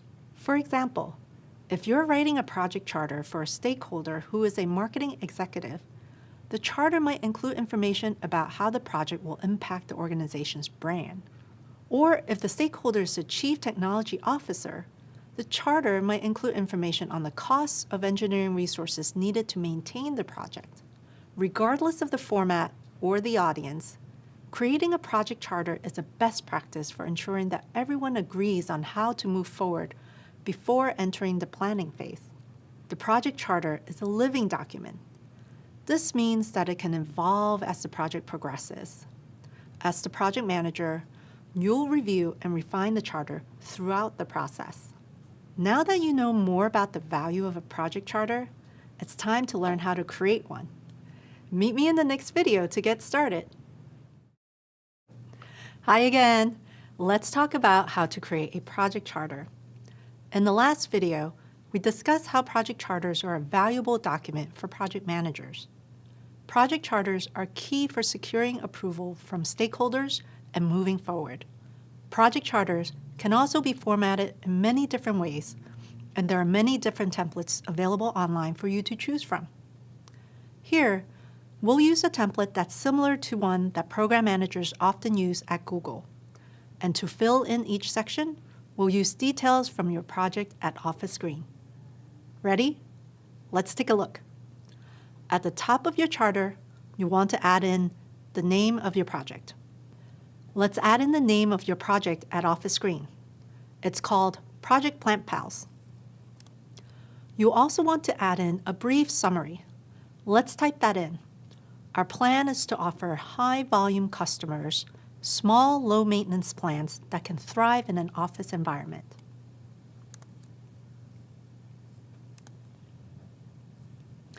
Next up, let's fill in the section labeled Project Goals. Remember that goals should be SMART. Let's add in the goal for Project Plant Pals, which is to increase revenue by 5% by rolling out a new service that provides office plants to top clients by the end of the year. Great! Now let's add in the project deliverable. Remember that a deliverable is a tangible outcome from a project. As you learned earlier, our deliverables for this project are to send 1,000 plants to 100 customers and to launch a new website for orders and customer support. Okay, now let's add in the business case, which captures the reasoning for initiating this project. Let's type in, this is a top requested service from our customers, and it will also improve customer satisfaction and retention.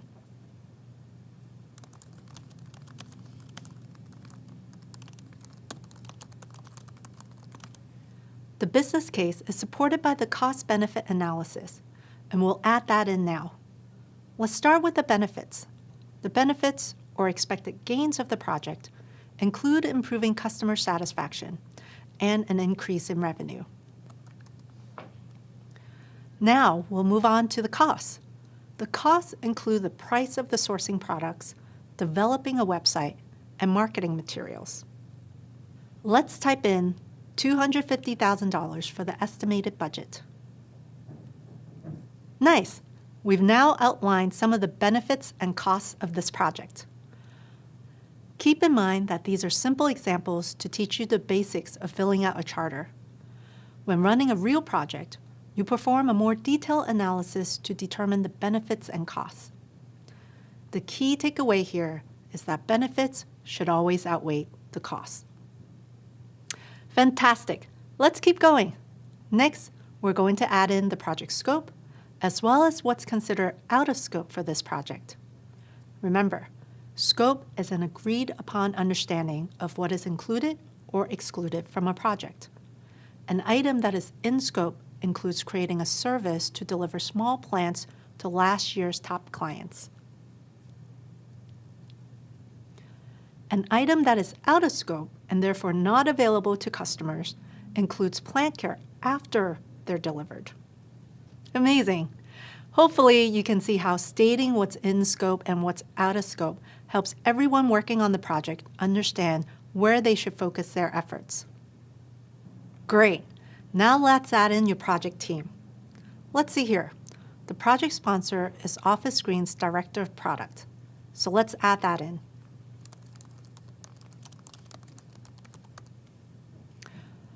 Who is the project lead? Well, that's you. The project team may include marketing associates, website developers, and external plant vendors, and more. So we can add in a few important project team members here.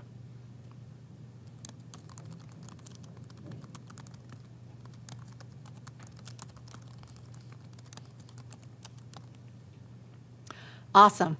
Let's move on to additional stakeholders.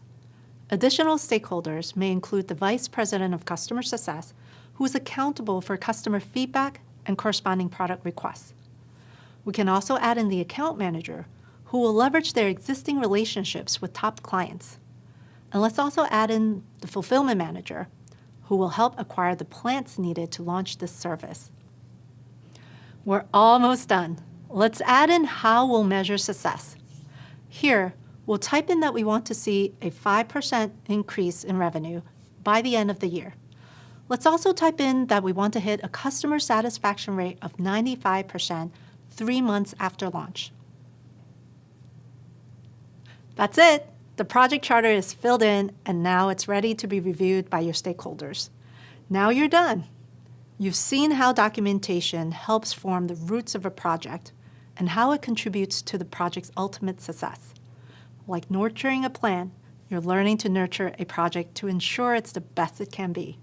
Up next, we'll talk about the tools that project managers rely on to guide their teams and ensure that they complete their tasks.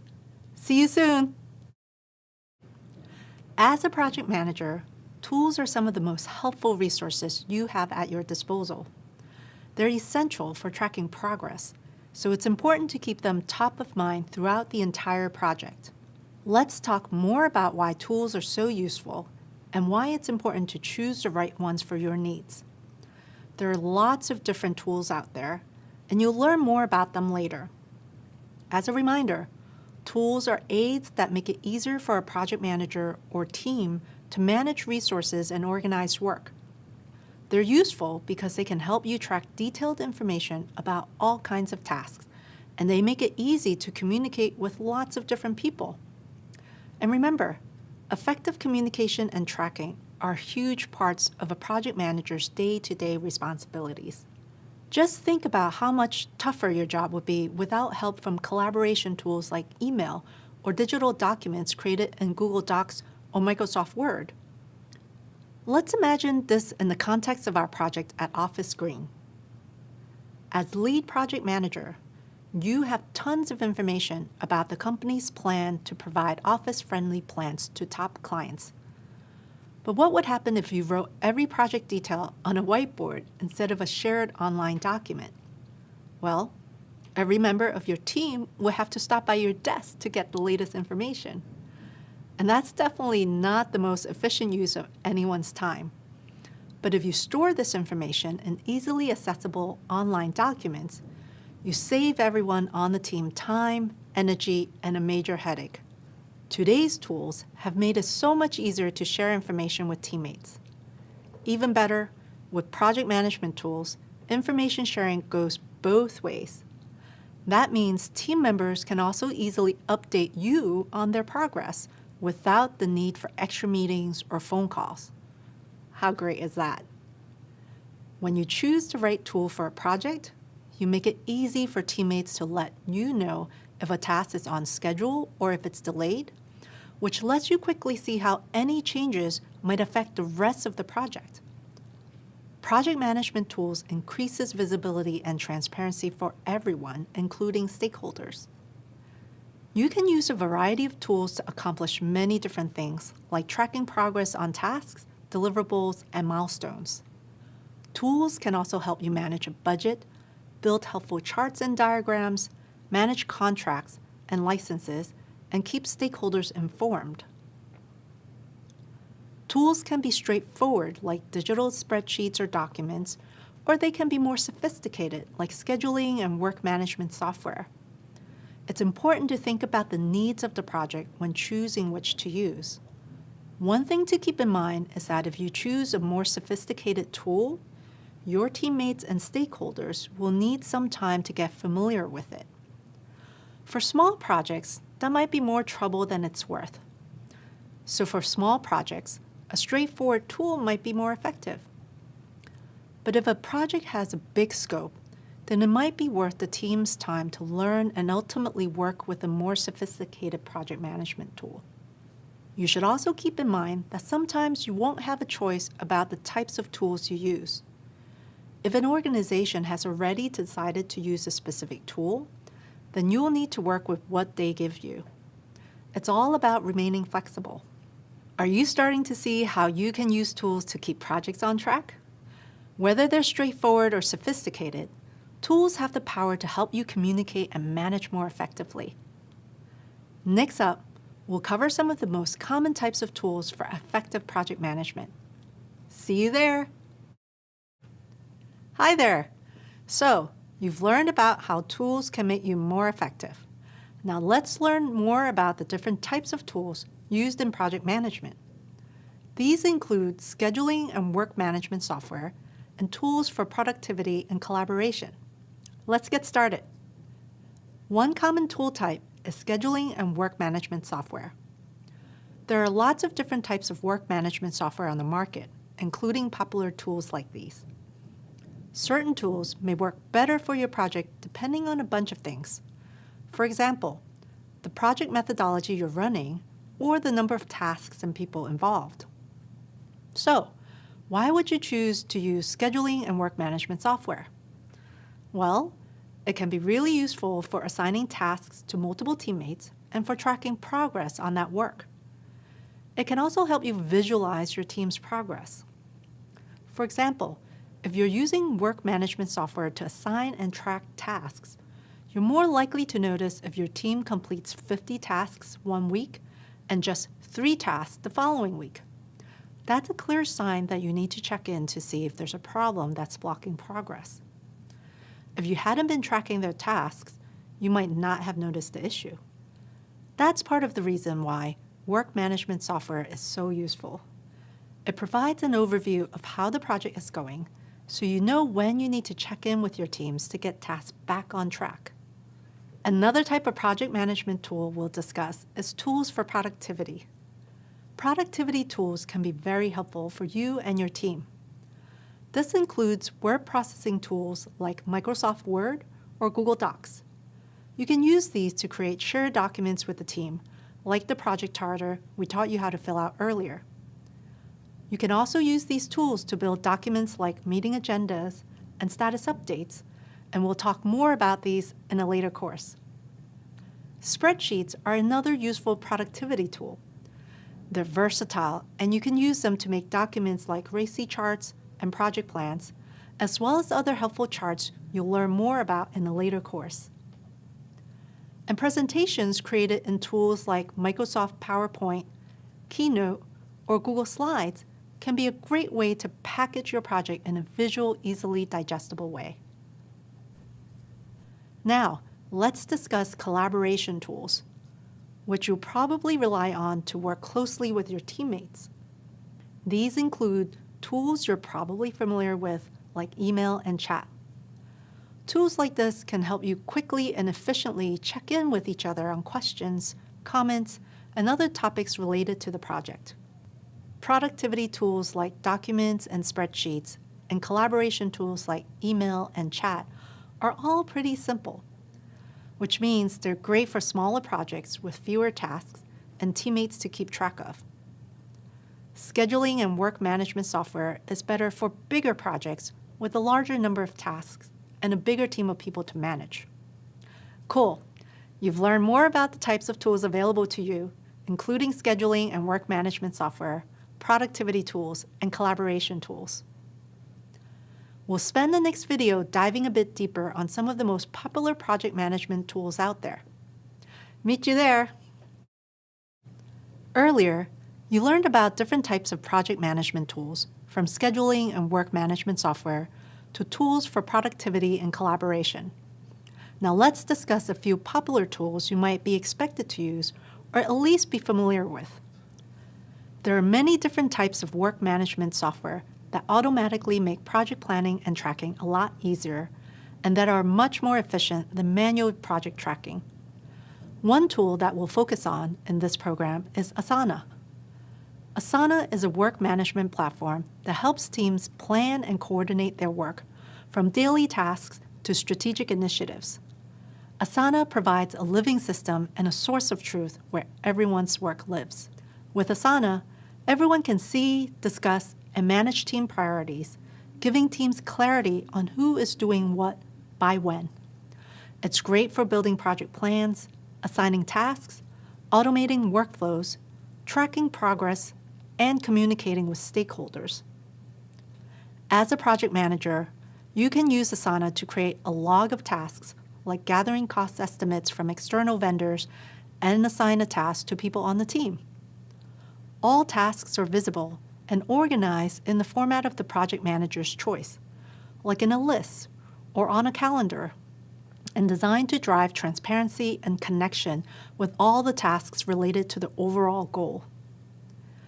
It's easy to use with external stakeholders as well, because within Asana, you can share status updates and other communications with people outside your company. Another great tool we'll focus on throughout this program is the spreadsheet. Spreadsheets are extremely versatile, and you can use them for a wide range of tasks, from creating timelines and building charts to managing budgets and tracking tasks. You can add and view project information in a variety of formats depending on what you need in the moment. For example, let's say you enter a list of tasks, due dates, completion statuses, and task owners into a spreadsheet. From there, it's very simple to sort the list by due date to see what's due next.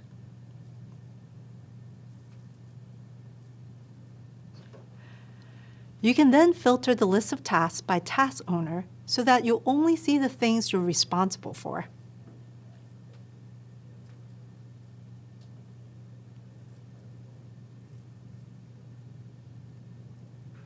You can also highlight the rows of the sheet in different colors to visually illustrate the tasks with the least progress.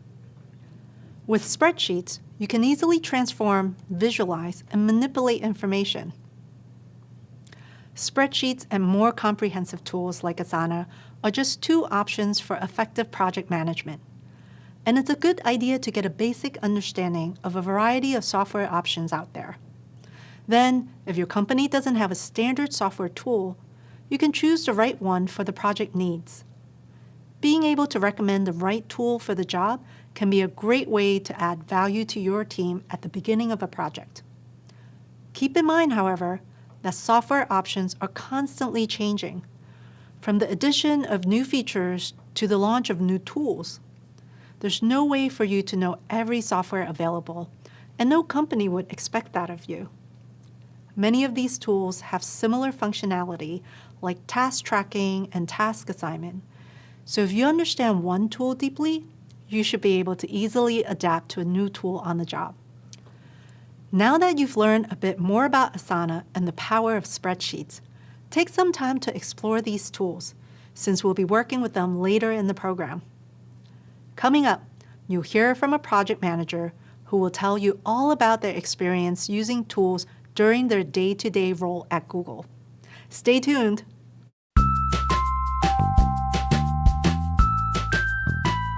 Hi, I'm Amar. I'm a senior engineering program manager at Google Shopping. And on a day-to-day basis, I drive programs which spans across multiple products at Google. As a project manager, tools are our best friends. Tools and the tools which will help us drive the execution, those are really should be near and dear to us. And those are near and dear to me. What I look at is what tools which help me create the body of work. There are like a lot of open source tools as well as free tools like Google Spreadsheets are there, Google Docs is there. So many of these tools are out there. And there are some other supporting tools also like Jira and all. These will help you create the body of work. This will help you define that what needs to be delivered and when. This will help you create the timeline. Like there are timeline tools like Gantt chart, Gantt tools that you will find out. And then there are tools which will help you drive the visibility across the board and drive the dependent ecosystem.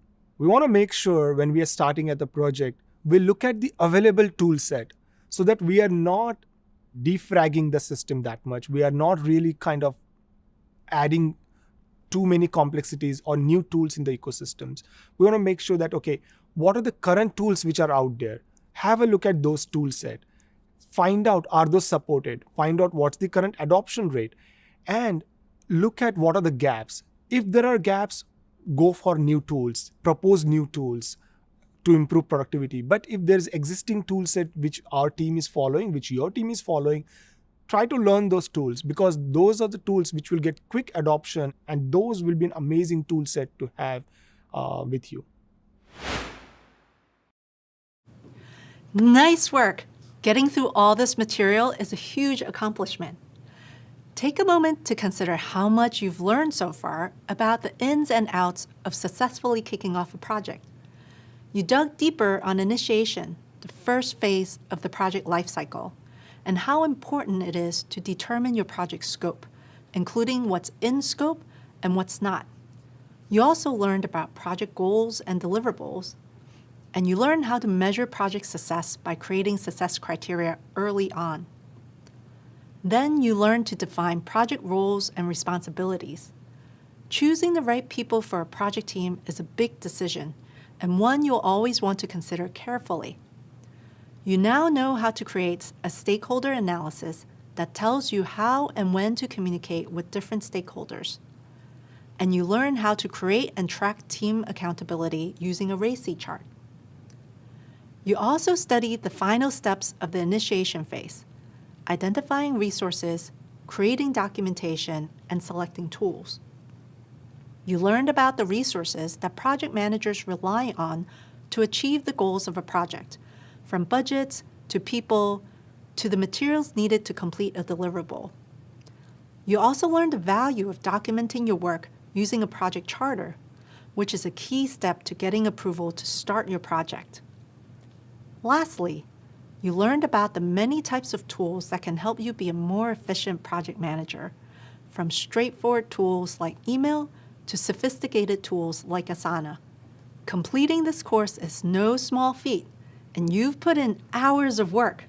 Give yourself a pat on the back. You've earned it.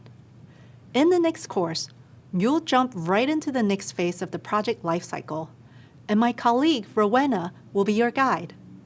Get ready to have some fun as Rowena shows you the ropes of serious project planning. Hello, welcome to this course called Planning, Putting It All Together. If you've already completed our previous courses, then you have a great foundation for what it takes to initiate a project and kick off the planning phase. Before we get started, let me introduce myself. My name is Rowena, and I'll be your instructor for this course. I work as a senior program manager in Google Cloud on a variety of projects. I mostly focus on systems and productivity enhancements for my team, which consists of around 100 full-time employees and more than 300 contractors around the world. Some of the largest scale projects that I work on impact Google Cloud sales and global sales support teams, which are made up of thousands of people. But I didn't start out building solutions for thousands of people at a global company. I left school at the age of 17 with no college degree and no real plan. Before Google, I worked in retail, hospitality, and even in the airline industry as a crew member. When I joined the corporate world, I noticed something. The processes were just as messy as the stockrooms of the retail stores where I'd worked. There was so much room to improve. I came to realize that every business is complicated and that there's always room to create order. So I started thinking about ways to automate my day-to-day tasks. I was emailing ideas to my manager and colleagues, working with teams across the company, brainstorming solutions to problems, coordinating training for my coworkers, and so much more. That's when it became clear I was project managing. I transferred into a role focused entirely on program management at Google's headquarters in Mountain View, California. In my job interview, I focused on examples of how I applied these transferable skills from my previous roles and how I could leverage the knowledge I gained from my experience. 4 years later, I'm here and I'm so excited to be partnering with you on this learning journey. From the outside, big global companies can seem as though they have it all figured out, but there's always room for new processes, and you likely have the skills and insights from your previous experiences that can be useful. So keep going, you're heading in the right direction. This course is focused on the planning phase. I'll share the tools and techniques to complete this phase. First up, I'll demonstrate how to kick off the planning phase. Then we'll explore the importance of setting and reaching milestones. For every milestone, there'll be a set of tasks to complete. So I'll teach you some tips for breaking down and distributing the workload. Later, we'll discuss the budget and how the overall budgeting process works. We'll learn about people or companies outside of your organization that may play a role in determining the budget. And we'll discuss the importance of sufficiently documenting your budget. Then, we'll discuss the various risks and the possible impact those risks can have on the project. Nothing ever goes quite as planned, but risk management is a great way to make sure you know what could go wrong and how you'll address it. This includes communicating possible risks to your stakeholders, creating a mitigation plan, and then keeping an eye on those risks to make sure they don't stall your projects. Last but not least, documentation ties it all together. Keeping all your project plans documented and organized not only helps you, but it also helps those involved knowing their responsibilities. Documentation also provides stakeholders with a window into the development of the project. It has always been important to the success of my own projects at Google, and I'm excited to explore this topic with you. Ready to get started? Meet you in the next video. Hi again. In the previous course, you learned about the initiation phase. During the initiation phase, the project manager is gathering all of the necessary preliminary information needed to get stakeholder approval and plan the project. A few key things need to happen during this time. First, the project manager gets assigned. That's you. Then, the goals of the project have to be approved, as well as the scope of the project and its deliverables. A number of people will need to be assigned to the project, and you'll have a good sense of their individual roles and responsibilities. You'll also need stakeholder sign-off on your project charter. If all of these criteria have been met, then you're set to begin planning. Planning is a significant part of ensuring a project's success. So let's take some time to discuss why it's so important. Planning is important for any project, large or small. While planning your project, you and other members of the team will determine the processes and workflows needed to meet your goals and put together ideas about how to make the project a success. While planning, you might draw from previous project experience, but don't be afraid to think of new ways to get results. Every project is different, so new and different approaches may be just the thing you need. Planning has many benefits. As we've discussed, planning helps you map out the full project. It helps you understand the work needed to achieve your goals. Planning also helps coordinate efforts and timelines with other teams, contractors, and vendors.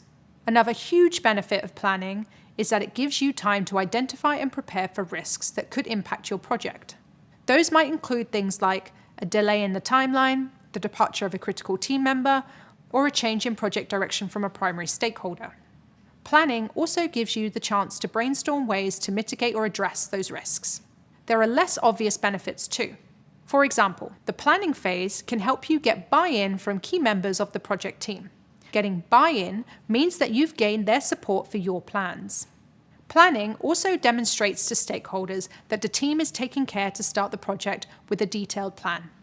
But one of the most significant benefits of planning is teamwork, which will help you push your project across the finish line.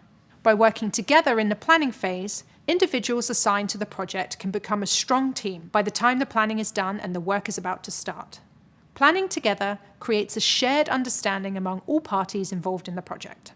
So, to recap, planning has many benefits, from helping the team to understand the work needed to achieve their goals to providing project plans to the stakeholders.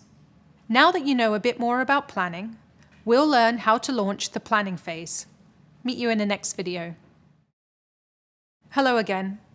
In the last video, we discussed the importance of planning. Now, let's get into the details of how to launch the planning phase. As you learned earlier, the planning phase is the second phase of a project's life cycle. This can be a challenging time for a project manager because there's so much to consider. But it's important to know that project plans don't have to be perfect the very first time. And even if you do a great job with your plans the first time around, it's likely that the plan will change as the project evolves. The planning phase may differ from project to project, but generally 3 big things are worked out during this stage: the schedule, the budget, and the risk management plan. We'll discuss each of these in greater detail later on in the course. But for now, here's some general information so you can understand why these 3 elements are so crucial to planning. Let's start with the schedule. The schedule is basically a timeline of the project. It includes the start date, the end date, and the dates for things that will happen in between. You'll use time estimation techniques to determine these dates. Let's imagine scheduling in our example project at Office Green.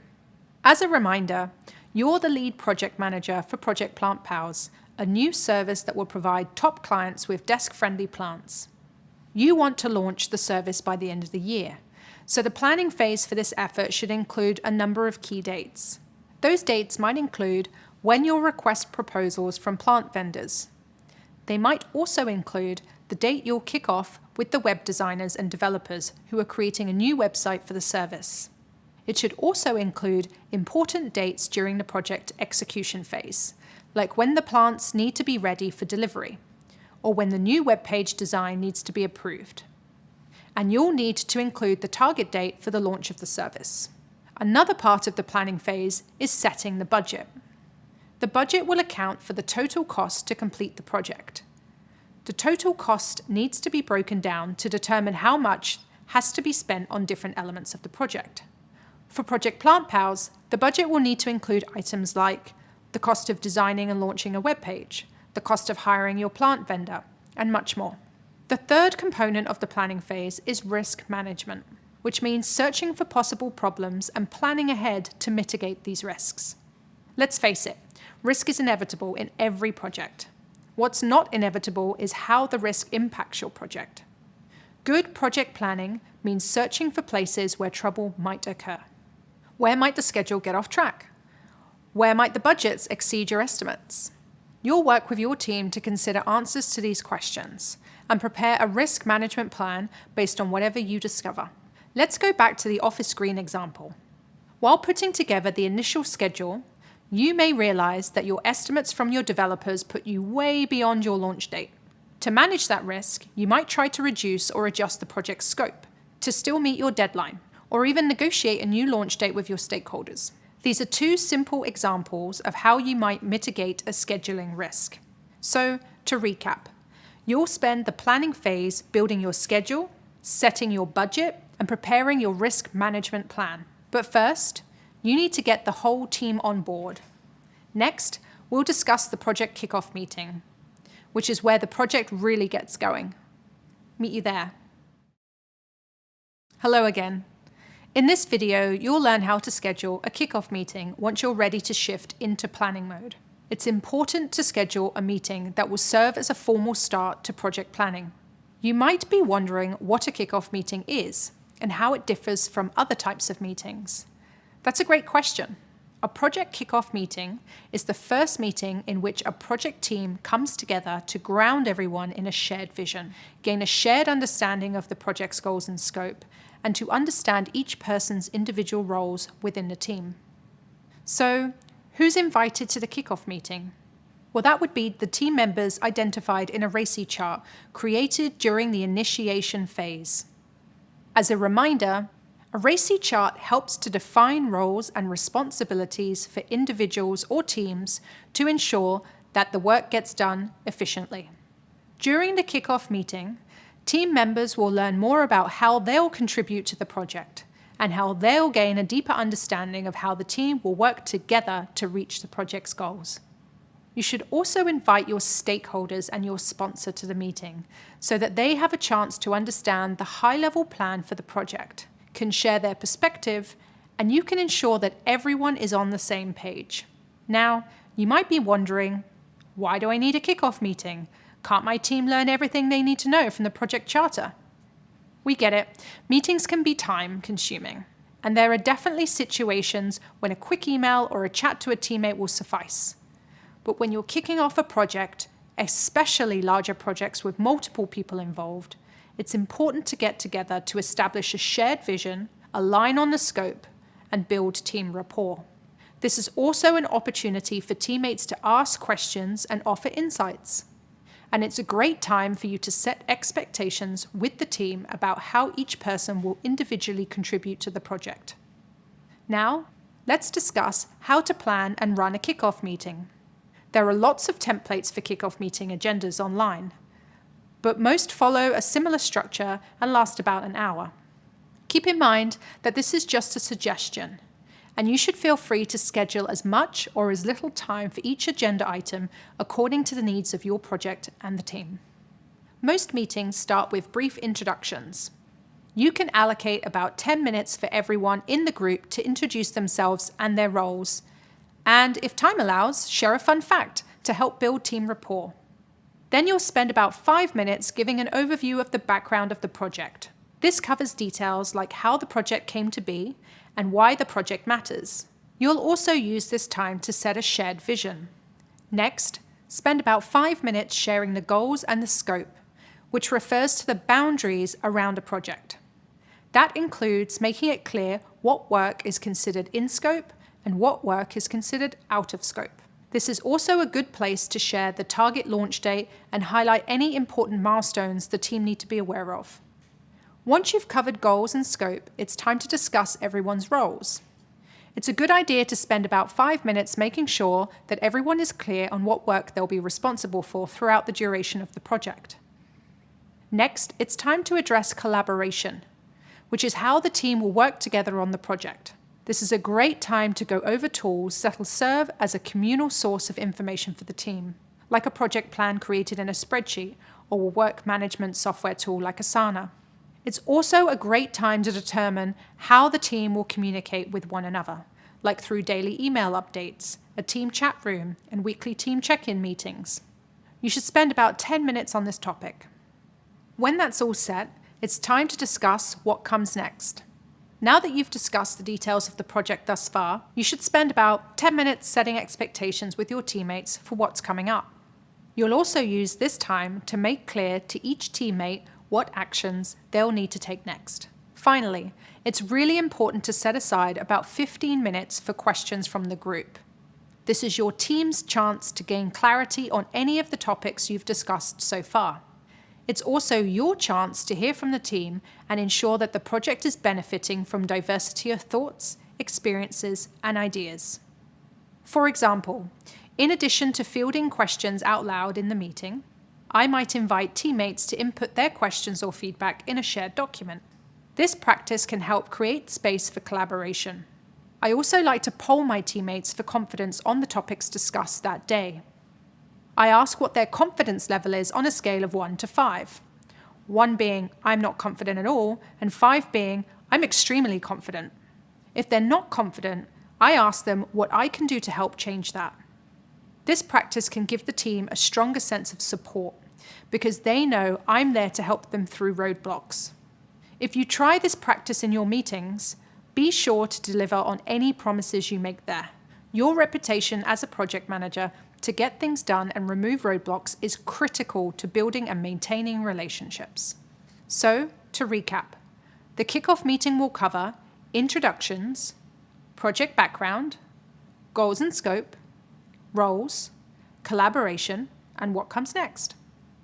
And the meeting will leave time for questions from the group at the end.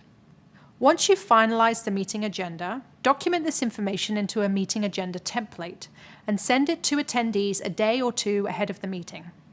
As the project manager, you'll be leading the majority of this meeting. And when you're presenting, it's difficult to take notes and present at the same time.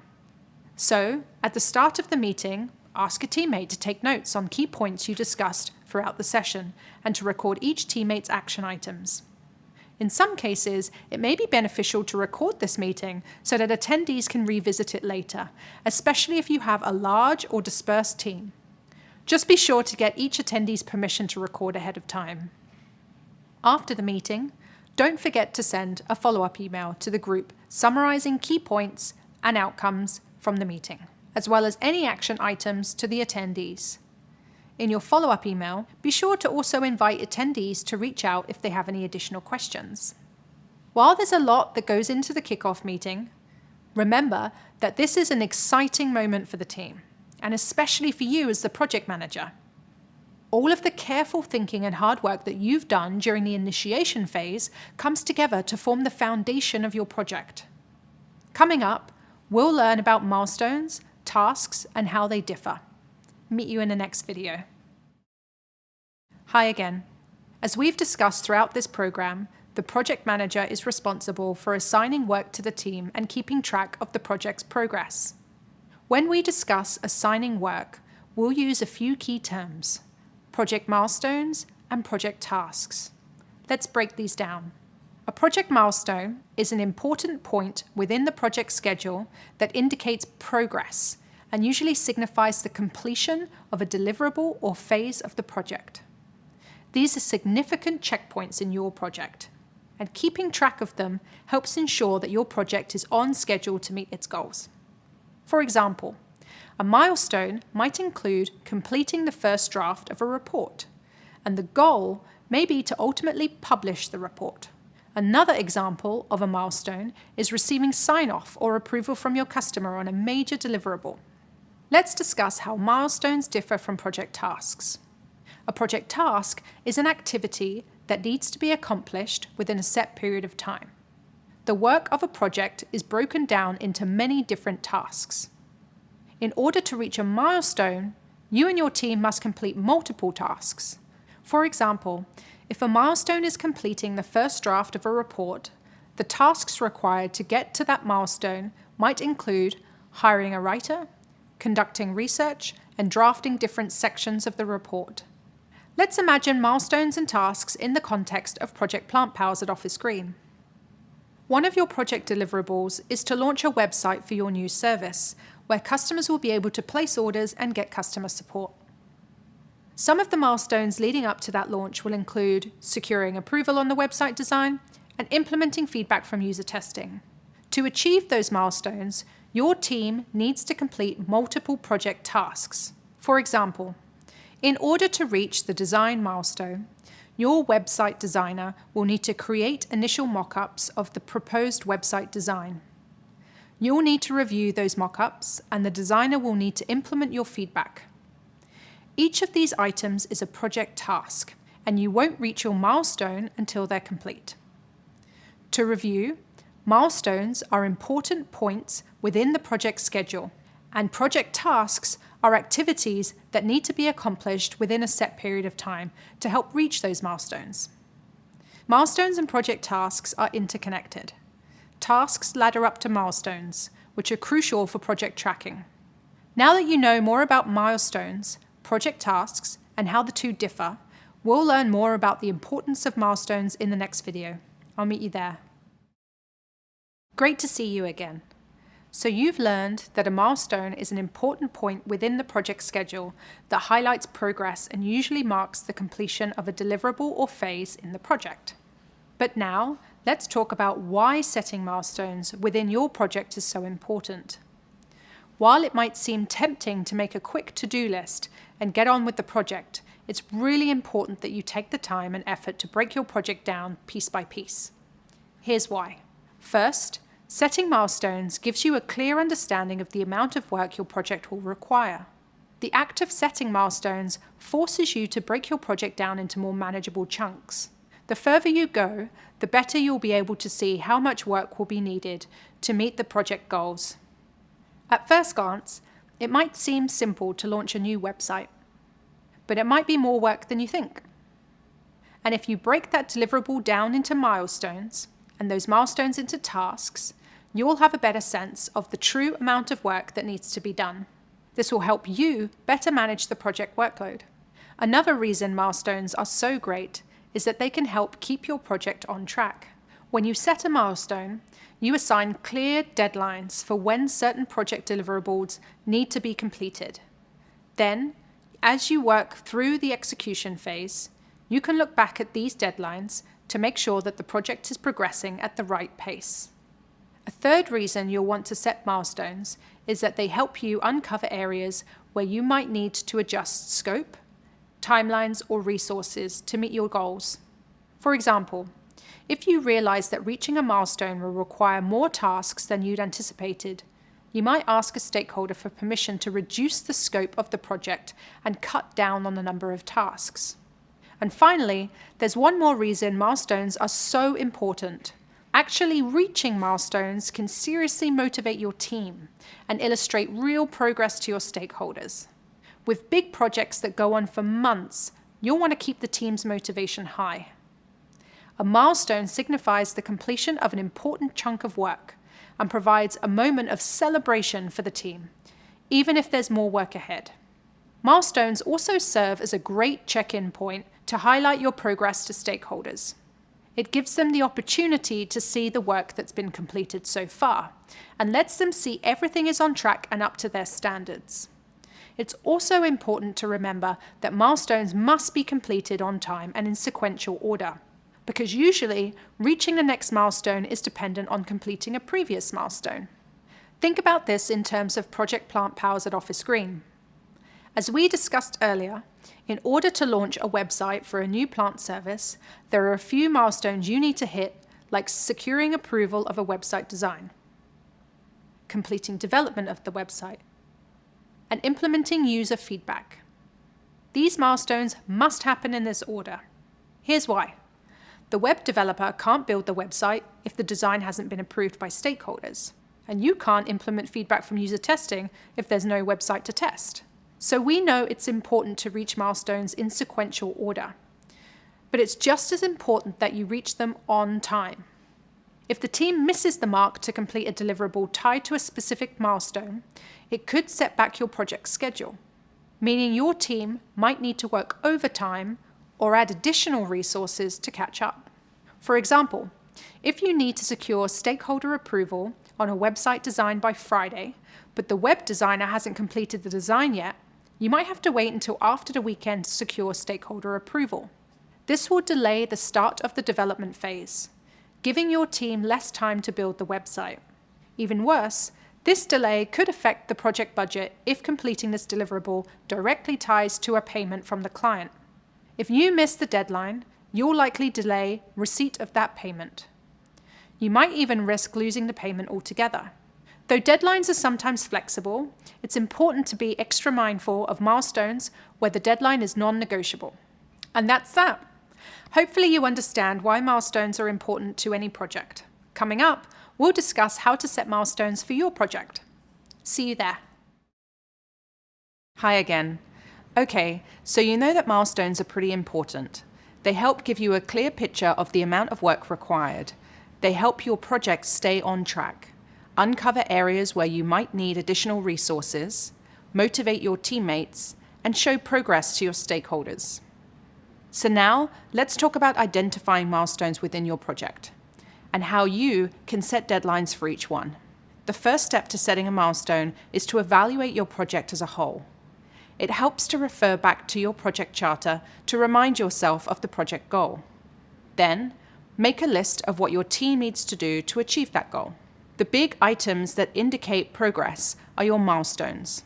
These are the key points within the project schedule that signify the completion of a project deliverable or a phase in the project. Smaller items, like any item that a stakeholder wouldn't need to review, for example, are tasks. You'll plan for these once you've separated them out from the milestones. So let's go back to our Office Green example. One of the project deliverables is a new website. And as we determined earlier, some milestones for our Office Green website scenario include securing approval of website design, completing development of the website, and implementing user feedback. Mocking up initial designs or building a landing page are smaller items on your list, so those are marked as tasks. Try to keep in mind that some projects might have many milestones, while others might just have 2 or 3. There's no one right number of milestones to set.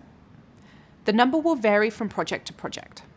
Once you've determined your milestones, the next step is to assign each one a deadline.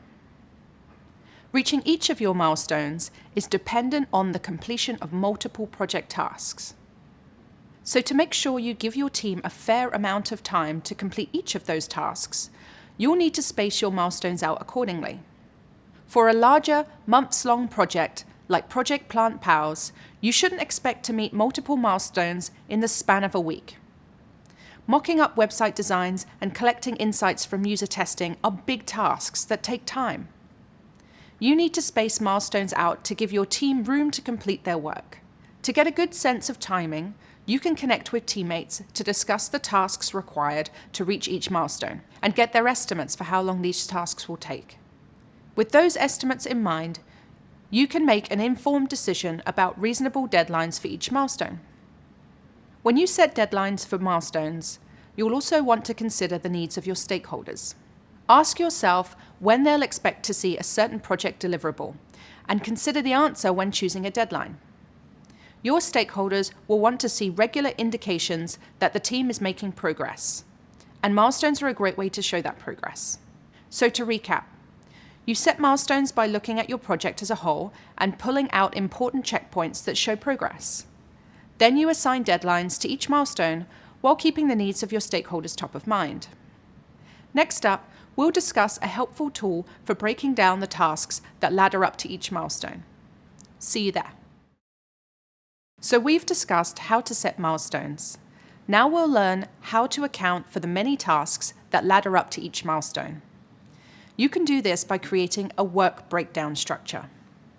Let's start with a definition. A work breakdown structure, often abbreviated to WBS, is a tool that sorts the milestones and tasks of a project in a hierarchy in the order they need to be completed. This is a helpful tool because it helps break down the sometimes intimidating challenges of a project into more manageable chunks. Big projects like publishing a report or organizing a conference seem a lot less daunting when the work required to get there is broken down step by step, with a clear pathway from the beginning of the project to the end. Let's look at an example of a basic work breakdown structure. There are lots of different ways to design a work breakdown structure, but one common way is to create a tree diagram of project tasks. Let's say that we're creating a work breakdown structure for the Project Plant Pals website launch. At the top of the diagram is the name of the project. The second level of our diagram breaks the project down into 3 milestones. These include securing design approval, developing the site, and implementing user feedback. At the third level of the chart, we can see each of those milestones gets further broken down into a series of project tasks. For example, tasks listed beneath your design approval milestone include mocking up designs and collecting feedback. This is a very simple example of a work breakdown structure. Here, we've only created a work breakdown structure for a new website, which is just one of the Project Plant Pals deliverables. Keep in mind that in future project management roles, you'll likely create a WBS that outlines the tasks for an entire project. It's also important to note that while creating a work breakdown structure is a helpful exercise for visualizing the tasks of a project, you wouldn't typically include this type of diagram in your official project plan. Instead, you'd input the tasks identified through this exercise into a spreadsheet or your chosen work management software, where you can more easily assign owners to each task. Okay, so after completing a work breakdown structure and organizing those tasks in a spreadsheet, a few things should be clearer to you. First, you should have a set of discrete project tasks that ladder up to each of your milestones. You and your teammates will know exactly what needs to happen to reach your first milestone, and the milestones after that. Second, you're now in a good position to assign those tasks to members of the project team. Each person should have a clear understanding of the tasks they own, and the order in which they need to complete them. Let's break down how to assign tasks. Tasks are typically assigned according to a person's role in the project. For example, in our Office Green scenario, the web designer is assigned to the task of mocking up the initial website design. You are assigned to the task of reviewing that design and providing feedback. And the designer is assigned to the task of implementing your feedback. A web developer will be assigned to the next task of developing the site itself.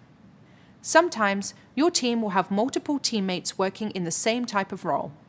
To assign tasks between 2 or more team members with the same roles, you might take into consideration each person's familiarity with the tasks at hand.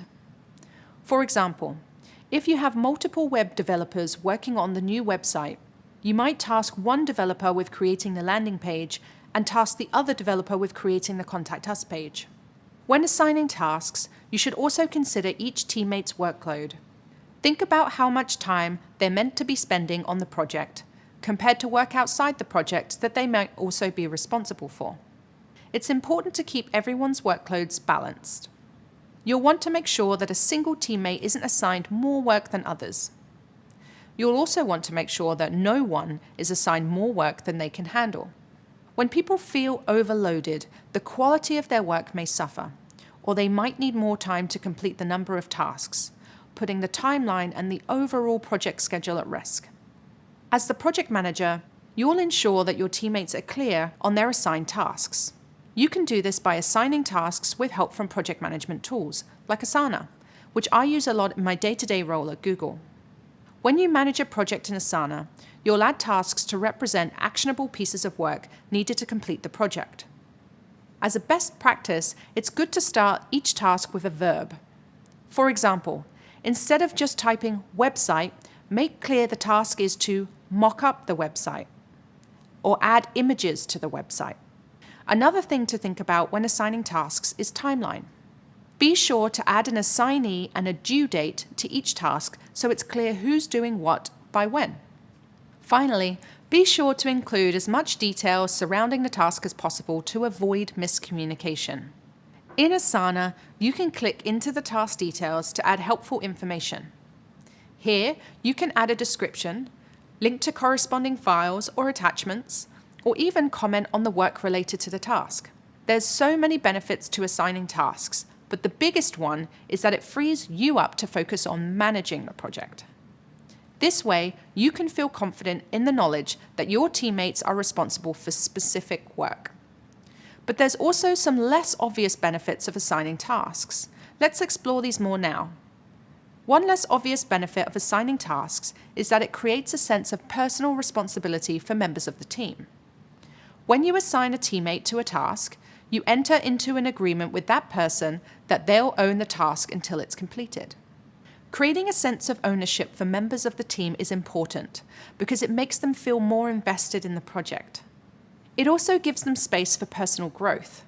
Plus, it supports your own skill building as a manager who's a supportive delegator.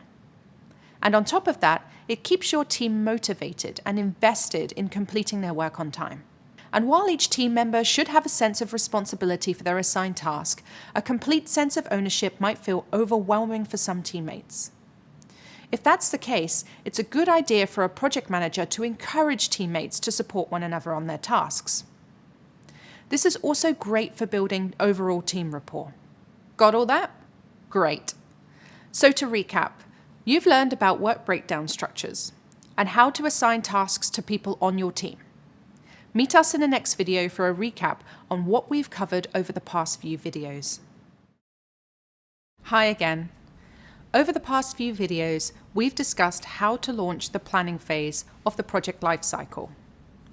This is where you'll build your schedule, set your budget, and prepare your risk management plan. You also learned about an important part of the planning phase, the project kickoff meeting. This is a key moment where you can meet with your team and stakeholders to establish a shared vision, align on scope, build rapport, ask questions, and set expectations.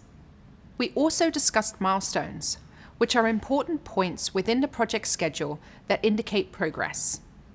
And we also learned about tasks, which are activities that need to be accomplished within a set period of time. Then you learned about the value of milestones and how to set them. And you learned how to take those milestones, break them down into tasks, and record that information in a work breakdown structure. Next, we'll explore estimating time and setting a schedule. See you soon.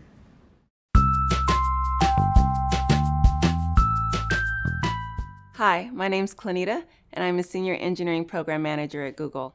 So the planning phase of project management is essentially the time where you take a step back and you reflect on what's the scope of the project. So what are the problems that we need to solve? When you look at planning for projects, it's critical to understanding what you're building, who you're building for, and how long you have to build it. We look at our risk to make sure that we know what potentially could derail the project, and if possible, create mitigation that would circumvent any risks that we may come in contact with, or just be aware of things like scope. We also look at timing. Is there a deadline that we need to hit? And if so, do we have enough time to hit that deadline? We assess the work that needs to be done to understand if the work that needs to be done in order to meet the requirements fits into the timeline that we have. We also look at testing, what the testing plan looks like, what is success going to look like, so we know what the target is, so that when we hit the target and we validate it, we already know what metrics we expect to get. I'm a planner, it's just in my nature. Planning sets a tone for what we're actually doing together. It creates a sense of team. The planning also aligns everybody to understanding what it is we're all shooting for, what it is our goals are, what success is going to look like.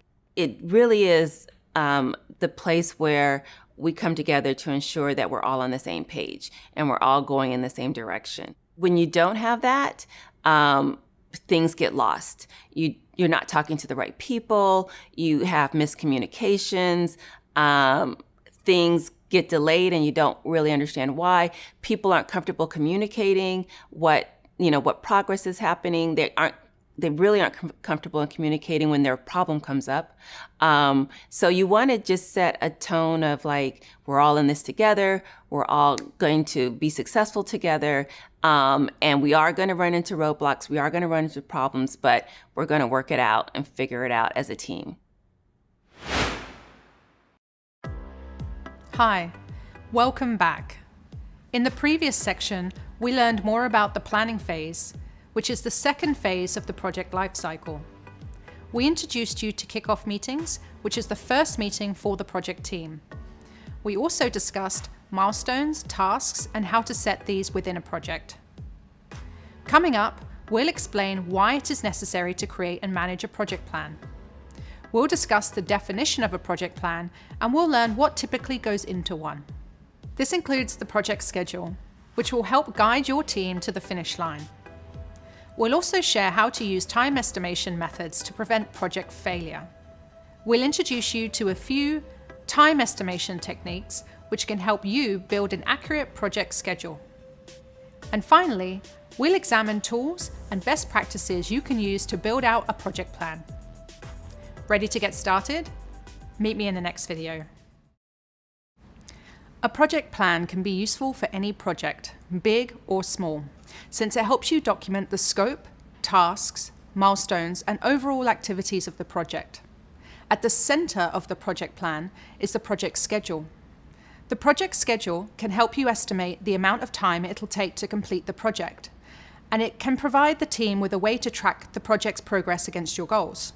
What goes into a project plan may vary from company to company, but most plans contain these 5 basic elements. These are tasks, milestones, people, documentation, and time. Let's break those down. A project plan will include tasks and milestones. 2 topics we discussed before. Tasks are activities that need to be accomplished within a set period of time.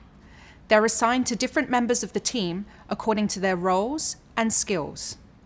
And milestones are important points within the schedule that indicate progress.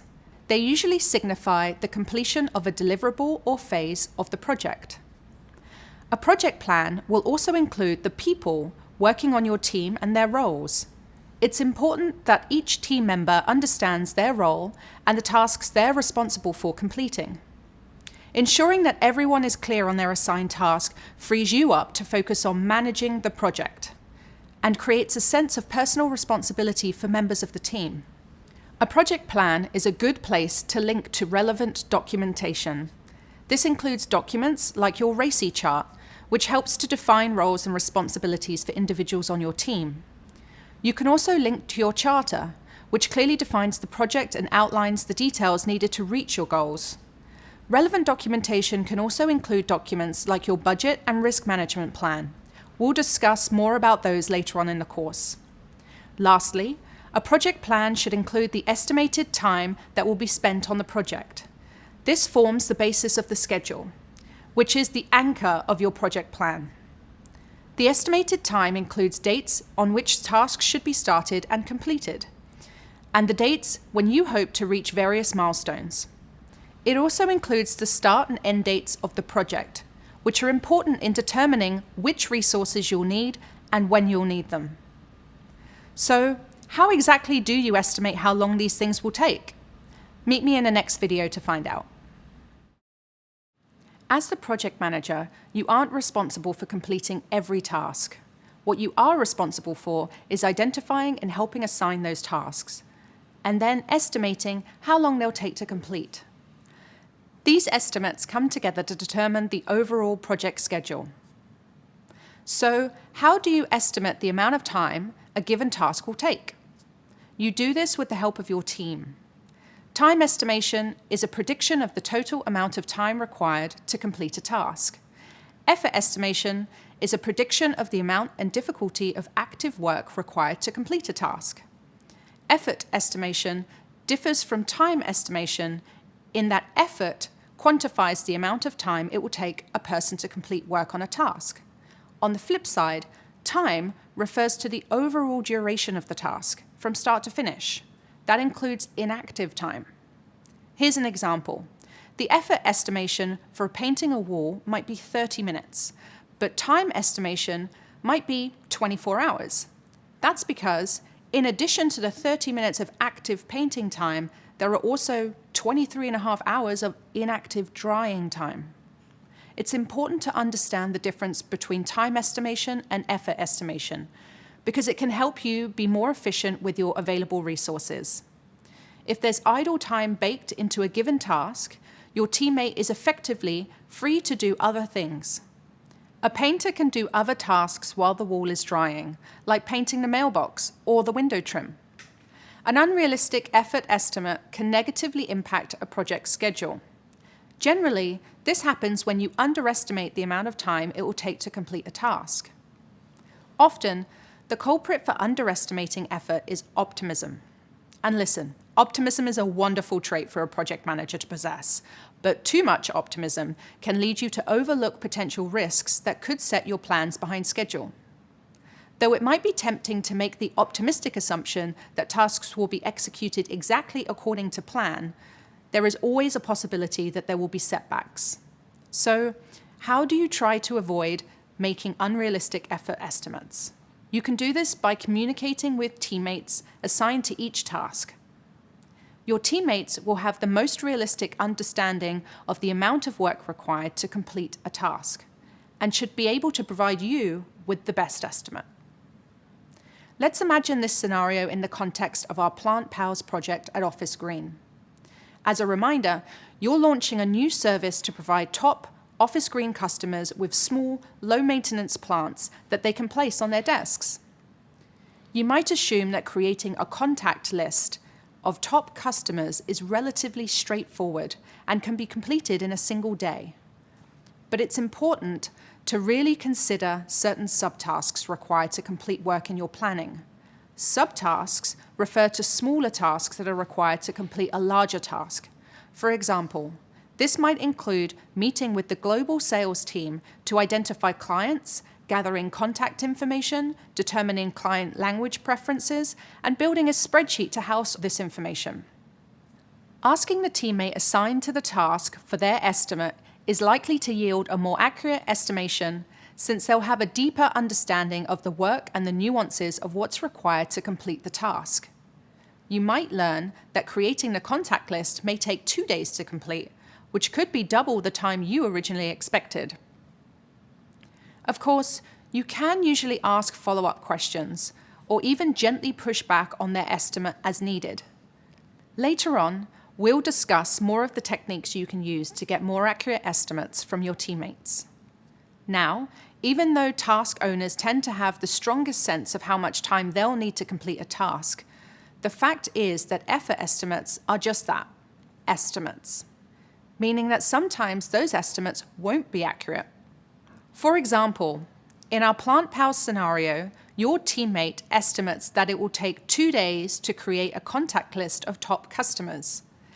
But let's say that the sales team is out of the office for a team building exercise and unable to meet about the client list until after the weekend.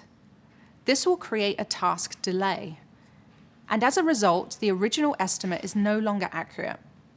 Luckily, there's a helpful tool called a buffer that you can use during the planning phase to protect against inaccurate effort estimates. A buffer is extra time added to the end of a task or a project to account for unexpected slowdowns or delays in work progress. Buffers are important because they can provide some leeway, just in case your time and effort estimates turn out to fall a bit short. With a buffer, you can add extra time into your schedule, and your project shouldn't fall off track when task delays inevitably arise. There are 2 types of buffers you can use when planning your schedule: task buffers and project buffers. First, we have task buffers, which refer to extra time tacked onto a specific task. Task buffers should be used primarily for tasks that are out of the project team's control. For example, you might ask a potential plant vendor to provide you with a cost estimate by Monday. You might assign them this deadline knowing that you won't actually need the estimate until Thursday. The time between Monday and Thursday is your buffer, and it provides your team with extra time just in case the vendor sends their estimates to you a day or 2 late. Task buffers should be used more sparingly for tasks within the project team's control. For example, you might choose to add buffers only to tasks that are difficult to complete or that have an element of unpredictability, like the length of time it will take plants to grow. Adding a buffer to every task could lengthen your project schedule unnecessarily, leaving you, your team, and your stakeholders with an unrealistic timeline. This is where project buffers come in handy. Project buffers differ from task buffers in that they provide extra time to the overall project schedule. Rather than adding a buffer to every task, you can add extra time as a buffer towards the end of your project schedule. Then you can use that extra time, 2 to 3 days for example, as needed throughout the project. For instance, if a teammate misses a deadline here and there, the project buffer gives you space in the overall schedule to make up for lost time. I use buffers often in my day-to-day role at Google. For example, on a recent project at Google, I was working with a new hire who was great at coding, but kept missing deadlines.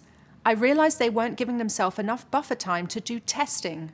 I started to ask questions about their current workload and the complexity of their tasks. And based on their answers to those questions, I was able to gather insights about their work and determine where I needed to add buffer to their tasks. Ultimately, my goal is to ensure that I'm setting a realistic timeline for the project. After all, if you hit your project goal 2 months later than expected, your organization may not consider the project a success. Time estimation, effort estimation, and buffers can help you build realistic plans for reaching the project goal. Hi again. Okay, so we've discussed time estimation, which is a prediction of the total amount of time that will be required to complete a task. And we've also discussed effort estimation, which is a prediction of the amount and difficulty of active work required to complete a task. These techniques can help you estimate the length of time it will take to complete a task. Once you have that information, you'll need to determine if you have the right number of people to get the work done. To figure this out, you can use a technique called capacity planning. First, let's define capacity. Capacity refers to the amount of work that the people or resources assigned to the project can reasonably complete in a set period of time.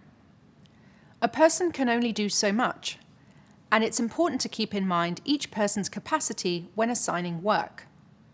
This is where capacity planning comes in.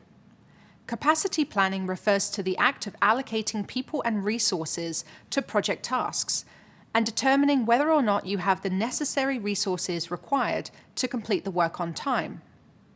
During this process, you might find that you need more resources to speed up the project timeline, like a second web developer or a third writer. Let's imagine capacity planning in the context of our Plant Pals project at Office Green. If you know that you'll need to deliver plants to 100 customers over a period of 5 days, then you'll need to determine if you've hired enough delivery drivers to meet that deadline. If one driver averages 4 deliveries within an 8-hour workday, then you know you'll need to hire at least 5 drivers to complete the work on time.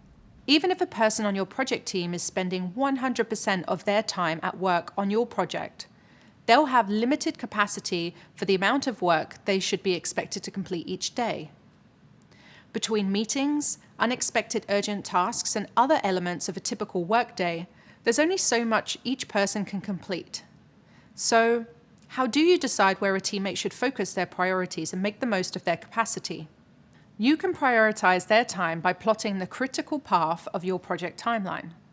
The critical path refers to the list of project milestones that you must reach in order to meet the project goal on schedule, as well as the mandatory tasks that contribute to the completion of each milestone. Anything else is considered off the critical path.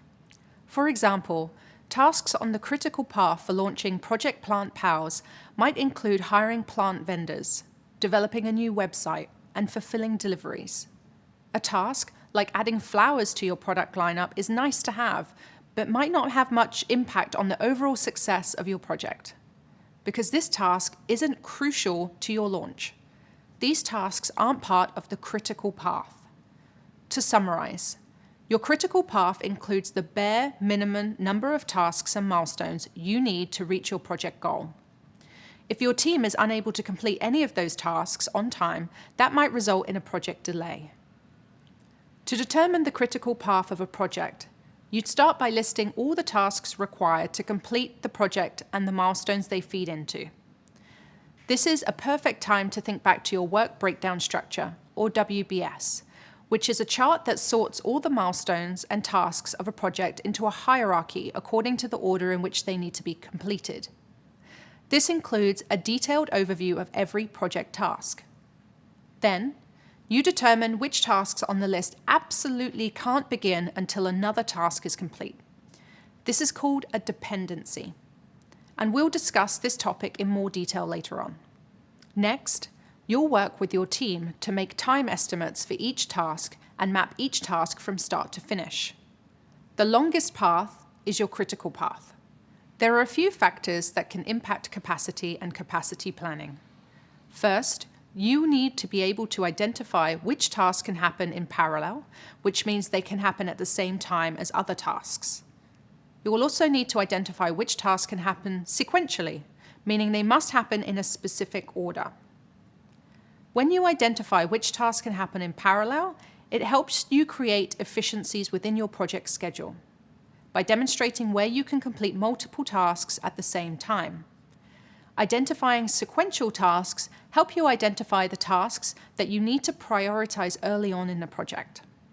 For example, a sequential task for your Plant Pals project may include needing budget approval before hiring a vendor.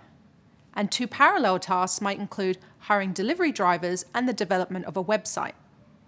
These tasks have no relationship to one another, as they focus on different portions of the project and can be completed by different members of the team. That means that one task can begin even if the other task hasn't been completed. And so the work to complete these tasks can happen at the same time. You also need to determine which project tasks have a fixed start date. A fixed start date refers to the date on which you must start work on your task in order to achieve your goal. Identifying whether or not your tasks have a fixed start dates can help with capacity planning because it helps ensure that you'll have the right number of people available to complete tasks on time. For example, let's imagine that your contract says you'll need to deliver 100 plants on a specific date. That means that the task of picking up those plants has a fixed start date of 1 day prior to delivery. Alternatively, some tasks might have an earliest start date. An earliest start date refers to the earliest date in which you can begin working on a task. Identifying an earliest start date can set accurate expectations for when vendors and team members will be up and running on the project. This can help you plan your work and prioritize your work accordingly. For example, If you're working with a new vendor, you need to wait until contracts are signed and the purchase order is approved and created before the vendor can start. Let's say that, at Office Green, this process can take about 3 weeks. Based on this information, you can determine that the earliest start date for your vendor will be 3 weeks from the kickoff meeting with your vendor. Another best practice for capacity planning and creating the critical path includes identifying if a task has float, also sometimes known as slack. Float refers to the amount of time you can wait to begin a task before it impacts the project schedule and threatens the project outcome. These are high priority tasks that have low to no wiggle room. This helps reinforce what is and what is not on your critical path. For instance, tasks on the critical path should have 0 float, meaning there is no room for delays, and tasks that do have float are not a part of the critical path. For example, the shipment of plants to a priority customer who's requested their delivery on a specific date is a task that has 0 float. Great. You've now learned a bit more about how to define capacity, capacity planning, and critical path. We also discussed the techniques used to identify critical path in a project and the various factors that can impact capacity and capacity planning. In the next video, we'll continue learning how to create viable estimates in a project plan. You'll also find out how your soft skills can help the effectiveness of your team. Meet you there. Hi again. Ready to get back into it? Let's go. Time estimation, effort estimation, and capacity planning are all helpful techniques for creating your project schedule. And at the center of all this planning is your team. Throughout the schedule planning process, you're working with teammates to gather estimates, and you're taking into account each person's capacity when building the project schedule.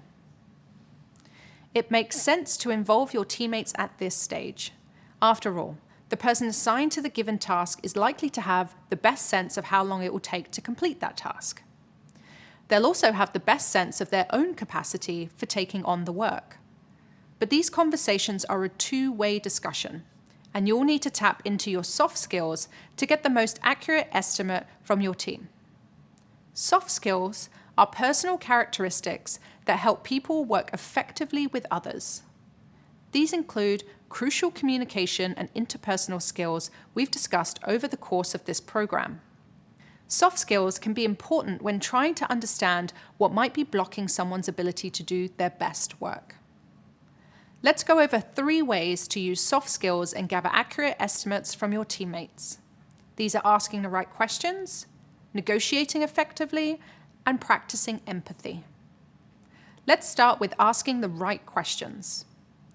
Think of conversations around the time estimation as a kind of interview. You're connecting with your teammates to learn more about how they work on specific tasks, and you'll use this information to build your schedule. To aim to get the most relevant information from these conversations, you'll want to be certain that you're asking effective, open-ended questions that lead to the answers you're seeking. An open-ended question is a question that cannot be answered with a yes or a no. The answer provides the relevant details of what you need to know. Let's imagine this in the context of your project at Office Green. You've discussed the design of a new website with your web designer, and you'd like to know how long it will take them to mock up designs for your review. Now let's say you start the conversation by asking a question like, can you complete the mock-ups in 1 week? This is a closed-ended question and might elicit a simple yes or no answer, which doesn't tell you much about the task of designing a website or about your teammates' working style. Now, imagine if you had started this conversation with an open-ended question. For example, you might ask the web designer something like, how long does it typically take you to mock up a website design like this one? This is an open-ended question and is more likely to elicit a more detailed response.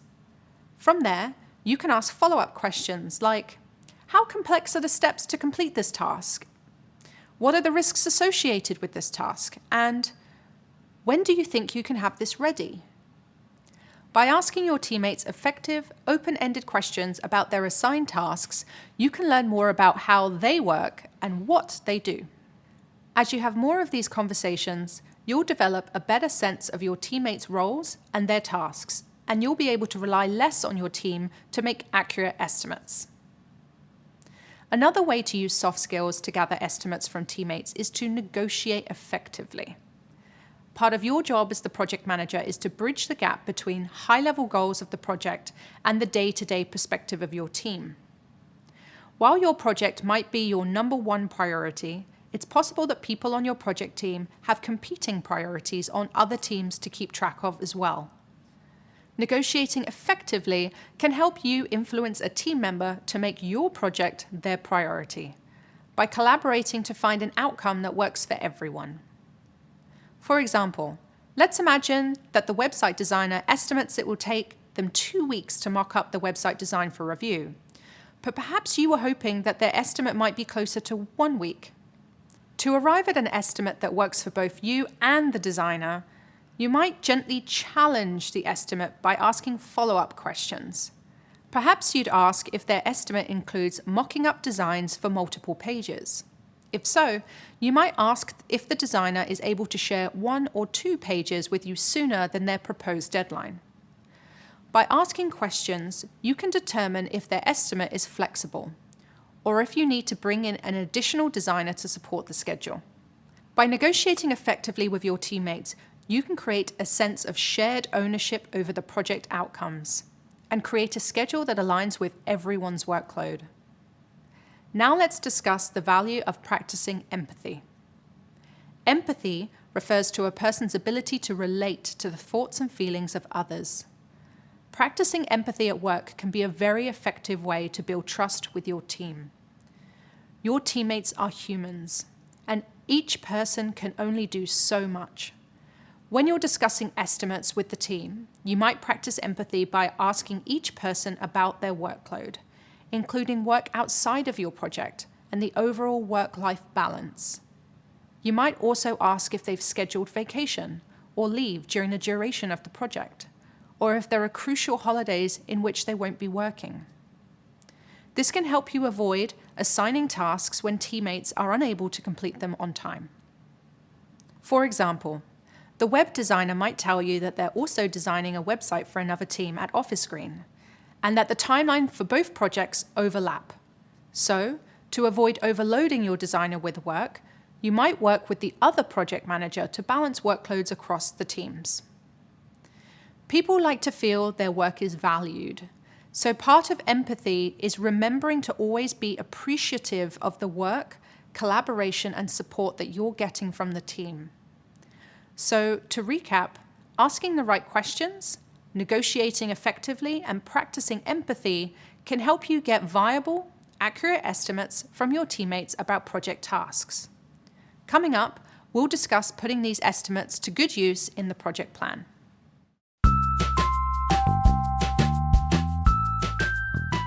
Hi, my name is Angel, and I'm a program manager at Google. I'm a mechanical engineer by degree, and my first boss out of school said, you're an okay engineer, but your people skills are off the charts. And having a technical background and having really good people skills is hard to find.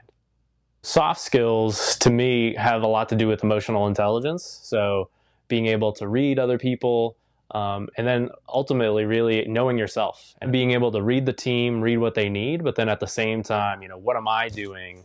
Either influencing the team in a good way, in a bad way, or just a different way. Just asking sometimes people that don't usually kind of raise their hand to give input goes a long way, because a lot of times the folks that are maybe a little more quiet are genuinely thinking about the problem and may have a lot of insights that if you didn't kind of catch on that or ask them, you could miss out. And so to me, soft skills just means just really understanding kind of the emotional needs of the team. And that can really help with, whether it's estimations or costs, whether it be labor or dollar wise, get kind of the full view from the team of what that might look like. When it comes to task estimation and time estimations, the other thing is just asking good questions. So not just, I need you to go faster, but really saying, hey, how much faster could you go if I gave you this? What is stopping you from going faster? What teams would you need to get involved to kind of help this, right? Or, hey, we have an issue. Are there similar issues in other parts of this project? And do we need to get together in a larger group to kind of bring that together? I think as a program manager, that's really your role, is to kind of see patterns in a project and see kind of where things are either slowing down or at a complete stop, and having those soft skills to be able to bring the team together to solve that problem, and to even just see it, right? Just to acknowledge that there is a problem, and instead of, blaming, is really just digging in and kind of, how do we learn from this? How do we fix this? How do we move on? Some of the things that also help is just relating to your team members. And if you've either been in a similar situation or just trying to understand what their process is. Sometimes just having people walk through the estimate out loud can sometimes come up with realizations of, oh, we could save more time or could improve this just by talking it out. I've been a project manager, for machines that make labels, to locomotive engines, to how you make plywood. So project management skills, don't necessarily need to be all about kind of the field that you're in. It's really more about kind of the method and the process and kind of how you structure a team and get people to work together. Hi again. In the previous videos, we took you through a few different time estimation methods. Now you can relate how to use time estimation methods to prevent project failure. Let's discuss how to pull all of this information into a project plan to help you and your team stay on track to meet your goals. Even the simplest projects can benefit from a clear plan, and an anchor of a good project plan is a clear schedule containing all the tasks of a project, their owners, and when they need to be completed. Once you have your project schedule, you can build a solid plan around that schedule using tools like spreadsheets and Asana. We'll explain these tools in a few moments. But first, let's discuss building a project schedule. There are many helpful tools that you can use to create a project schedule, but let's focus on one that we sometimes use here at Google called a Gantt chart. A Gantt chart is a horizontal bar chart that maps out a project schedule. Fun fact, the chart gets its name from American engineer Henry Gantt, who helped popularize the chart in the early 1900s. So, why did people working in project management find this chart useful? Well, it's a highly visual representation of a project's tasks, with clear breakdowns of who's responsible for the work and when those tasks are due. For many people, a visual aid that builds upon written directions can be a helpful way to understand and synthesize the work they need to do, when they need to complete it, and how their individual tasks connect to the other tasks in a project. Gantt charts are almost like calendars. They feature the start and end dates of each task, and the bars align with how much time is devoted to each of those tasks. For example, let's say that your teammate Leon is tasked with creating a project charter, and another teammate, Kylie, is tasked with reviewing and editing the charter when Leon is finished. Using a Gantt chart, you'll use colored bars to illustrate the days that they'll be working on these tasks. With this method, you and the rest of your team can determine that Leon has Friday, Monday, and Tuesday to work on the chart, and Kylie has Wednesday to complete any revisions. The bars cascade down the chart to illustrate the passing of time, and the blocks of time in which the tasks are completed. Gantt charts can be a helpful tool for tracking schedules. But what kinds of tools can you use to make a Gantt chart? There are a few options, but we're going to focus on the straightforward spreadsheet. Creating a Gantt chart in a spreadsheet is pretty simple. You can organize your left columns by items like task title, task owner, start date, due date, duration, and % of task complete. This is a great place to list the tasks and milestones previously identified in a work breakdown structure. you'll include relevant information in the rows below, organized by start date. On the right side of your sheet, you'll order your columns by the weeks estimated to complete the project from start to finish. In the rows below that, you'll include bars representing the dates when certain tasks will take place.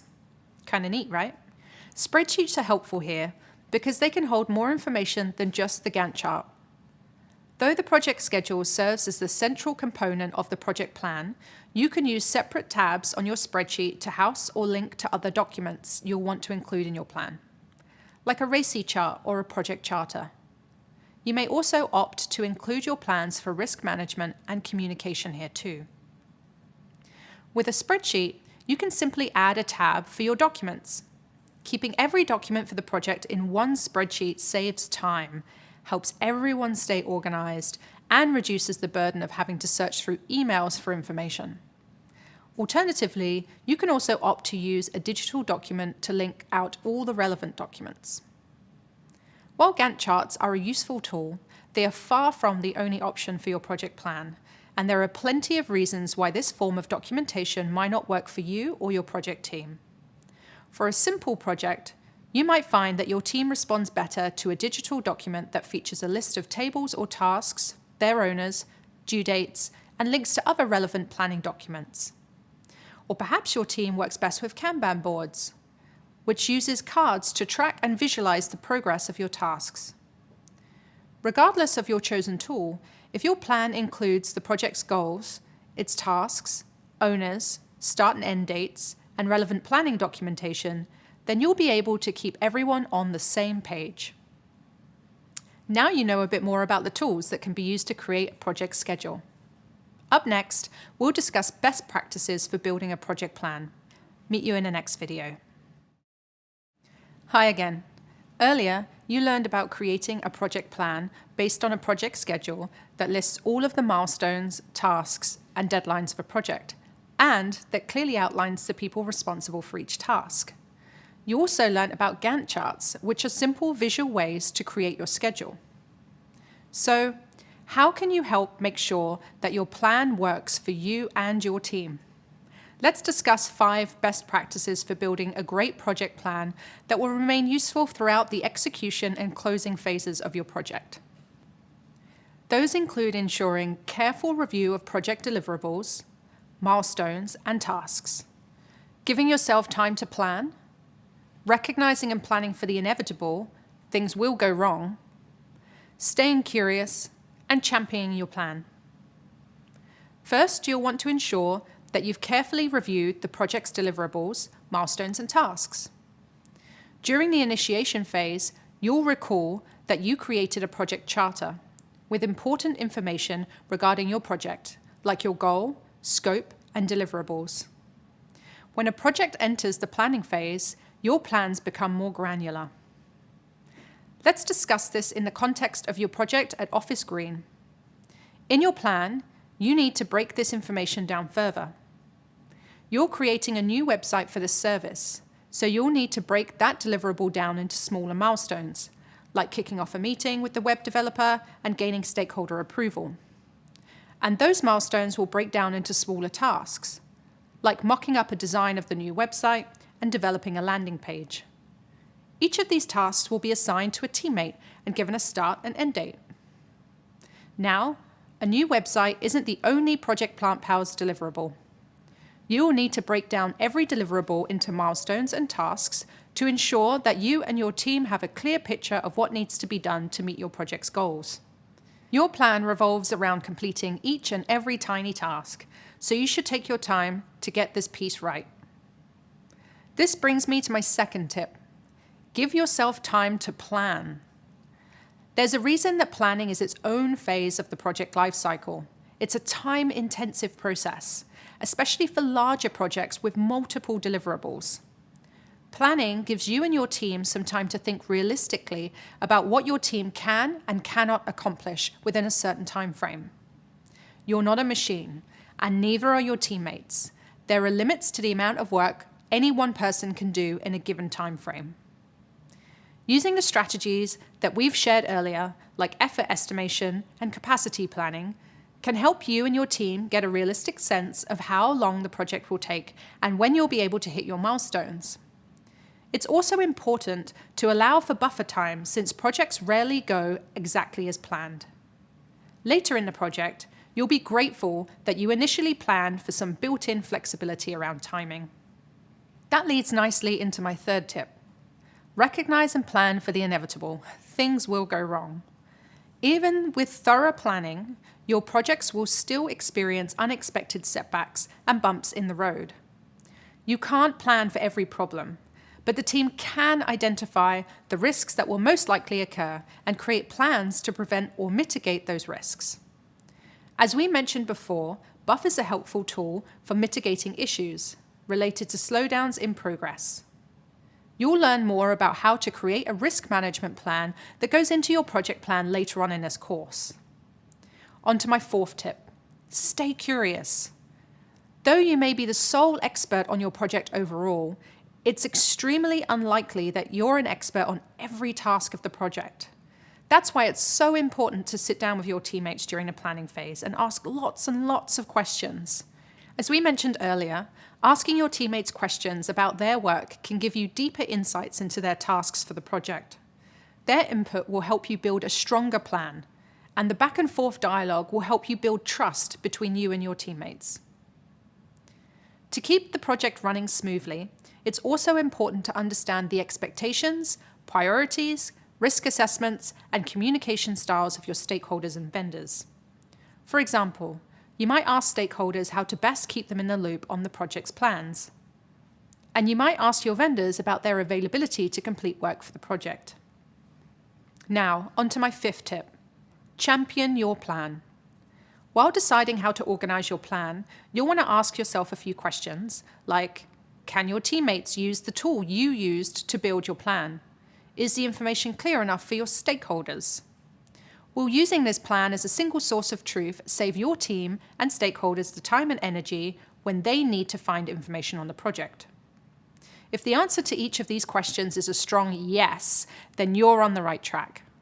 To achieve buy-in from your teammates and stakeholders on your project plan, champion it. Tell your team why it benefits them to stay on top of the plan. By doing so, you may influence your teammates to stay on track and update the plan regularly. So to recap, you can set your project plan up for success if you review your deliverables, milestones, and tasks. Give yourself time to plan, prepare for things to go wrong, stay curious, and champion your plan once it's finalized. Coming up, we'll recap what you've learned over the past few videos. See you there. Nice work. Let's recap what we've just covered. First, we took you through why it's necessary to create and manage a project plan. At the center of the project plan is a project schedule, and we discussed methods for determining realistic time and effort estimates for each task. You also learned more about the power of soft skills to help you gather time and effort estimates from members of your team. We also introduced you to a Gantt chart, which is a useful tool for visualizing a project schedule. And I shared my best practices for creating a project plan that will serve as a useful source of information throughout the planning phase and execution phase. Coming up, we'll take you through managing costs and budgets. See you soon. Welcome back. Previously, we learned about creating and managing a project plan and using time estimation to prevent project failure. Coming up, we're going to shift the discussion to the inner workings of a project budget. So let's discuss money. As mentioned before, a lot of project management skills may overlap with common skills that you already use in your everyday life. And you may already have some kind of budgeting experience. Budgeting in the project management world is a complex process involving many different parties and documentation. I'm going to teach you how to create and manage a real-world project budget. We'll discuss the many components of a budget and how stakeholders play a role in the budgeting process. You'll learn about the importance of procurement in project management. If you don't know what that means yet, sit tight. You'll understand that concept soon enough. You'll also learn about vendor management and procurement in both the agile and the traditional methodology settings. There will be several new concepts around legal and contractual documentation introduced throughout. such as NDAs, RFPs, and SOWs. You'll learn that project managers are fluent in acronyms, and soon you will be too. I will explain each of these acronyms coming up. We'll also teach you about the role that legal teams and ethics play in procurement. I'll give you a hint. It's a big one. Starting a new project and sourcing materials and vendors without considering the ethical implications can get project managers into hot water. So you'll learn more about legal teams and ethics to help you avoid these tricky situations. The best part? You'll get pretty hands-on here, since you'll create your own documentation using our templates. Are you ready? We'll get started in the next video. Let's get back to budgeting. You may already set a budget to help you stay on track with your monthly expenses in your personal life. Many people do, because it allows them to feel prepared and in control of their finances. The same is true about project budgeting. Project budgeting is a little more complex than your personal budget. We'll help you understand and go a little deeper into what a project budget entails. A project budget is the estimated monetary resources needed to achieve the project's goals and objectives. When reviewing a project budget, you need to consider all of the potential and projected costs needed to complete the project. You break the budget down by milestones, which are important points within the project schedule that indicate progress and usually signifies the completion of a deliverable or phase of the project, and list activities and tasks alongside their associated costs. This ensures that you calculate the correct expenses for a particular period of time. This is considered a forecast. A forecast for your project budget is a cost estimate or a prediction over a period of time. You'll frequently review your project budget, and it will evolve throughout the project lifecycle. These budgets usually contain items such as labor, operating costs, and costs associated with obtaining necessary materials like hardware, software, or equipment. The importance of a project budget focuses on more than just saving money. In project management, a budget is considered a deliverable. It is a success metric. The project budget is a tool to communicate exactly what is needed and when it is needed with stakeholders. The budget will have a direct effect on the company's financial viability. So, as you can probably tell by now, it's an integral part of project management. Budget creation takes place in the initiation phase of your project. Keep in mind that the budget will be adjusted as needed throughout the life cycle of the project. Depending on your role in the company, you won't always be the sole creator of the budget. Your ownership over things like budget and vendor relationship may vary, depending on factors such as size of the company or support team or the team organizational chart. Although you may not always manage the budget from start to finish, budget and milestones go hand in hand. So it's important for you to know the ins and outs of the budget throughout the project. As a project manager, you may be tasked with obtaining approvals for spending. Most companies have a signing or spending policy. This usually outlines who has the authority to commit resources or incur costs or other obligations on behalf of the company. This is important because you won't be able to continue with some of your deliverables or action items if you don't know how much certain activities will cost and whether you have the necessary funds available. It wouldn't make any sense to rent a property without checking on the rental costs first, right? That's especially true if the rental price is higher than your budget. The same thinking is applicable for your project budgeting. The budgeting process usually happens in conjunction with the scheduling process, because the steps of the scheduling process are highly dependent on the costs. The project manager will collaborate with people on the project to create their estimations. For the most part, after the cost estimating process has been completed, it's common for the project sponsor or another key stakeholder to review and approve estimation costs and, if necessary, adjust and reallocate funds for the project. This could mean that either the CEO or the COO are the ones giving the okay or the final sign-off. For example, in our Office Green project, the Director of Product has sign-off approval. As we mentioned before, the project manager will most likely need some kind of sign-off from the finance department. This may vary from company to company, so just make sure you're aware of your company's processes. Project budgeting is never a one-size-fits-all operation. As the project manager, you'll have to prioritize where you allocate funds within the project to ensure maximum output. Ultimately, most projects are created to improve workforce productivity, increase revenue, or attempt to save costs within an organization. Budgeting is one of the most important aspects of project management, and when you start, to stay on budget is one of the trickiest tasks. It's important not to go over budget and cost the company extra money. And it's equally important not to be under budget either, since that might affect the company's budget for the next year. When it comes to high-profile businesses, such as publicly traded companies like Google, or public sector organizations such as your local education department, they may have a requirement to report on their financial performance to shareholders or auditors. Going too far over or under budget will change the way the company budgets for the next year, potentially leaving you with less money to work with in the future. In other words, a project manager must show the requested amount of money was used in order to secure enough budget for future projects. For smaller businesses, there may be a tighter budget, in which case it's especially critical to be careful about spending too much money on a project than initially allocated. It's really helpful to your overall success as a project manager to understand budgeting. So in the next video, we're going to learn the specific ins and outs of what's included in a budget. See you soon. Now that you have an understanding of what a budget is, let's discuss some specific components in a budget. There are so many things to factor into project budgeting. Unfortunately, it's not quite as simple as a company saying, we have $5,000, so that's our budget. When you go to the grocery store, in the same way that you don't determine how much apples will cost, businesses can't just decide that they want to spend $200 on a project if the market rate for a project of the same caliber is $2,000.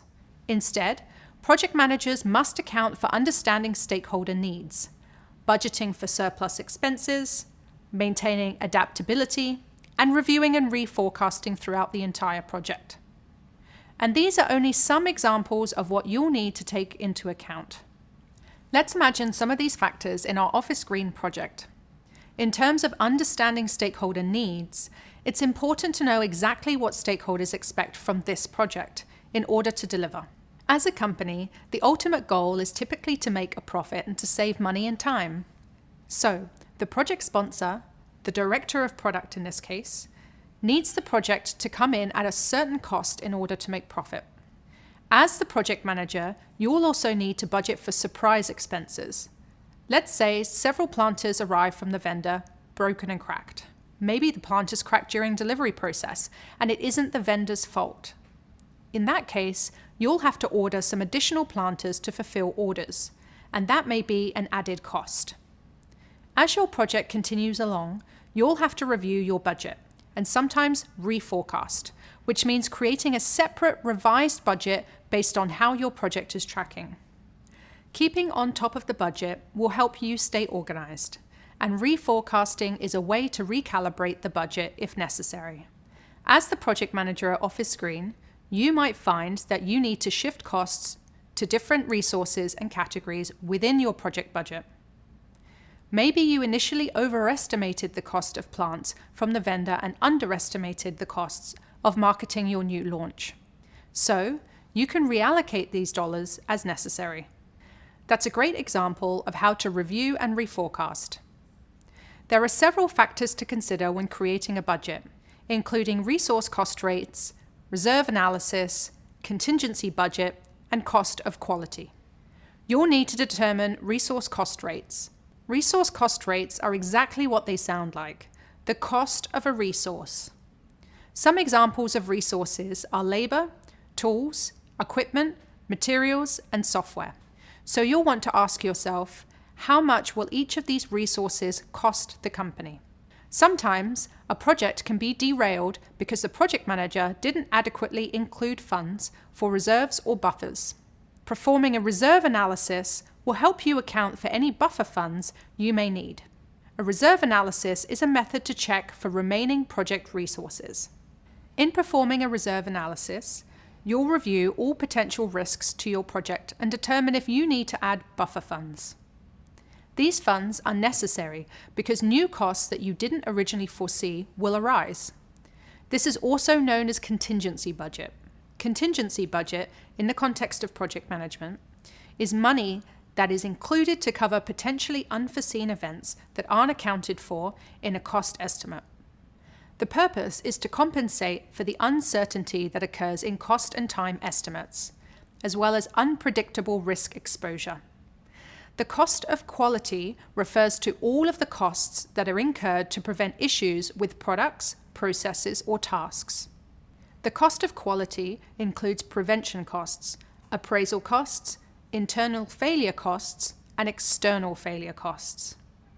Once you've applied these factors, resource cost rates, reserve analysis, contingency budget, and the cost of quality into your budget, you can estimate what your project might cost. Remember, your budget will most likely change. Starting with an initial estimate is one way to ensure that you are at least on track. And it's okay if your budget does change. That's why we review and reforecast. Hopefully you're starting to notice the framework for creating a budget. In the next lesson, we'll begin to piece a budget together. Let's put all of your notes and newly acquired knowledge to use. See you soon. Now that we've learned about budgeting, let's find out how it all works together. By now, we know that project budgets help to control costs throughout the duration of the project. They help project managers establish the main objectives of their project and keep them within a reasonable framework to ensure that the project makes financial sense for the company. So what's the best way to start making a project budget? You'll find that as you get further along in the process, there are various resources and tactics that you can use to make sure you aren't overestimating or underestimating. You'll use techniques like researching historical data, leveraging experts, the bottom-up approach, confirming accuracy, and setting your baseline. For starters, you can always review past projects that are similar to yours to get an idea of what your project could entail. We'll refer to that as referring to historical data. This way, you can find out what past project managers did right and wrong. The more experienced you become as a project manager, the more historical data you'll have to draw upon, and the better your estimations will be. In a similar vein, you can leverage experts in the field. To leverage something means to use it to its maximum advantage. So leveraging experts means gathering their insights to do something more effectively. Reaching out to colleagues who worked on a similar project in the past will be a great resource for you as an entry-level project manager. If you're asking someone outside of your company for advice, be sure to avoid sharing any confidential company information with them. Another approach to take is the bottom-up approach. This means thinking about all the parts of a project from the beginning to the end, including making a list of every material, resource, contract worker, or anything that comes with an associated cost, and adding all of that together. You should also ask the vendors you're thinking of working with for quotes, so you can get a rough estimate of how much their work will cost. After you've created your budget with these resources, you'll want to double-check everything to confirm accuracy. Of course, the work doesn't stop once you've created the budget. Next, you'll have to set the baseline. Your baseline is the dollar amount that you'll use to measure against to find out if you're on track or not, and to measure the success of your project. Once you've set your baseline, you'll have to revisit that number and adjust it to match where the project is currently. Making adjustments in real time is something you have to do a lot as a project manager. The size of the project and company will determine how often you should re-examine and update the budget. Creating a thorough budget is important to the success of your project. With Project Plant Pals, we suggest breaking the project down into tasks. That's the bottom-up approach. From there, we estimate the cost of each item, add those estimates together, add contingency and tax, and seek overall approval on our budget from our key stakeholders. Since we're creating a new service, we'll need to hire designers and developers to build out the website and develop the app for our customers. Once these tasks are laid out, you'll have to negotiate employee allocations, contractor rates, and shop around for vendors and delivery services. This will help you assign cost estimates to each task. Now that the tasks have been broken down and assigned, you'll need to account for material costs. Do your team members and stakeholders need equipment? Maybe an employee with a disability requires modifications to accommodate or enhance their workplace. Maybe some remote workers need the hardware and accessories necessary to work from home. This is where you'll include everything from computers to software related to the launch. Will you need storage space for miscellaneous plants or supplies? Miscellaneous is a term that we use to represent additional items that are not included in any of the other areas. Usually they are minor items or items where there are only one or two of them and that they are not a major budget line. Be sure to add these items to your expenses. You'll also need a few more line items. Start with the fixed cost that won't change over the course of the project. Let's say you're paying to advertise the web developer role to a job board. It may cost you about $50 to post that job description. That's an example of a fixed, one-time cost. Next, you'll need a line item for things like travel expenses and meals. And finally, we'll want to account for buffers and reserves. You'll need to factor in unexpected costs that may come up later on. Be sure to leave yourself with some buffer room. We've chosen to account for 5% of the overall project budget as our buffer. This is a standard practice, and depending upon how much detail you know about the project already, you can raise or lower your percentage for reserves.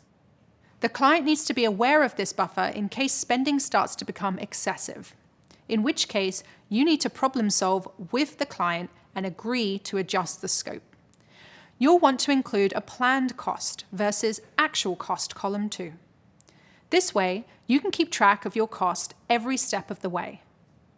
We'll provide you with concrete budget templates in the readings associated with this section, so you can fully immerse yourself in the process. Remember, every project will have an estimated cost and a final cost. Your goal is to get your estimated cost as close to the final cost as possible. You may have to recalibrate your estimations during the project. That's when the estimated cost to complete the project comes in. The final cost of your project differs from the forecasted or estimated cost if you weren't exactly on target with your budget. Remember, while your goal is to get as close to the original estimate as possible, that won't always be the case. Each time you're placed on a new project, it will be helpful to look back on the final costs of previous projects and see how close you came to your goal. Now you know the best way to create a project budget. Up next, we're going to talk about maintaining a budget. See you there. Now that you have an idea of how to create a budget, we're going to discuss how you'll manage that budget and explore some challenges that you might face, like being under or over budget. As mentioned previously, you'll want to check in on your budget regularly. But what exactly does that mean? What are you checking for? How can you tell if you're staying within your budget or not? Monitoring the budget is crucial for a project manager to enforce accountability in terms of spending. By monitoring your budget regularly, you'll be able to tell if the plans you set into action are actually being implemented on both a financial and operational level. As you may recall from a previous video, a milestone is an important point within the project schedule that indicates progress and usually signifies the completion of a deliverable or phase of the project. Milestones are a metric for tracking progress in the project. Milestones are a great opportunity to re-review the budget to identify if anything needs to be reset or revisited throughout the project. That said, milestones can act as a checkpoint for budget management and payment. You may have agreed in your contract that you get paid at certain milestones rather than at the end of the project. Fixed contracts are usually paid for when certain milestones are reached, whereas time and materials contracts are usually paid for monthly based on the hours worked and other fees associated with the work, like travel and meals. As you monitor your budget, you'll want to be on top of cost control. Cost control is a practice where a project manager identifies factors that might impact their budget and then creates effective actions to minimize variances. Think of it this way: it's proactive budget management. It is much better to be proactive with your budget than to be reactive with your budget. If you are reacting instead of anticipating, then you may already have some kind of problem with the budget. In order to control costs, you should establish a sign-off plan and inform the appropriate stakeholders of any changes that occur. You'll have to ask yourself, which stakeholders or sponsor will be approving the contractor or vendor timesheets? What about invoices? You'll also need to make sure any changes within the project budget are agreed upon. For example, you shouldn't approve a new cost or item if it hasn't been agreed upon or if it isn't within the scope. And you shouldn't be spending money if it's not pre-approved by your stakeholder or project sponsor. It is also important to make sure there's good business case before bringing it to the stakeholder. You'll also need to manage changes as they're made. This involves updating forecasts or estimates and tracking everything. You never want to be surprised by budget changes, and you don't want to have to keep asking stakeholders for more money. You can prevent that by revisiting these numbers on a regular basis. You'll also want to accept that budget misses will happen. It's your job to bring the expected cost overruns within acceptable limits. Before the project starts, collaborate with the project sponsors and key stakeholders to determine an acceptable limit. Is it 1%? 10%? You'll decide together. In a previous video, we talked briefly about what happens when a project goes over or under budget. Having a project go over budget may mean that the company will have less funds for other areas within the business. So, let's dig a little deeper into the effects on a company when a project goes under budget. Even though it seems like going under budget would be a project manager's dream, it actually isn't. If you go under budget, it's an indicator of less than satisfactory project management. Going under budget indicates that you may not have done a good job at initially estimating. Going under budget could also indicate that you could have spent more money on the project, meaning that you could have possibly had extra resources or better quality output. And it may mean that the budget for future projects will be slashed. The company may figure that since you did this project under budget, you'll be able to do future projects under budget too. So that's not a totally desirable situation to be in either. The best option is to adequately account for, adapt, and manage your budget with that risk in mind. Later on, we'll cover other strategies more in depth that you could use to save the company money and time. You'll also learn the ins and outs of identifying and managing risks a little later on in the course. In the next lesson, we'll learn about procurement. See you in a bit. In the past, we've compared project management to starting a new hobby. Let's say you're trying to take up painting. In order to paint, you'll need to purchase, or in other words, procure, paint supplies and materials. So, first, you ask yourself, what supplies will you need? What kind of paint will you start with? Do you want to try oil paint, watercolor, or acrylic? Will you paint on canvas, wood, or paper? You need to research these choices before you procure your materials. Once your research is done, you can start procuring materials, scheduling courses, watching tutorials, and voila, you're on your way to becoming the next Frida Kahlo. So, as you may have guessed by now, procurement means obtaining all of the materials, services, and supplies required to complete the project. You'll need to procure vendors as well. Vendors are individuals or businesses who provide essential goods and services. Therefore, think of vendor management as procurement for individuals or businesses. Vendor management covers the activities included in researching and sourcing vendors. Instead of materials, vendor management is often a matter of sourcing for a specific service or talent and then managing that relationship. Sourcing talent includes researching and obtaining estimated costs from different partner companies you may use on a project. You'll typically use vendors when they provide specialized skills that aren't available within your company. Vendor management entails sourcing vendors, getting quotes for their work, deciphering which vendors will best fulfill your needs, negotiating their contracts, setting deadlines for them, evaluating performance, and ensuring payments are made. It also entails familiarizing yourself with regulations like the Americans with Disabilities Act, if you're working in the US, for example. And if you're somewhere else, being aware of similar regulations in that country. Keep in mind that not every project will require vendors or contractors, and so every project won't require vendor management. Let's revisit the example of contract workers in the context of Project Plant Pals at Office Green. Like many companies, Office Green doesn't have a copywriting department. So for the launch of Project Plant Pals, you'll need to use external resources to supply a contracted copywriter. This person is a necessary team member on the project because Office Green doesn't have copywriters or internal employee resources required to finish this task. This contractor, or team of contractors, will draft copy for the website for a slated amount of time, and then their work on this particular project will be complete. Awesome. Now that you know about procurement, in the next video, we'll discuss the different phases of the procurement process and how procurement differs depending on your approach to project management. See you then. While not every single project will require procurement, it's important to be prepared for it if and when procurement does come up. So, how do you get started? There are typically 5 steps that make up the procurement process. Let's go over them. First is initiating, which is the planning process of defining what help you may need outside of your current resources to hit the project goals. In this step, you'll also make a case for getting extra resources via the procurement process. Second is selecting, which entails deciding what supplies you need and which vendors you'll go through. The third step is contract writing, which is where the contracts are developed, reviewed, and signed. The fourth step is control, which is when you make payments, set up logistics and requirements to maintain quality, and ensure the service agreement is being met. The fifth and final step is completing, which is where you'll measure the success of the procurement.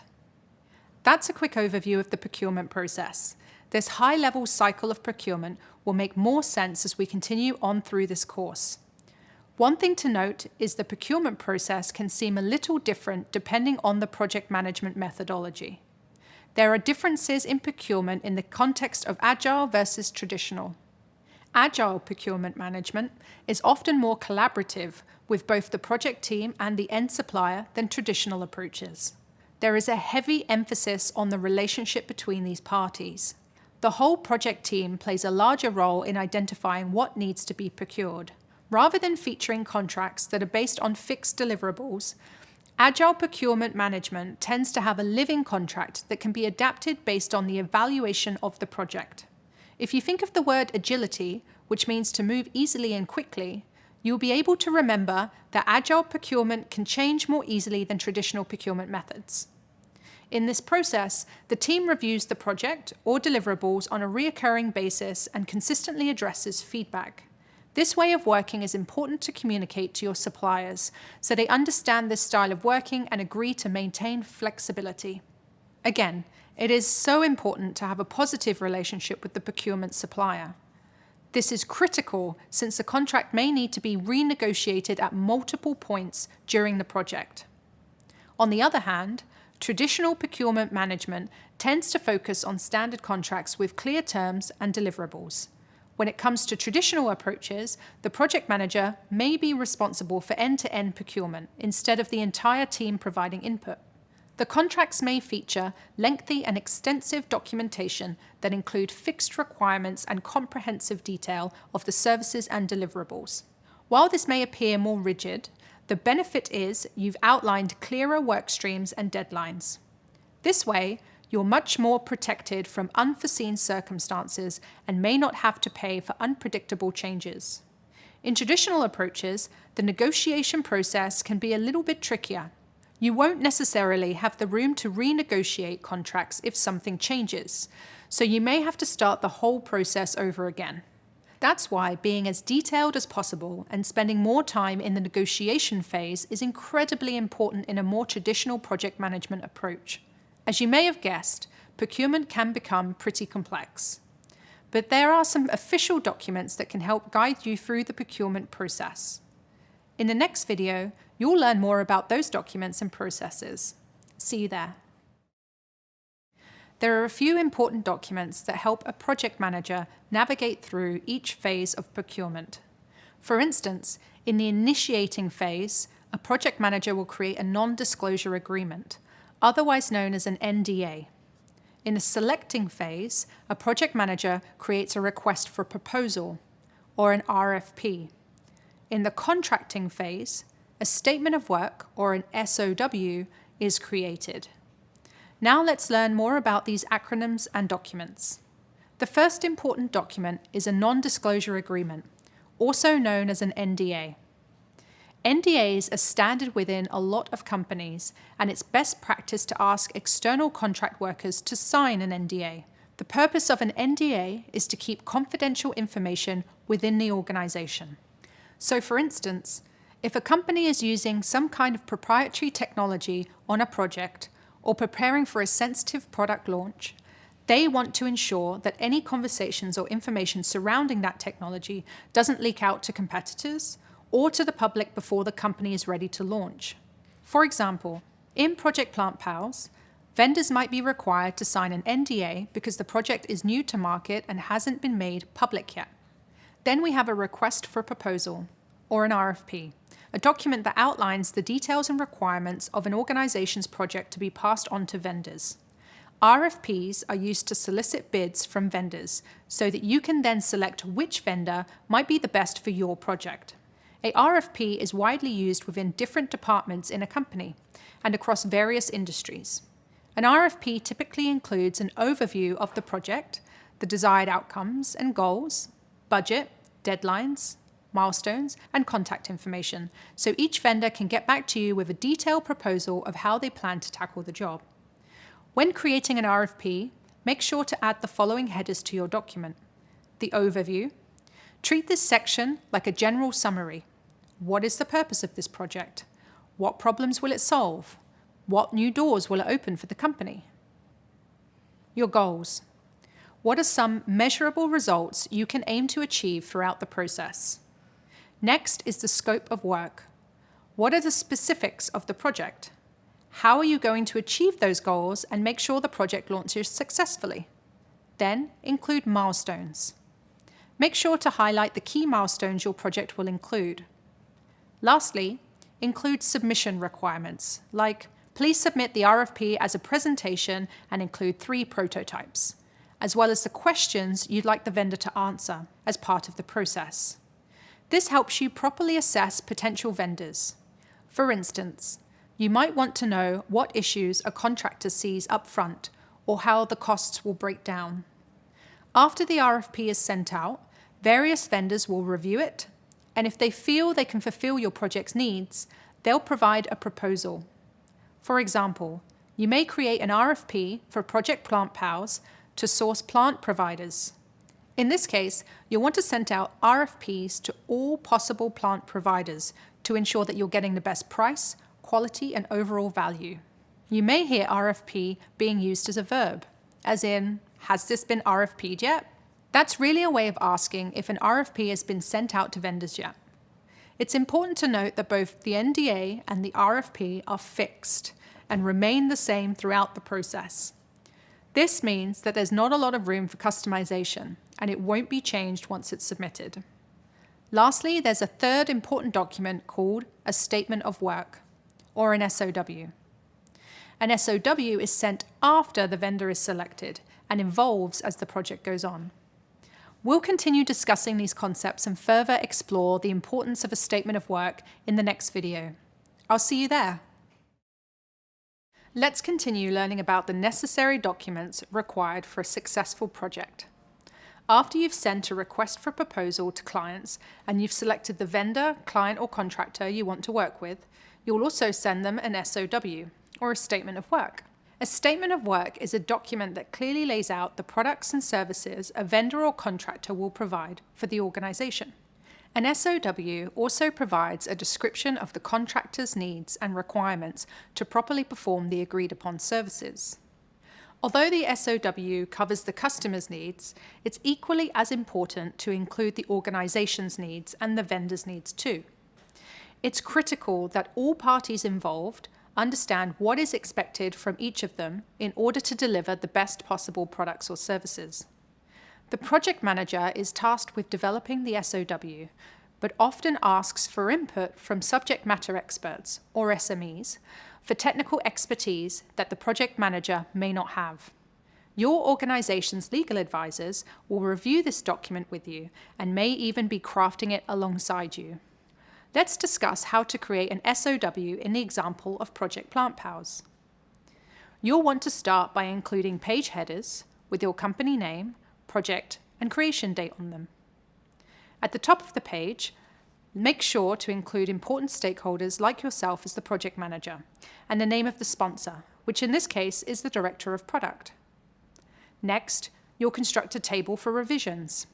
The SOW will likely go through a few rounds of revisions because several stakeholders may review it and suggest changes. You'll detail those changes in this box here. Next, you'll create a purpose section where you'll go into detail about exactly what the desired outcomes are. Make sure to include a section regarding your target audience and make sure it's inclusive of everyone. For instance, in this case, the purpose of the project is to launch a new service that provides desk plants to offices and commercial businesses. If you have more specific goals, you can list them here too. Next is the scope section, where you'll include what the service entails. You may write that the service includes providing customers with small, low-maintenance plants that they can place on their desks. Customers can order plants online or from a print catalogue. Office Green will ship the plants to the customer's work address. The types of plants in scope include 6-inch leafy ferns, small cacti, and 5-inch bonsai trees. Keeping this vendor in mind, some major activities may be storing the plants in a warehouse, maintaining the health of the plants by providing them with water and light, sourcing the vases and ensuring that the vases are in near perfect condition upon delivery. You will also want to mention what's out of scope, or, in other words, what the project doesn't include. This will eliminate any potential room for confusion and help set expectations with the vendor. For instance, you may write that the project doesn't include annual reporting or custom plant orders that are not mentioned in the scope. This helps draw clear lines and sets the right expectations with the vendor. For deliverables, you'll want a concise statement about what your project will deliver. For example, your Office Green project deliverables could include the vendor providing maintenance guides on how to take care of the plants, or that the vendor will be responsible for developing a support page on Office Green's website to address any questions or concerns. Since milestones are such an integral part of tracking progress, budget, and scope, they'll need to be included here too. Examples of milestones in Project PlantPals could be to fulfill the first quarter of plant orders, deliver to all of the top customers, launch customer satisfaction surveys, collect and report on any insights from customer feedback. You'll want to make it really clear on how many hours are needed for the completion of this project here, and you will want to designate a particular date that you need their services performed by here. At the bottom, you'll typically add terms and conditions and any other disclaimers. It's good to have a disclaimer stating that revisions may take place as the project goes on. This is important to include, just in case the scope changes because of unforeseen issues. It's a good idea to add revisions into the disclaimer because, as a project manager, it's best not to overpromise and underdeliver. You always want to be clear that you intend to stick to the schedule unless circumstances outside of your control intervene. Another part of your SOW is payment terms. This outlines when your suppliers need to be paid. Ensuring that suppliers are paid on time will promote strong relationships. Generally, good procurement practice would be to pay your vendors and contractors upon delivery of goods and service, not before, unless a circumstantial agreement has been made. For instance, if Office Green's plant provider requested to be paid when each milestone was completed instead of after the entire project is finished. Great job. Now you know more about SOWs. Next up, we'll discuss the importance of partnering with your legal team during the procurement process. See you there. Now that you have a better understanding about NDAs, RFPs, and SOWs, let's discuss how you can get support from other departments and team members as procurement goes forward. The procurement process doesn't end after you've selected vendors and signed contracts. You'll use performance trackers and meetings like quarterly business reviews to track and evaluate overall performance to ensure that both parties are living up to their initial agreement. And when there are contracts and paperwork with terminology that you may not be familiar with, you'll enlist the help of a legal team. Depending on the company's size, the legal situation may vary. Some companies, usually well-established and larger businesses, will have a legal team. Some businesses may outsource their legal team. Some startups or smaller companies may not have a legal team, but they might reach out to legal advisors as needed. Again, this all depends on the company where you work. Laws surrounding manufacturing products and consumerism will vary from country to country. But there will nearly always be laws in place that you'll need to follow around topics like fair and ethical trade. Most companies have a mission or values statement. Sometimes, a team of people in the ethics and compliance departments are tasked with ensuring that the day-to-day operations are adhering to their value statement and governmental policies. These team members will also be tasked with duties like working to prevent discrimination and making sure that the company is practicing adequate corporate social responsibility. Also, as a project manager, you'll need to ensure that the various stakeholders who are representing the business are adhering to these policies and processes too. You'll all need to be aware of any pertinent meetings regarding legal or compliance issues, and you, as a project manager, will have to remind the team about when those meetings are being held. Looping in the appropriate stakeholders is especially critical if there's some kind of necessary approval, since it'll have an impact on the project one way or another. Like most projects, for Project Plant Pals, looping in legal and compliance for review and approvals is really important. For instance, let's say some of the offices where you're delivering plants are pet-friendly. In your contract with the supplier, you've specified that you want to offer non-toxic plants only. Unfortunately, the supplier provided a plant with leaves that are harmful to animals. Office Green could potentially be liable and in legal trouble because this critical detail was missed. Pretty crucial consideration, right? So, regardless of your future company's legal team or advisory, having contracts reviewed in some capacity make good business sense and should be a priority for you as a project manager. Now you're on your way to becoming your own lawyer. Only kidding. But you hopefully have a better grasp of the importance of your legal team and having them review your contracts. Next up, we'll discuss the importance of checking in with your vendors. And we'll find out what compliance has to do with the procurement process. I'll see you soon. Welcome back.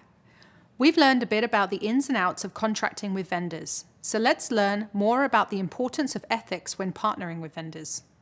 Failing to be mindful when choosing vendors can lead to significant consequences. If you've seen a company in the news that's been entangled in a scandal, that usually means that the team probably should have done more research in the procurement process. So, what does that entail? There's a lot that can be done to ensure that businesses are operating in an ethical way. Project managers have a big job when deciphering whether or not every aspect of their project is sourced ethically. It helps if the project manager thoroughly oversees the project to make sure the safety, economic, and environmental ethical risks are mitigated. In other words, doing a lot of research, monitoring, and evaluating throughout the project is a project manager's job. There are a couple of steps to safeguard ethical procurement. The first is knowing your business's legal requirements. You'll want to have a deep understanding of what is required of you legally as a project manager for your business. You can also seek out the code of ethics for your profession, which in this case is for project managers. For instance, the Project Management Institute, also known as PMI, has a code of ethics that you can access as a member or credential holder. This will help you understand some parameters for how to assess ethical versus unethical procurement. According to the PMI's Code of Ethics, honesty, responsibility, respect, and fairness are the values that drive ethical conduct for the project management profession. So, when you become a project manager, if you aren't totally sure if something is ethical, first, try to use your best judgment based on what you believe those words mean, and continue to do the required research. If you still aren't sure, Don't hesitate to ask a subject matter expert, such as someone from the legal team. As a starting point, some unethical issues or risks you may run into may include bribery or corruption. Some regulations in other countries may not be the same as regulations in your country. So, for example, you'll want to make sure laborers involved in production are treated fairly, working in good conditions, and are compensated adequately for their work. It is a good idea to consult your legal team to ensure that you don't run into these situations and to be aware of the regulations surrounding your processes. You'll also want to be aware of possible issues with sole supplier sourcing. In some scenarios, you may need to perform non-competitive procurement, which is when a company restricts the bidding process to one supplier. This may be common for companies who are more cautious about exposing trade secrets. But, regardless of your reasoning, you'll need to be able to justify exactly why you are choosing to restrict bidding to one supplier. There's also interaction with state-owned entities. You'll want to be vigilant when dealing with government agencies and officials. Government agencies may have tighter restrictions and regulations in regard to sourcing, and you don't want to do anything unethical without even knowing it. A project manager monitors the project's ethics throughout the whole process. In the initiating phase, you'll need to decide whether the project is ethical in the first place. Does it meet your business's code of ethics? Does the project meet environmental ethics laid out by governmental agencies? Is the labor going to be ethically sourced? You'll need to review government regulations and policies, assess potential risks, and put together a diverse team that you trust to be ethical. Before the contracts are signed, you'll want to figure out whether the suppliers you're thinking of hiring are ethical. You'll want to make sure that you're procuring them in an ethical way and are paying them a fair rate. And you'll also want to completely understand the supply chain, if there is one. After the contracts have been signed by your contractors, make sure to carry out your assurance duties. This may include things like auditing each task and cost, executing quality control, or even approving invoices.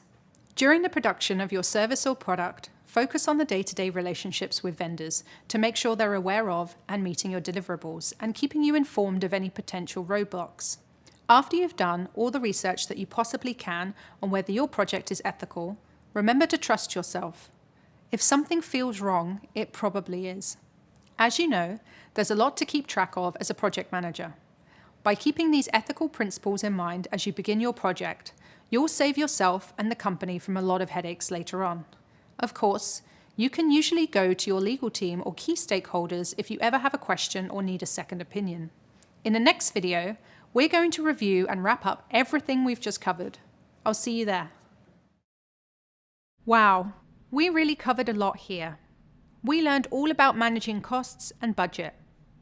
We learned that a project budget is the estimated monetary resources needed to achieve outlined goals and objectives. We learned that a project budget is much more nuanced than just aiming to save money. It's a success metric that's used to track project performance. And remember, it's not desirable to be over budget or under budget. We also learned that cost control involves several stakeholders, sign-off from key stakeholders, and actively managing changes. And we definitely went in-depth on procurement and vendor management, which involves obtaining the necessary supplies, materials, and external resources for your project's success. We learned the important steps initiating, selecting, contract writing, control, and completing. We now know that procurement will be different depending on which methodology you're using. An agile procurement approach differs from a traditional procurement approach. It's more relationship-based because the negotiation stays open the whole time. An agile procurement requires more frequent communication with vendors because the contracts may be reviewed and adjusted regularly. The traditional approach is typically done during the procurement stage and ends there. We learned about NDAs, RFPs, and SOWs, and we created an SOW together. Finally, you learned a bit about how to think critically when it comes to ethics in procurement.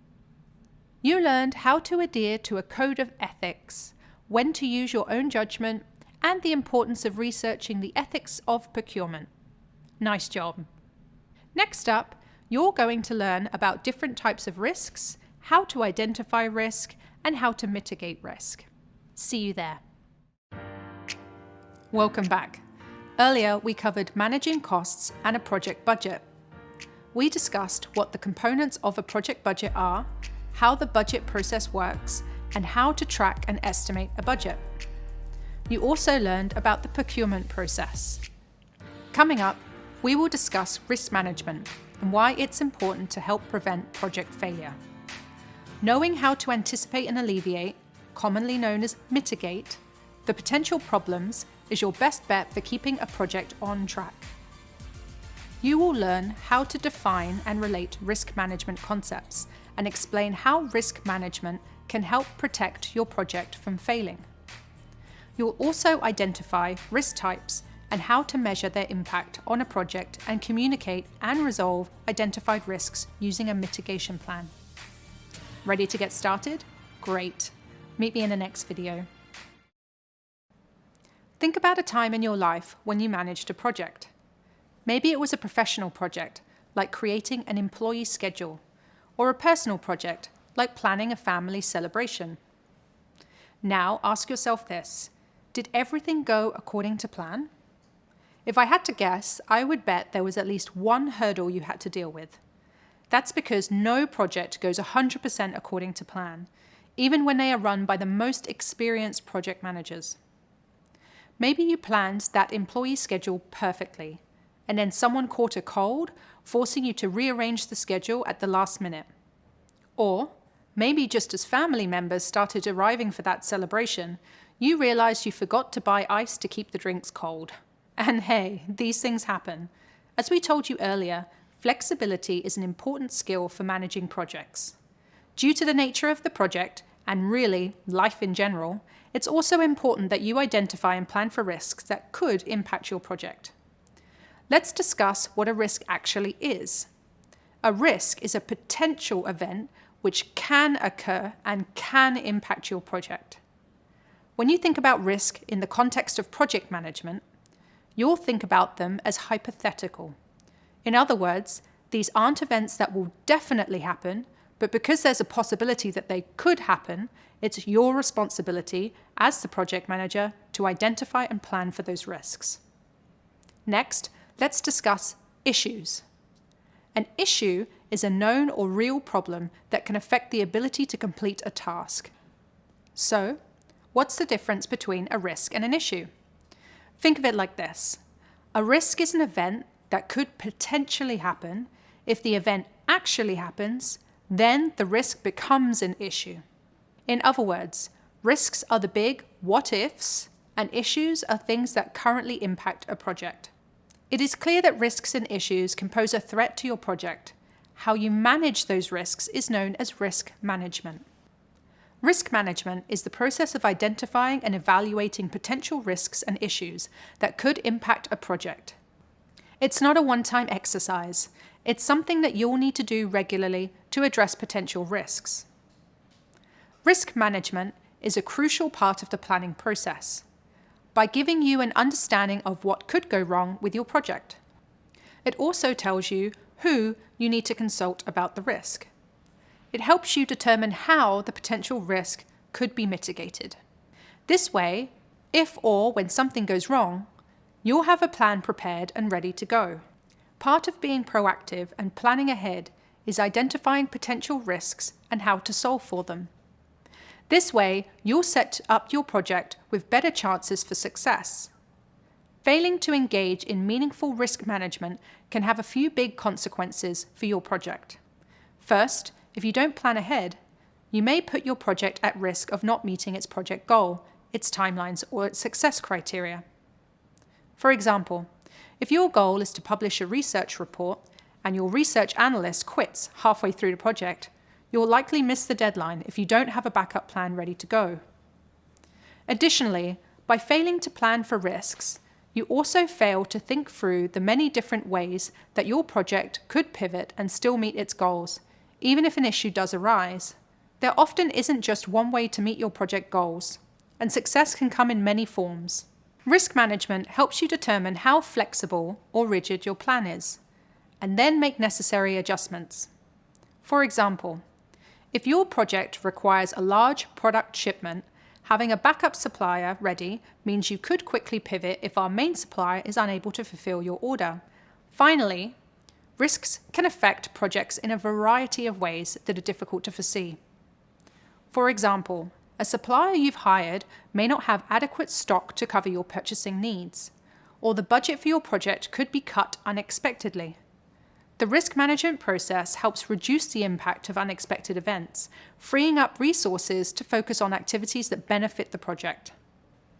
Let's imagine risk management in the context of PlantPals at Office Green, which is a new service that will provide customers with small, low-maintenance desk plants. One potential project risk is the possibility that the web page for the new service won't be live in time for the launch. Another potential risk could be a fulfillment shortage. What would you do if the plant supplier runs low on the cacti and ferns that you need? To prepare for these potential risks, you will need to think about ways to mitigate these issues before they happen, or how you will address these issues if they actually occur. Hopefully, these things won't be a problem, but if they are, you'll be prepared. I also want to stress that issues will come up throughout the project you did not or could not have planned for. And that's okay. When these moments arise, it is important to keep calm, figure out the root cause of the problem, and come up with a solution. Risk management is a really important topic for project managers to understand. Identifying risks and issues prepares you for the unknown. It also positively impacts you as the project manager because you'll feel more prepared, less stressed, and more confident in your approach if an issue does occur. Up next, we will discuss ways that you can identify risks. I'll meet you there.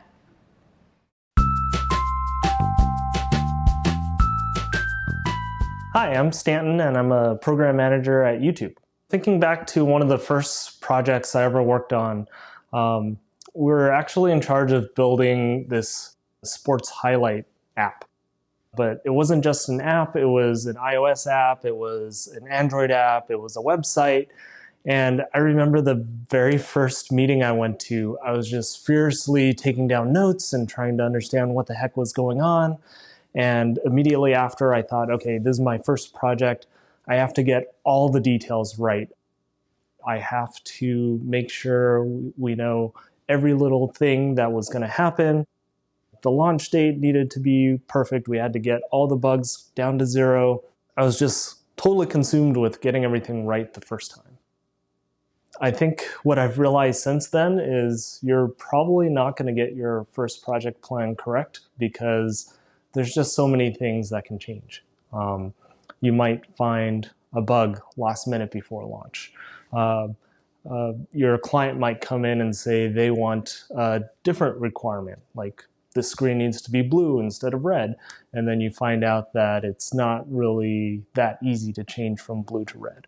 If I could go back and tell myself what to do at that point or what I could have done differently, I would have just told myself, don't worry so much. Changes happen. It's how you react and respond to those changes that's more important. I think one of the best compliments I've gotten is, even throughout all this mess, you're cool, you're calm, and you're collected. You think through what are the issues that have happened, how do we resolve them, and you do your program management thing. You're not always going to have the right answer the very first time. Things can change at the last minute. If you're able to stay cool and calm, make sure you understand everything else that's going on the project.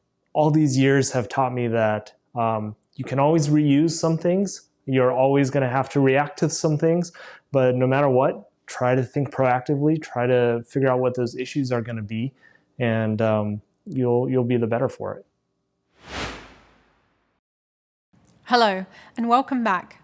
Hopefully you're beginning to notice how important it is to plan for risks. Even the simplest projects can carry some kind of risks. Remember, those risks shouldn't deter you from pursuing the project's goals. The key is to be prepared. Let's discuss tools and techniques you can use to identify risks, including brainstorming and risk assessment. Brainstorming is one of the most effective techniques for identifying risks with a team because it allows groups to spontaneously share ideas without judgment. As a project manager, you will be responsible for bringing a group of people together to imagine potential risks. Have your RACI chart at the ready to refer to when you decide who to invite to this meeting. Speaking from experience, the best team for this task is a diverse one, which includes individuals from various roles, backgrounds, and experiences. Diverse teams bring different perspectives, experiences, and skill sets, and this may help you to identify risks that you may not have thought of on your own. For example, one member of your team might have experience working on multiple projects, while another newer team member might bring a fresh perspective from their previous experience on other teams. A great tool that you can use during brainstorming is called a cause and effect diagram, also sometimes known as a fishbone diagram. Cause and effect diagrams show the possible causes of an event or risk and are very useful at risk management. For example, in the diagram seen here, the effect listed is a supplier missing its deadlines. This is a risk to your project. On the left, you'll brainstorm potential causes that would lead to the effect, like poor delegation or a lack of tracking tools. In other words, cause and effect diagrams can help identify all the ways that things could go wrong by identifying a potential risk, known as the effect, and working backwards to consider the potential causes of that risk. By categorizing and breaking them down into further causes, you are able to identify areas that could lead to a potential problem, like exceeding your budget or allowing scope creep to impact your timeline. As a reminder, scope creep refers to changes, growth, and uncontrolled factors that affect a project's scope at any point after the project begins. During these brainstorming sessions, you might find that your list of potential risks is quite long, and that's okay. It is a reality. You and your team cannot account for every single problem that can occur during your project. So how do you decide which risks to focus on? List the outcomes from the brainstorm in a risk register. A risk register is a table or chart that contains your list of risks. Next, you'll adopt a risk assessment technique. Risk assessment is the stage of risk management where qualities of a risk are estimated or measured. By qualities, we're mainly referring to how likely the risk is to occur and its potential impact on a project. We'll come back to this point in a moment. There are a few ways to assess risks, but one we'll focus on is creating a probability and impact matrix. A probability and impact matrix is a tool used to prioritize project risks. I personally love this technique and use it all the time in my role at Google. Earlier I mentioned that you'll need to assess the likelihood that a risk will happen and its potential impact. This matrix will help you do just that. To create a probability and impact matrix, you'll need to think about the level of impact. Impact refers to the damage a risk could cause if it occurs. Impact is also determined on a scale of high, medium, and low. High means that if the risk occurs, it will substantially alter the project. Low means if the risk occurs, it will have a slight impact, but it's not likely to derail the project. You'll also need to think about probability. Probability is the likelihood that a risk will occur. We also determine probability on a scale of high, medium, and low. In this case, high probability means there's a high likelihood of this happening. Low probability means you've identified a risk that could happen, but it isn't likely that the risk will occur. These two considerations come together to determine the inherent risk rating. Inherent risk is the measure of a risk calculated by its probability and impact. Measuring the inherent risk gives us a method for understanding a risk. Inherent risk is also determined on a high, medium, and low scale. So, basically, if a risk has a low impact and a low probability, it has a low inherent risk rating. These are the types of risks you don't need to worry too much about. But if a risk has a high impact and a high probability, then it carries a high inherent risk rating. Medium to high risks are the risks you should focus on and create detailed mitigation plans for. When you're creating a probability and impact matrix, it's important to ensure you create a matrix that meets accessibility guidelines and has information and formatting that everyone can easily and quickly understand. One way to do this is to use both color and distinct shapes or text to communicate levels of risk. You can learn more about accessibility communication by visiting course resources. The way you view and manage each risk will be determined based on your organization's risk appetite, which refers to the willingness of an organization to accept the possible outcomes of a risk. You, your team, and your stakeholders may have different appetites for each risk. We'll discuss how risk appetite plays into risk mitigation in just a bit. Certain low-level risks that could result in minor setbacks are much more tolerable than high-level risks that have the potential to completely derail your project. Once you've completed your risk assessment, you'll update the risk register to include high, medium, and low ratings for some examples of risks that you've identified for this project. Great. Now that we've covered how to identify and assess risks, we'll go on to the next video, where we'll discuss some of the types of risks you'll run into during your role as a project manager. Meet you there. Hi again. Let's discuss some common types of risks that you might plan for while managing a project. Though there are many different types of risks that could impact your project, the big ones that you want to be aware of are time risks, budget risks, and scope risks. Let's break those down.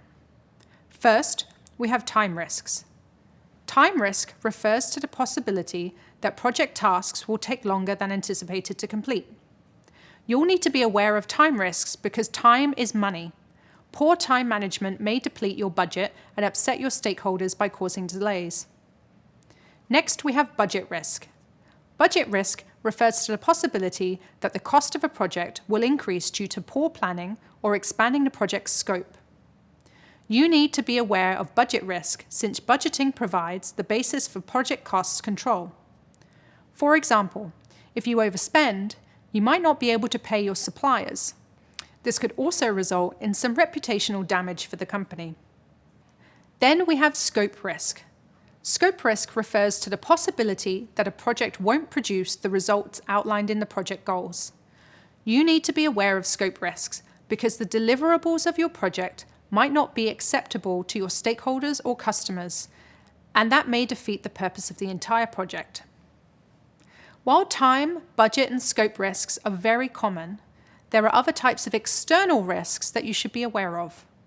By external risks, we're referring to risks that result from factors outside of the company that you have little to no control over. For example, your project could be impacted by an environmental risk, like a major storm, or a legal risk, like a change in regulatory requirements. And it's also important to know that there are endless types of risks. There will never be a prescription for how to identify and manage every single possible risk. But if you have a plan, you'll be better set up to deal with whatever comes your way. Okay, now let's discuss a certain type of risk known as a single point of failure. A single point of failure is a risk that has the potential to be catastrophic and halt work across a project. These are risks that have the power to stop an entire team in its tracks, meaning that no one can make progress on their tasks until the issue is resolved. For example, in our Office Green scenario, a single point of failure might be a power outage that takes down the internal database where every piece of information about the project is stored. Until the database is back up and running, your team won't have access to any of the information they need to do their jobs. As a result, your team won't be able to complete any of their assigned tasks. To mitigate this risk, you might budget for a separate cloud service to serve as your backup for all of your project documentation and information. As the project manager, you will need to identify and monitor potential single points of failure in your project, since they can be detrimental to the project timeline, budget, and scope. Another source of risk to be aware of are dependencies.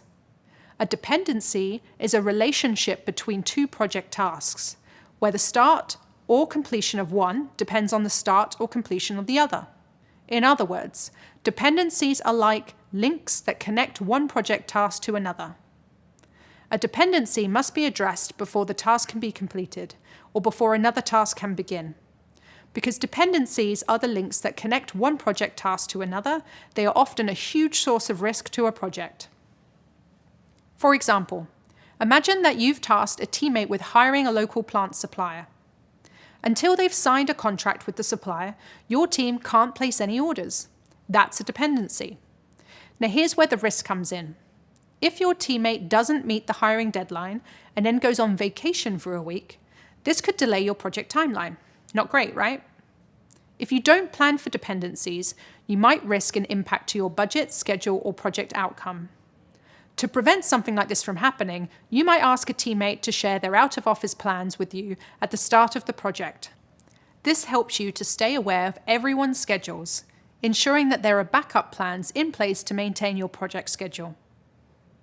There are two types of dependencies, internal and external. Internal dependencies refer to dependencies within the project that you and your team have control over. For example, you'll need to secure approval on a website design before development can begin. On the other hand, external dependencies are dependencies that you have no control over.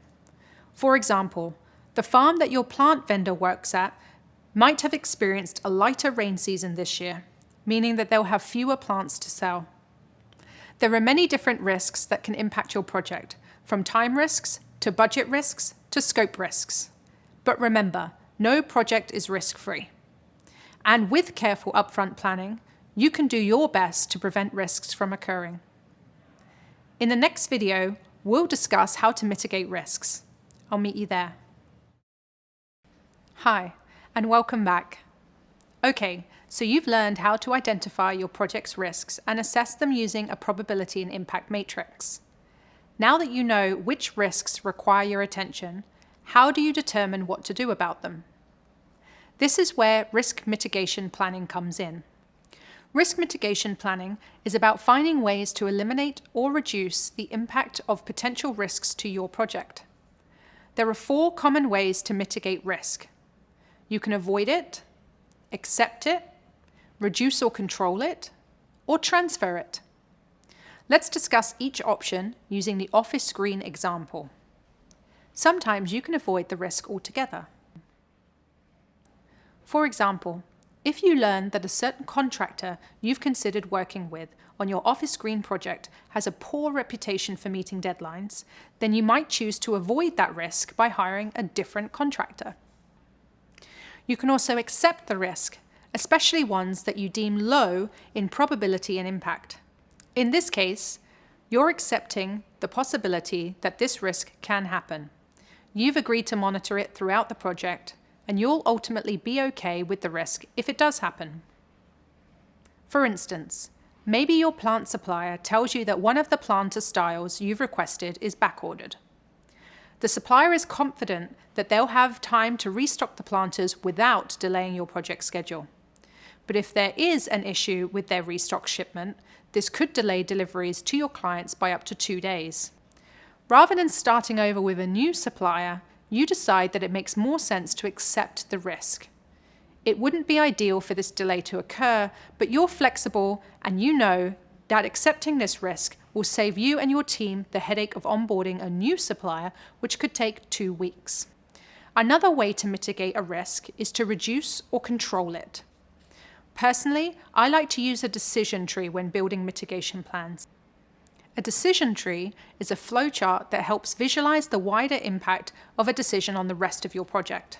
For example, you decide to hire the contractor with a reputation for missing deadlines because you know they do great work.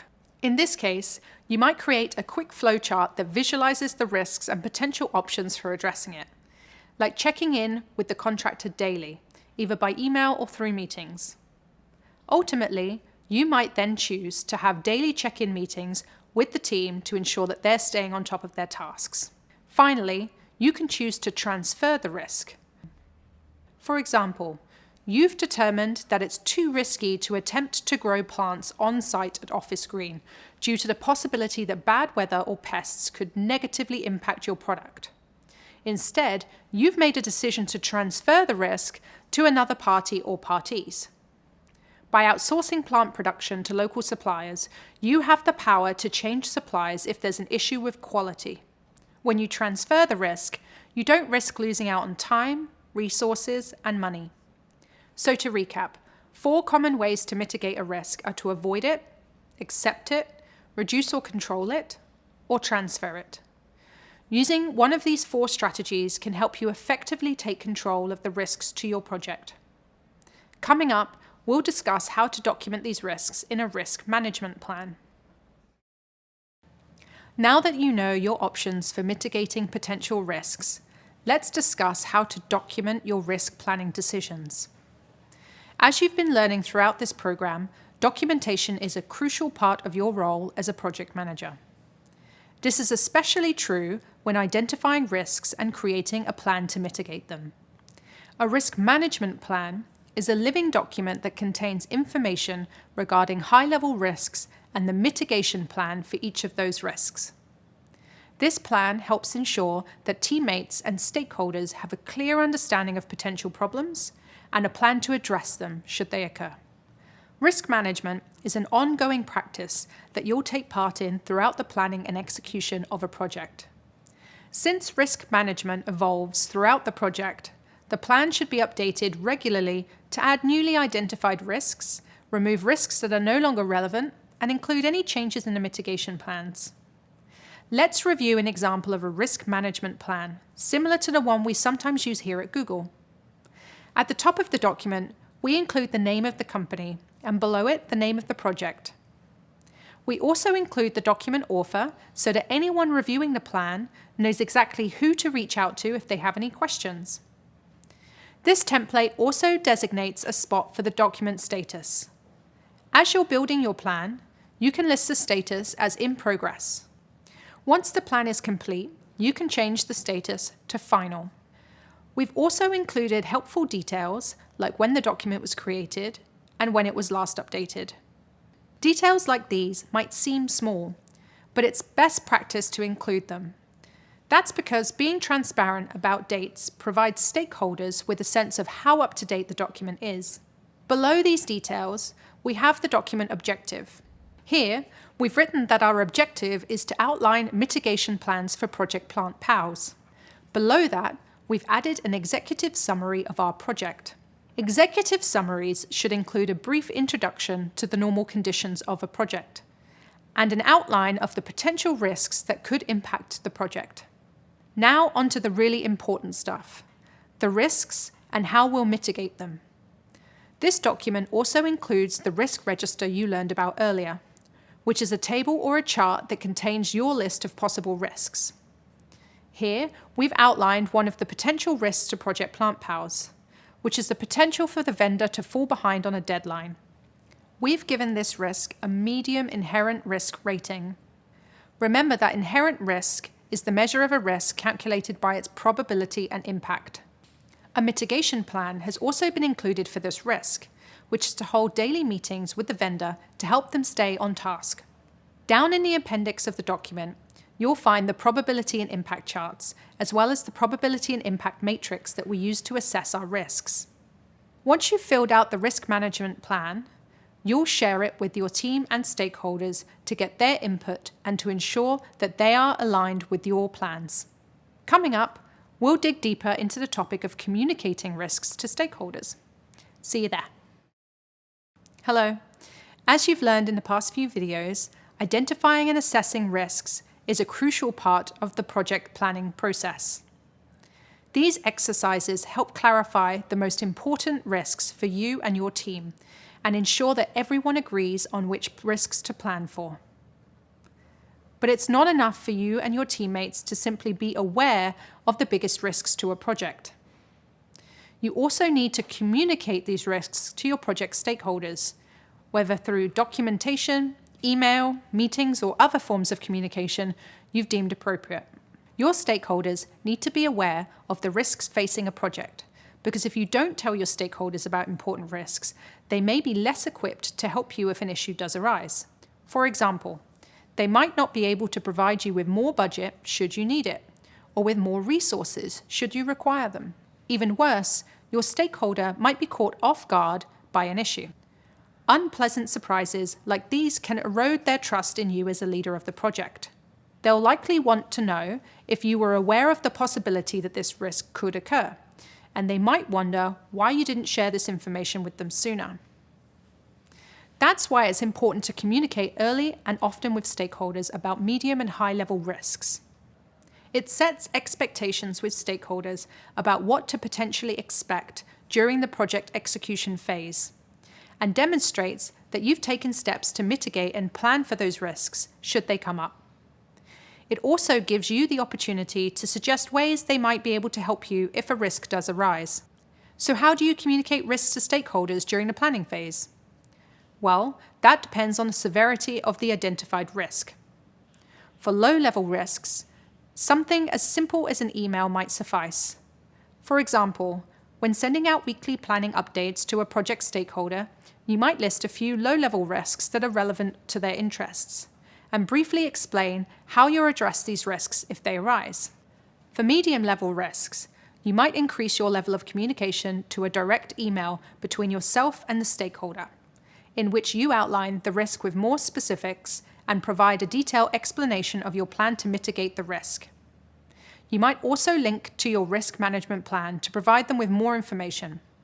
And you might write urgent in the subject line to stress the email's importance.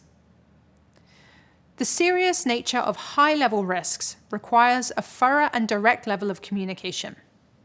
When you're meeting with stakeholders to go over the project plan, you might add an agenda item to present serious risks and your plans to mitigate these risks. You can also use this time to collect feedback on your risk management plan and ask for insights from stakeholders on how they suggest handling these high-level risks. Your stakeholders might have prior experience planning for similar risks and strategies that you hadn't considered before. Risk communication is a big part of my role here at Google. As a program manager, I am constantly writing emails and delivering presentations on the status of my projects, often with the goal of sharing known risks and my risk mitigation plans. And in discussing these plans with my stakeholders, we often uncover other risks that I hadn't even considered. For example, in a recent meeting, I was presenting a potential new product to a stakeholder on a different team. In the meeting, the stakeholder flagged their concerns that my solution might create time and resource risks that could have a negative impact on their team. This discussion gave me deeper insights of my colleagues' potential risks and of the product's users' needs, which made me realize that I needed to ask my project sponsors for additional budget and resources. So it's always a good idea to discuss your plans with your stakeholders. They may have a different perspective. So to recap, it's important to communicate risks to stakeholders so that they're better able to help you should one arise. And you should tailor your communication style according to the severity of the risk. Up next, we'll review and wrap up all that we've covered. Meet me there.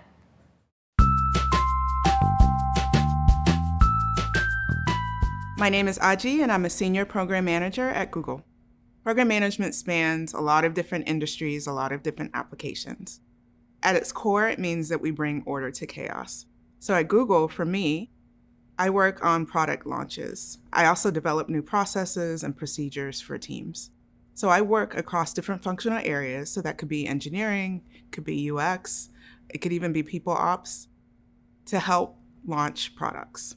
To me, risk management means looking ahead and trying to anticipate issues. So I liken it to the analogy of, being on a ship and being the person looking ahead to make sure there's no rocks, right? A lot of our projects, I would say for the most part, at least in my experience, are never just done in a silo. Like there are other dependencies, right? And other teams that are depending on you to execute.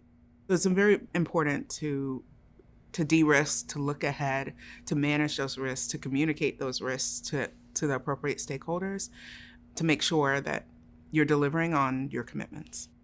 I think that's the first step, is identifying the problems, bringing in the right people so that you know that you have a good kind of comprehensive list. And then from there, trying to figure out how to manage those issues. And again, that can be And that should be a very collaborative thing, right? Because everybody on your team needs to be equally vested in making sure that the project executes successfully. So I have a project right now that I'm working on. And with this project, after we determined what our strategy was going to be and what our end state was going to be from a product strategy perspective, the next step was creating what we call UX mocks or UX designs. And so basically that's just pictures of what we want our end state to be, like what's our ideal state, right, in a visual format. As a program manager, my job is to kind of take a step back and make sure, okay, what are the potential landmines, right? Like what could go wrong? As I started going through the designs and looking at them, I realized that in my mind, it was hard for me to kind of reconcile and say, okay, this is what we're doing today, this is what's going to change. It wasn't very clear to me. And I'm less of a visual person and more of like I like spreadsheets and all of that and have, things in detail. And so in my mind, I was like, okay, if I'm having this issue trying to reconcile between, okay, visually, we say we're going to design this, but this is where we are, like, what's the difference? If I'm having this issue, then maybe other people are having this issue as well. And okay, if other people are having this issue, maybe our engineers are having this issue as well. And so, when I set up the meeting, within 5 minutes, we started to realize that there were differences in how they were interpreting what we were supposed to do. So we had gone down this road where these two teams were executing on things in different way. We wouldn't have realized it into the end, and then it would have been too late. I love program management. I love coming into a problem, being given a problem that's very ambiguous and not well thought through, right? And it's a huge pain point, and then coming up with a solution to that problem. Nice work. Let's recap what we've discussed so far. You learned about risks, which are potential events that could impact your project. You also learned how risks differ from issues, which are known and real problems that may affect the ability to complete a certain task. And I introduced you to risk management, which is the process of identifying potential risks and issues that could impact a project, and evaluating and applying steps to address their effects. We've discussed brainstorming as a technique for identifying risks, and I introduced you to tools you can use to identify, assess, and document risks, like a probability and impact matrix, a risk register, and a risk management plan. And finally, we discussed the importance of communicating risks to your stakeholders in order to set expectations and demonstrate your work to plan for and mitigate potential problems with the project. Coming up, we'll discuss documentation and communication. See you soon. Welcome back. We're in the last section of this course on planning, and it's finally time to tie together everything you've been working on. So far, we've covered the key components of the planning stage: how to set a schedule, create and manage a budget, and how to identify and manage risks. Up next, I'll discuss the importance of project communication plans. There are many ways to effectively communicate during the planning phase and beyond.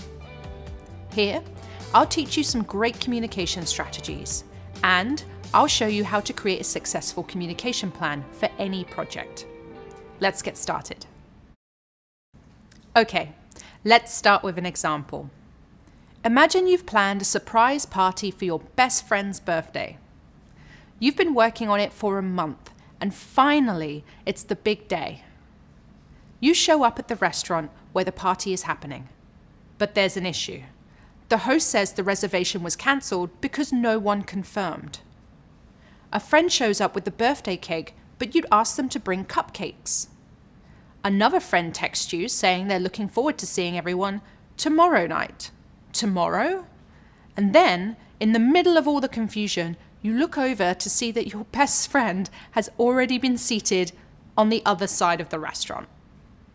Not exactly the surprise party you had in mind. What happened? Poor communication happened. The friend who made the reservation forgot to tell you to confirm 24 hours in advance.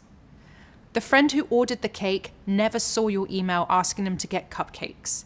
And You assumed everyone in the group text message got the update that the party was on Friday, not Saturday. Fortunately, your best friend appreciated the effort and was surprised anyway.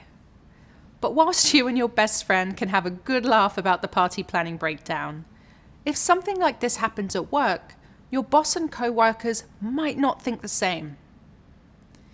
Communication is very important to every project.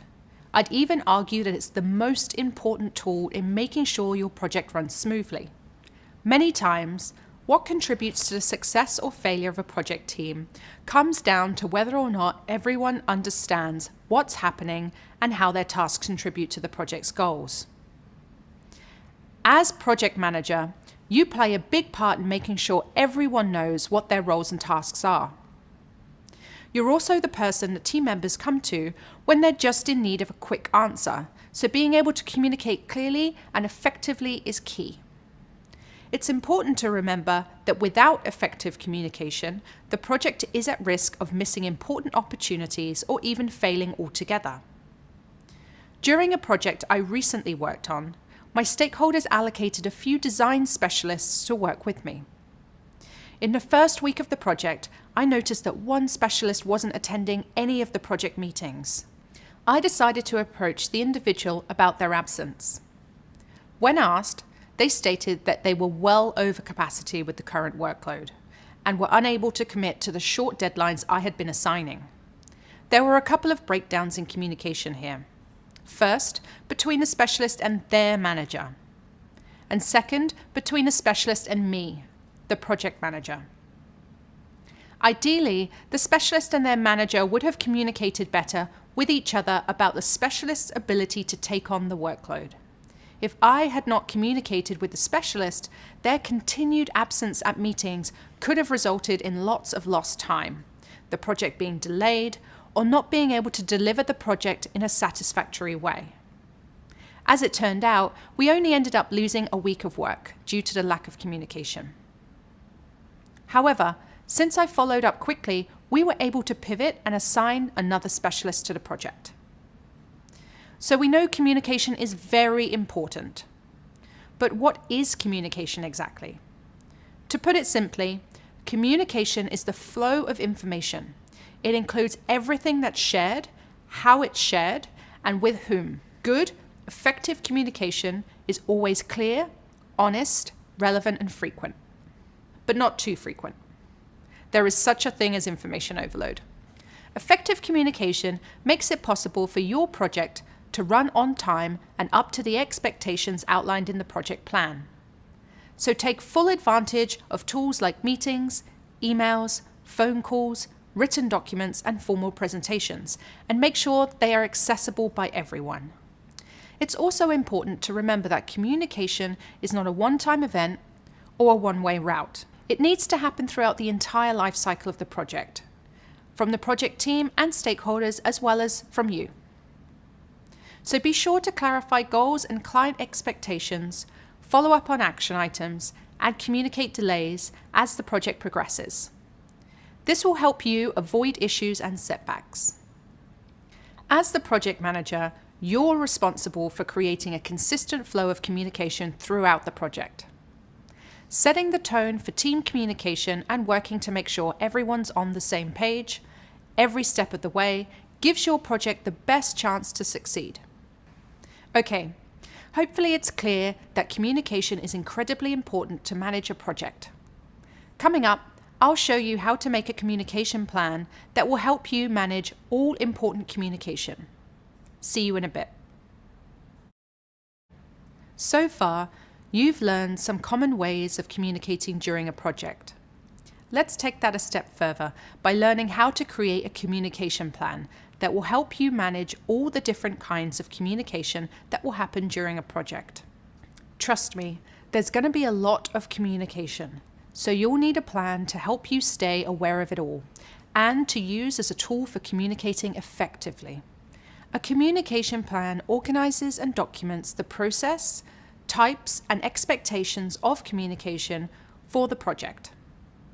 The size and complexity of your communication plan will be different for every project, but it is always good to have one especially when multiple stakeholders, different phrases, and change management are involved. It will really help you, your project, and the stakeholders. Just like other plans related to the project, your communication plan needs to address these questions. What needs to be communicated? Who needs to communicate? When communication needs to happen? Why and how to communicate? And where the information communicated is stored. Let's break down each question with a sample communication plan that I've created for our Plant Pals project. First off, your communication plan should include what you're communicating on, or in other words, the type of communication. This could include things like status updates, issues, feedback from users, daily check-ins, and other types of project meetings. Then, you need to identify who you'll communicate with. These are the recipients of the information, like key stakeholders and the core project team. For each type of communication, record when to communicate. This includes the frequency, which is how often you'll communicate, and key dates like deadlines or major meetings. One thing to keep in mind is that not everyone needs to receive the same amount of information at the same time. Generally speaking, your key stakeholders will get their information less often, like in a monthly high-level summary email or project review meeting. But your core project team could receive more detailed info through daily email updates or quick virtual check-ins. Next, include how you'll communicate or what delivery method you'll use. This could be email, in-person or virtual meetings, or a formal presentation.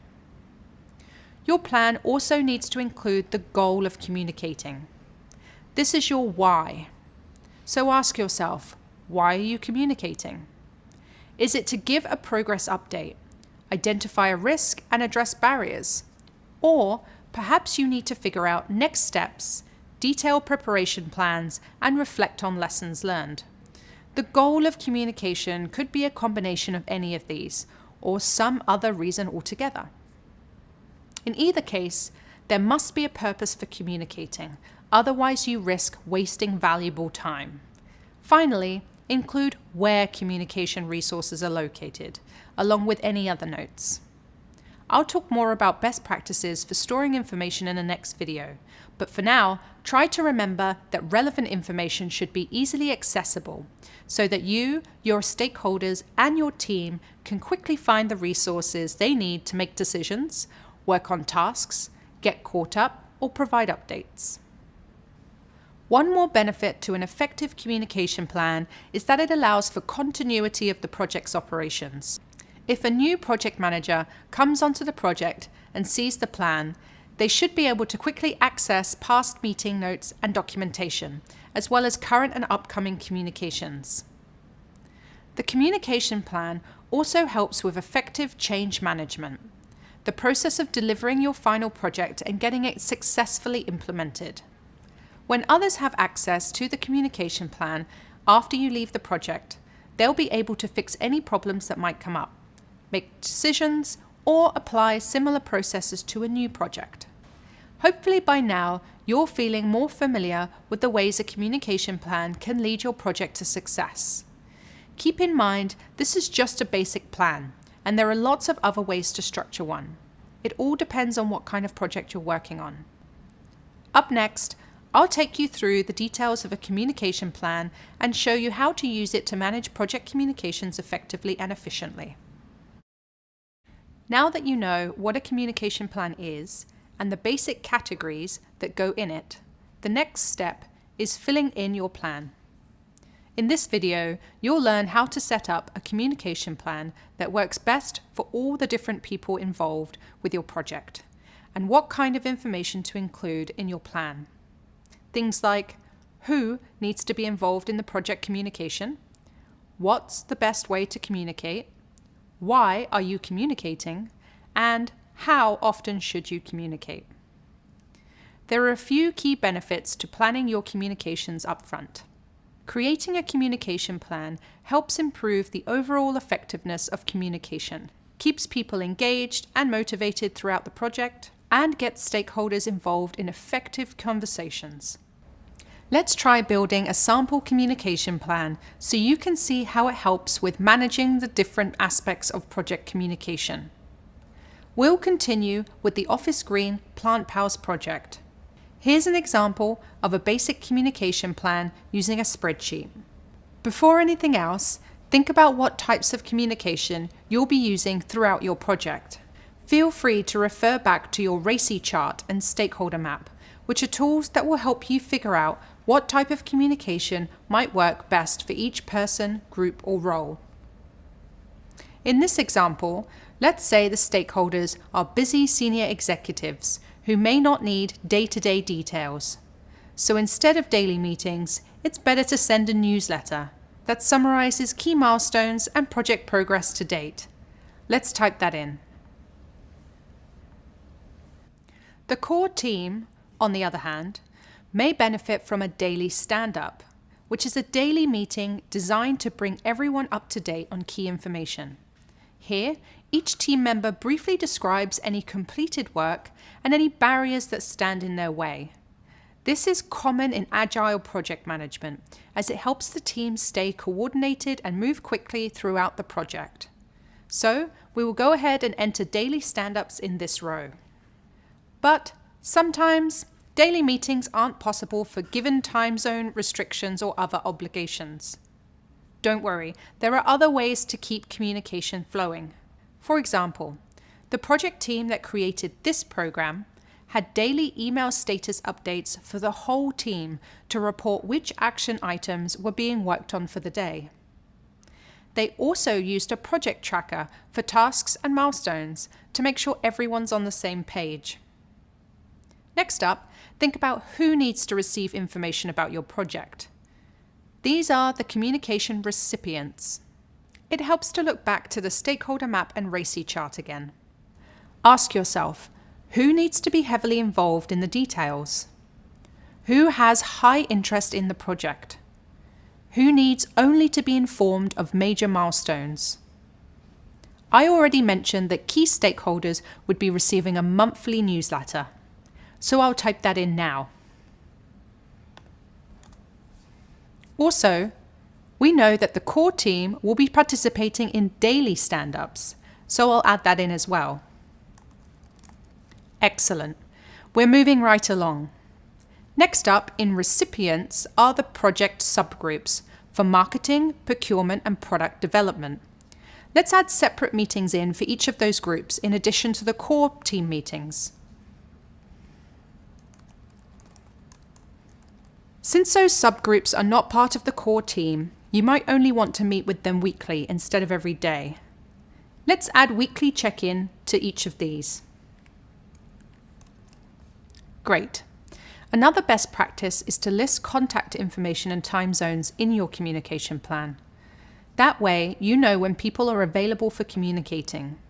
Let's add that in. Feel free to hide this column, since it contains sensitive information about people involved in your project. There are other ways to list contact information privately and link it for easy reference. I'll teach you how to do that in another video. If you're having trouble deciding which type of communication to use, one way to help you choose is by thinking about the frequency. As I mentioned earlier, a senior stakeholder probably won't be able to attend daily meetings, and they don't need every piece of information. Instead, you can communicate with a senior stakeholder on a weekly or monthly basis, and you can focus on high-level status updates like overall progress, recent wins, or milestones reached, and current metrics. In this case, let's send out the project newsletter once a month. If you're unsure, it's always great to ask senior stakeholders which method of communication works best for them. When you work with your core team on a project, you need to get into more of the day-to-day details. Check in regularly and ask how everything is going, how they're doing on tasks, and do they need your help with anything. Adding a daily meeting for your core team and a weekly meeting for the subgroups. Let's make that happen. Great. Meeting more frequently can help unblock issues and keep the project on the right track. This leads us to key dates. Listing key dates and times are important for coordination. For example, if you're launching a product or new process or giving a presentation, you should list the key dates. Keep in mind, not every type of communication needs a specific key date listed. For example, with daily or weekly communications, you might not need to specify the actual date every week. You could just list every Monday or something like that. Let's add in key dates to our plan. For the monthly newsletter, let's send that on the first Monday of every month. Let's schedule the daily stand-ups at noon. And the weekly check-ins are on Wednesdays at 2, 3, and 4 o'clock.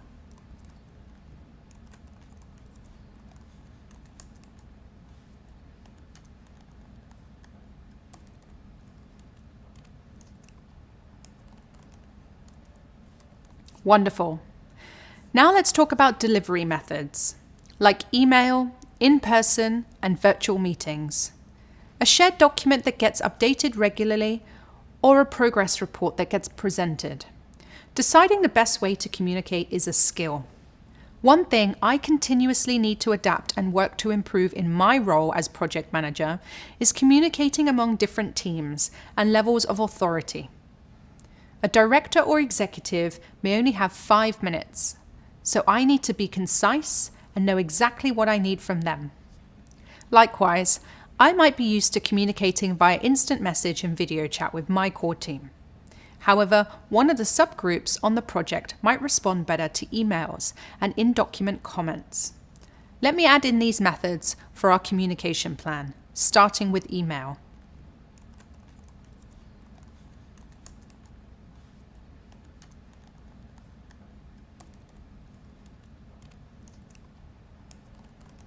Emails are a very common way to get people in sync, but write too much and you may lose your audience. After all, no one really wants to read a 2-page email.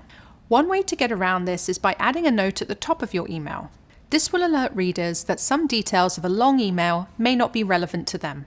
With this kind of email, lead with key points and action items, limited to 2 to 3 sentences. Then include a longer section at the bottom for those who want or need additional details. The goal of communicating is getting your point across effectively. So think carefully about what you need to accomplish with each type of communication. For high-level stakeholders, in particular, I'm constantly trying to answer, so what? Why should they care about my project? The same goes for my core team. What information is going to help make sure they complete tasks on time and stay motivated? Thinking about these questions helps me focus on the most important bits of information to share. So let's fill this in the communication plan. The goal of the monthly newsletter for stakeholders is to give a status update overview. Great. And goals for the daily stand-ups with the core team would be to report progress updates, blockers, and determining next steps. So let's add those in as well. All set. Next, you need to make sure you're able to reach everyone you need to communicate with. So it helps if communication is a team effort. Especially on more complex projects, you shouldn't be the only one communicating. You want to enable other team members to be involved in communications based on their expertise in the project. I'll add a column for sender and owner to indicate who is responsible for each communication. Then I'll add the sender or owner for each of these communication types, starting with the project manager as the sender for the newsletter.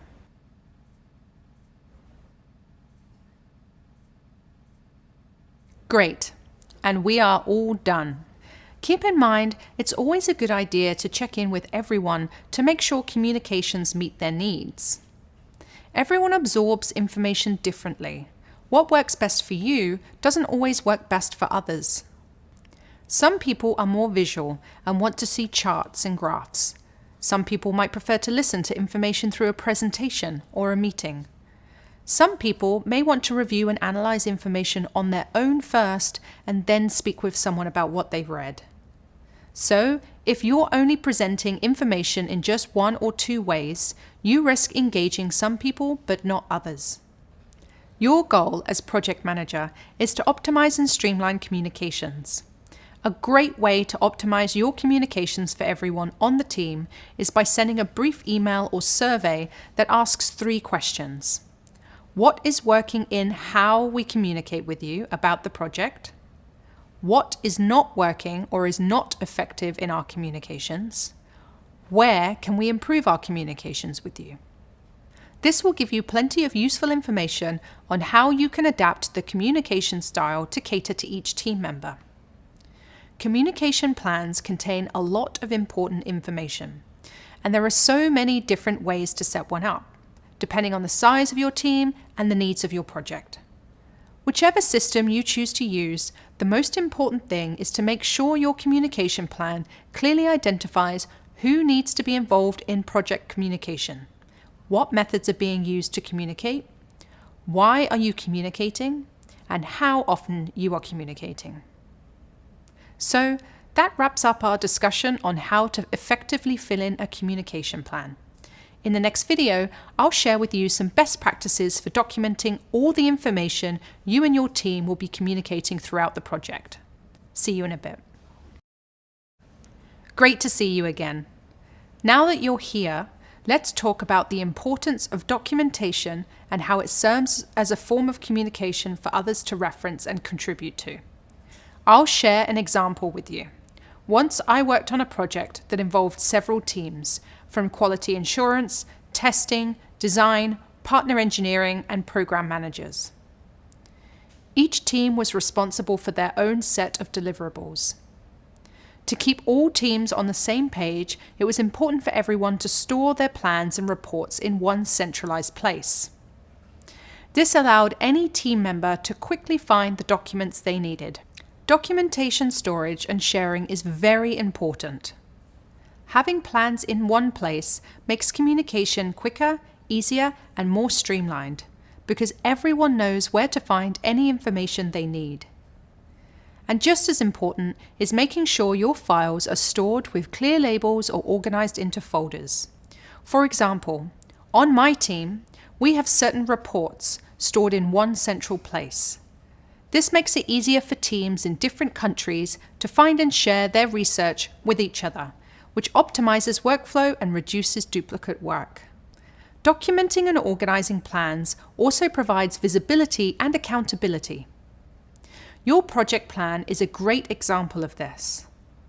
Each task has an owner and a due date. This creates visibility for the members of the project team and accountability for the task owner. It's common for members of the team and senior stakeholders to reference your project plan and associated documents when they need a refresher on timelines or milestones. So having up-to-date plans will help ensure there's no room for misinterpretation or miscommunication. Once you've created a centralized location for your documents, it's time to think about managing permissions of your files and folders. If someone isn't a core part of the project team, you might not want them to have full access to all of the meeting notes. Instead, summarize the relevant information into a status report for those who need to stay informed of final outcomes, but don't need all background information. There's another big benefit to setting up your project plans and centralizing them in one place: continuity. As the project manager, there could be times when you need to suddenly leave the project. Say you got sick, transferred to another project, or needed to take a leave of absence. Another project manager may need to step in, and if all the project information is scattered across unorganized personal notes, it's not very helpful. But if you documented all the plans in one place, the new project manager can find everything they need and pick up right where you left off. So, it's always useful to store guides, manuals, meeting notes, plans, and processes all in a centralized place and clearly labeled. You'll also want to make sure the people in relevant roles are granted access to those documents. So even if you're not present, the project can carry on. As project manager, it's your job to ensure that project data can be accessed in the future by others. Documenting your plans and making them available is part of a project management best practice called knowledge management. If someone needs to review this project for making decisions or planning similar projects, they should be able to easily access the information they need. It also helps set the tone for future projects and future project managers, which can be incredibly helpful if you happen to be the one jumping onto a new project. For example, if an architect is working on a kitchen remodel and they want to make a decision about the design, they can look at the old project plans to understand why the decision was made to put the sink in a certain location. Or if a new architect comes in halfway through the remodel, they might want to know why the other architect designed the plumbing a certain way. By looking at the old plans, they can go back and get the information and context they need to move forward with more informed decisions. It's also important to determine what kind of information to share with whom and when. Focus on the key information related to what specific individuals need to know. Think about this scenario. A project manager who's working with all the VPs at their company decides to send out daily updates. From a communication standpoint, what could be the potential impact of the project manager's decision? Well, since VPs get lots of emails, they're not likely to read the updates. That ends up being a waste of time for you. Also, when you send a lot of unnecessary information, then it's hard to tell what's really important.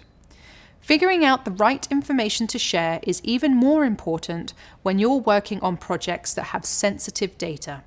In those cases, you need to be very careful of how you share information about your project with stakeholders who do not have permissions to view sensitive data. For example, financial data or user survey results are often highly sensitive and should never be made available to unauthorized viewers. Here's another scenario. Let's say your team is working on a high-profile launch of a brand new product, say an electric car. Most people don't need to know all of the thinking behind the project or see all the draft versions, but they do need to know what the final design will look like.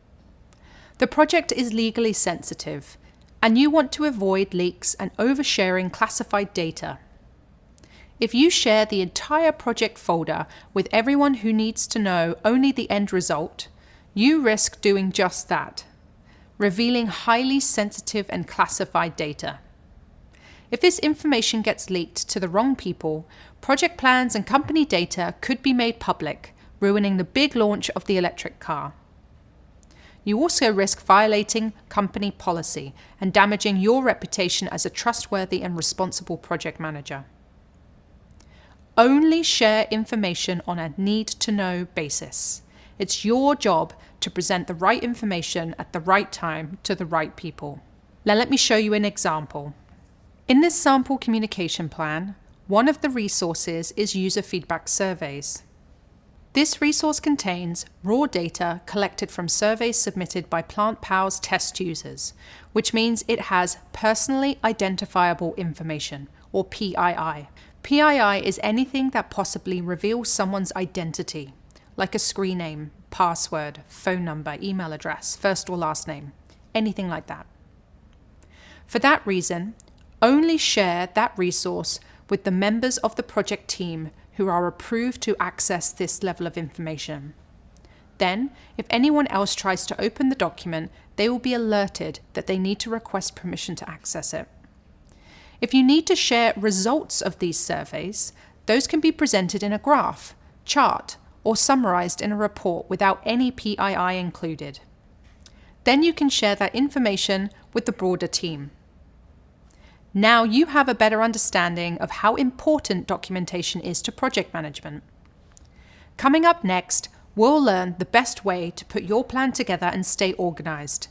See you later. Hi again. So far in this course, you've filled in or created some different project planning resources, like the project plan, budget, RACI chart, risk management plan, and now a communications plan.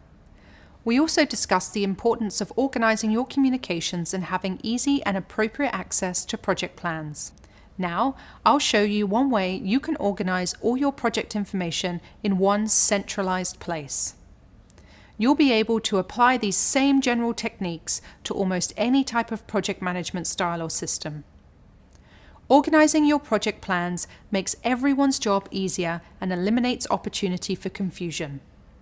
As a project manager, your goal is to have all of your project resources documented and linked in a way to where you or anyone on the project can access what they need quickly.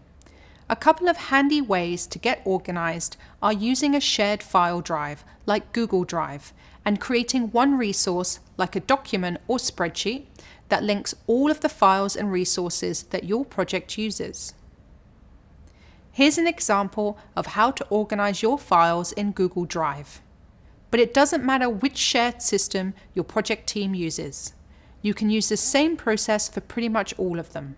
First, create a new folder and label it with the name of your project. Use this folder to store all your project files.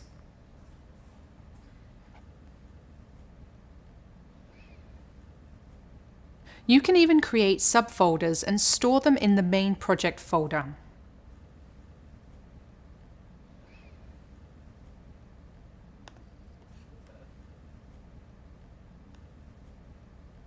You can also stay organized by creating a centralized planning document that links everything together. This can serve as a quick reference guide that you can use to find all your frequently accessed files in one place. Here's an Office Green example that's already been started. One at a time, select a resource name, then link it.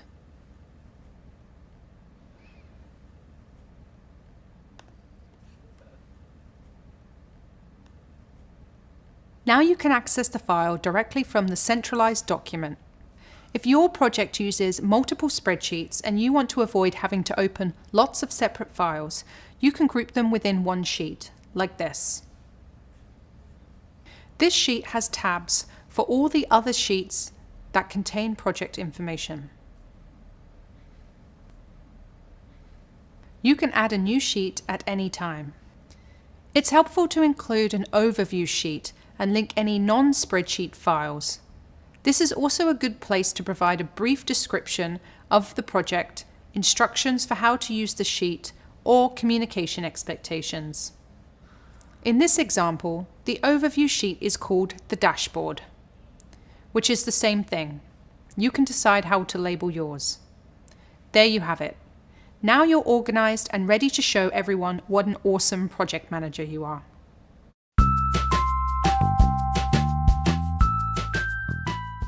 Hi, I'm Chris. I'm a diversity program manager here at Google. So I lead diversity programming and strategy for one of our business units here at Google. I focus in on diversity programming for our most underrepresented Googlers, like our Black+, our Latinx, and our Native populations here at Google.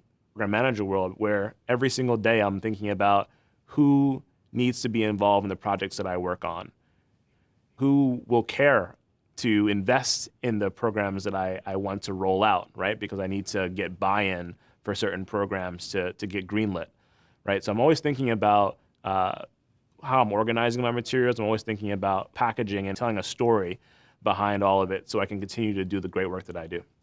An artifact is anything that you physically put together that describes or showcases the work that you're doing. So that could be a document that is, say, an executive brief or just an overview of the work that you're doing, or it could be something as tactical as a roles and responsibilities sheet, right? So breaking down who on your team is handling what and to whom you need to present. It's really important to keep that organized because it's not just for my own use, but it's also for anyone who I engage, right? So a stakeholder or someone who needs to sign off on a project, or it might be my teammates on something. I often bring in either volunteers or full-time help to help build the programs that I run.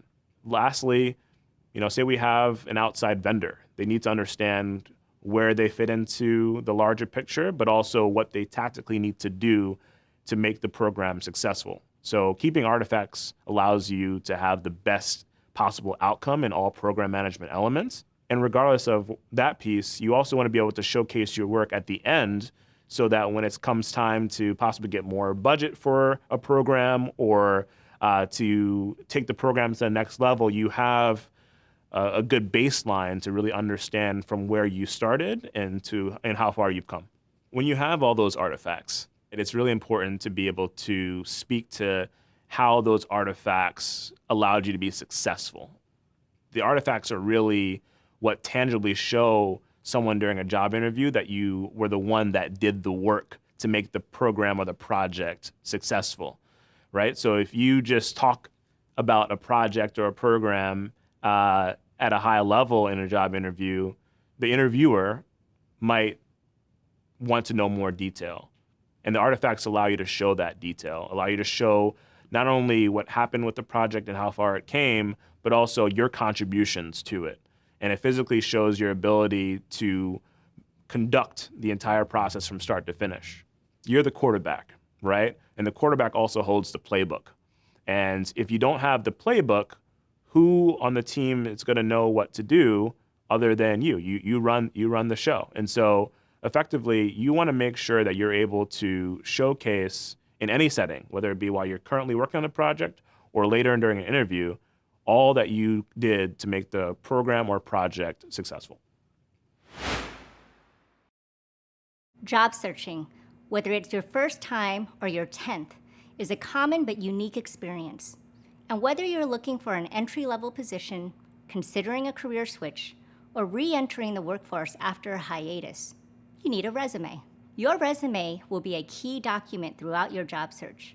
It's how recruiters can get an initial sense of who you are as a potential employee, and so it's really important to pay attention to the information on it. Most resumes share many of the same core elements. These are your contact information, previous work and educational experience, and skills. Documenting your experience in a resume gives you the opportunity to stand out to a potential employer. Not only do you get to list your past and current experiences, but you get to highlight your accomplishments as well. Let's break down the elements of a strong resume. Most resumes start with contact information. At the top of your document, you'll include your name, email address, and other relevant contact information you wish to include, like a phone number or address. Many resumes also include a brief 1 to 3 sentence summary of your experience. This summary is referred to as an objective or sometimes as a profile summary.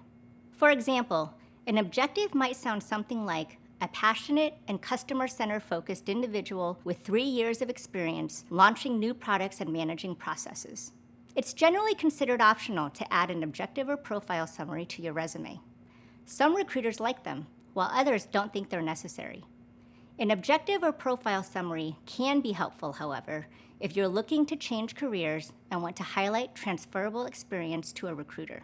Next up is the central element of most resumes, your current and previous experience, whether work or education related. When listing your work experience, you'll include your current or previous employers and job titles.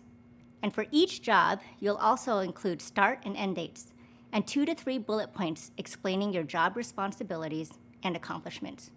Your educational experience isn't just high school or college, but can include online degrees, certificates, and other professional development you've completed.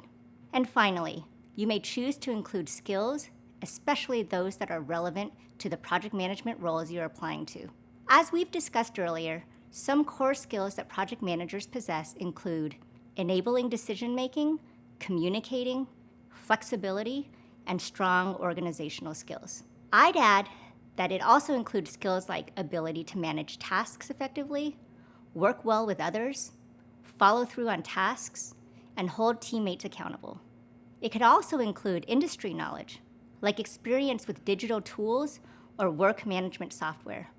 You can highlight these skills and more on your resume, either listed out in a dedicated skills section or incorporated into your section on current and previous experience. Another great skill that some people forget to add are additional languages spoken. If you have a high level of fluency in another language, it's definitely worth mentioning. Another way to show off skills is to mention hobbies on your resume, like volunteer work or experience working in your community. Sometimes listing hobbies that speak to your interests and background can say a lot about you, and that can be helpful to a hiring manager. In addition to highlighting what you're passionate about, many hobbies also require skills that a project manager can use on the job. For instance, some hobbies I see on a resume, coaching a youth sports team or teaching an art class, may tell me you're able to solve problems and connect with people. Things like that really stand out to me because they show that you're someone who has interests beyond their career. Including a broad variety of items on your resume can help show that you're excited about learning new things outside of work. Personally, I think this makes for incredibly interesting candidates. And these are the kinds of qualities we look for when hiring program managers at Google. We are always looking for people who can bring new perspectives and life experiences to our teams. Google's culture is diverse and inclusive, and we look for people who are open to learn new things and are great collaborators. This is especially true in project and program management. We look for candidates who are open to trying new things, because sometimes your first attempt at something may not go as planned and you'll need to try a different tactic. And we look for people who can effectively collaborate with other teams outside their own project teams to help everyone reach their goals. As you can see, a strong resume can really help you tell a powerful story about yourself, providing a full picture of who you are, what your strengths are, and what you're passionate about. Before I wrap up, it's important to note that a resume isn't the only way to document your abilities. You can also use online communities like LinkedIn as an additional tool to increase your opportunities. The same details on your resume should be stressed in your LinkedIn profile. Additionally, recruiters and hiring managers use LinkedIn to scout for talent, view a candidate's professional journey, and gain insights to skills, networks, professional associates, things that may not have been included in the typical resume. A recent survey showed that 90% of recruiters use LinkedIn to search for qualified job applicants. Once you document your experience, you can begin to search for and apply to jobs at companies. You want to get it right on paper before you have the next conversation.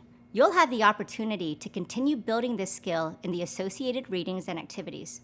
So take advantage of these resources and polish or create that new resume. I'll see you soon.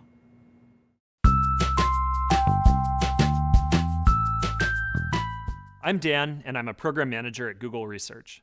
As a program manager in research, I work to make sure that all of the teams I work with are on the same page, whether that's product teams who are implementing the research or research teams who need to understand kind of how to define their research agenda for future projects. So a lot of what I do is effective communication and trying to create kind of detailed documentation so that everyone can kind of connect the dots. One thing that I've observed as a program manager is a kind of a proliferation of documents, or what I like to call death by 1,000 documents. So it becomes really important to have one kind of master document where you centralize all the kind of sub-documents or smaller docs that you might need to execute a project. And then you can just go to the master document and find what you need, even if that lives somewhere else. So I can go into my kind of master tracker and I can find the program charter. I can find the budget. I can find the agreed upon scope, any document that has approval matrices, which is like a list of all the approvals I need, things like that. If I can link out to everything from just one place, I know that I'll always be able to start there and find what I need. There's not a one-size-fits-all approach to project or program management. So you might need a risk management plan for one project, but not another, and there might be some other type of documentation you need. So really keeping everything organized and starting from one place is the most helpful tip I can give. A broader trend in program management or project management documentation is that you don't just take one pass at a document. You don't finish your project plan or your project charter in one go. You have to constantly return to it, revise it, and continue to, it's a living and breathing document. And the more detailed you can be in your documentation, the fewer iterations you're going to need to go through later on, because they're more likely to get things right the first time. You've done a lot of work so far. Let's take a moment to review all you learned in this course. First, you learned the key components of the planning phase and explored how proper planning ensures that milestones and tasks are completed. Next, you learned why it is necessary to create and manage a project plan, how to utilize time estimation methods to prevent project failure, how to get viable estimates using soft skills, and which tools you can use to build a project plan. Then, you learned what the components of a project budget are, how the budget process works, and the concepts behind estimating and tracking a project budget. And we discussed how the procurement process flows to manage paperwork, bids, proposals, and performance. You also learned about risk management and how it helps prevent project failure. You learned how to identify risks and measure their impact on a project, and how to communicate and monitor potential risks once they're identified. Finally, you learned how important it is to document plans. You learned how to organize plans to provide visibility and accountability, and what elements of a simple communication plan are vital to project success. In the next course, you'll continue on to executing and closing a project, where my colleague Alita will be your guide. She's going to teach you all about tracking and measuring project progress, risk management, using data to make decisions, and effective project communication.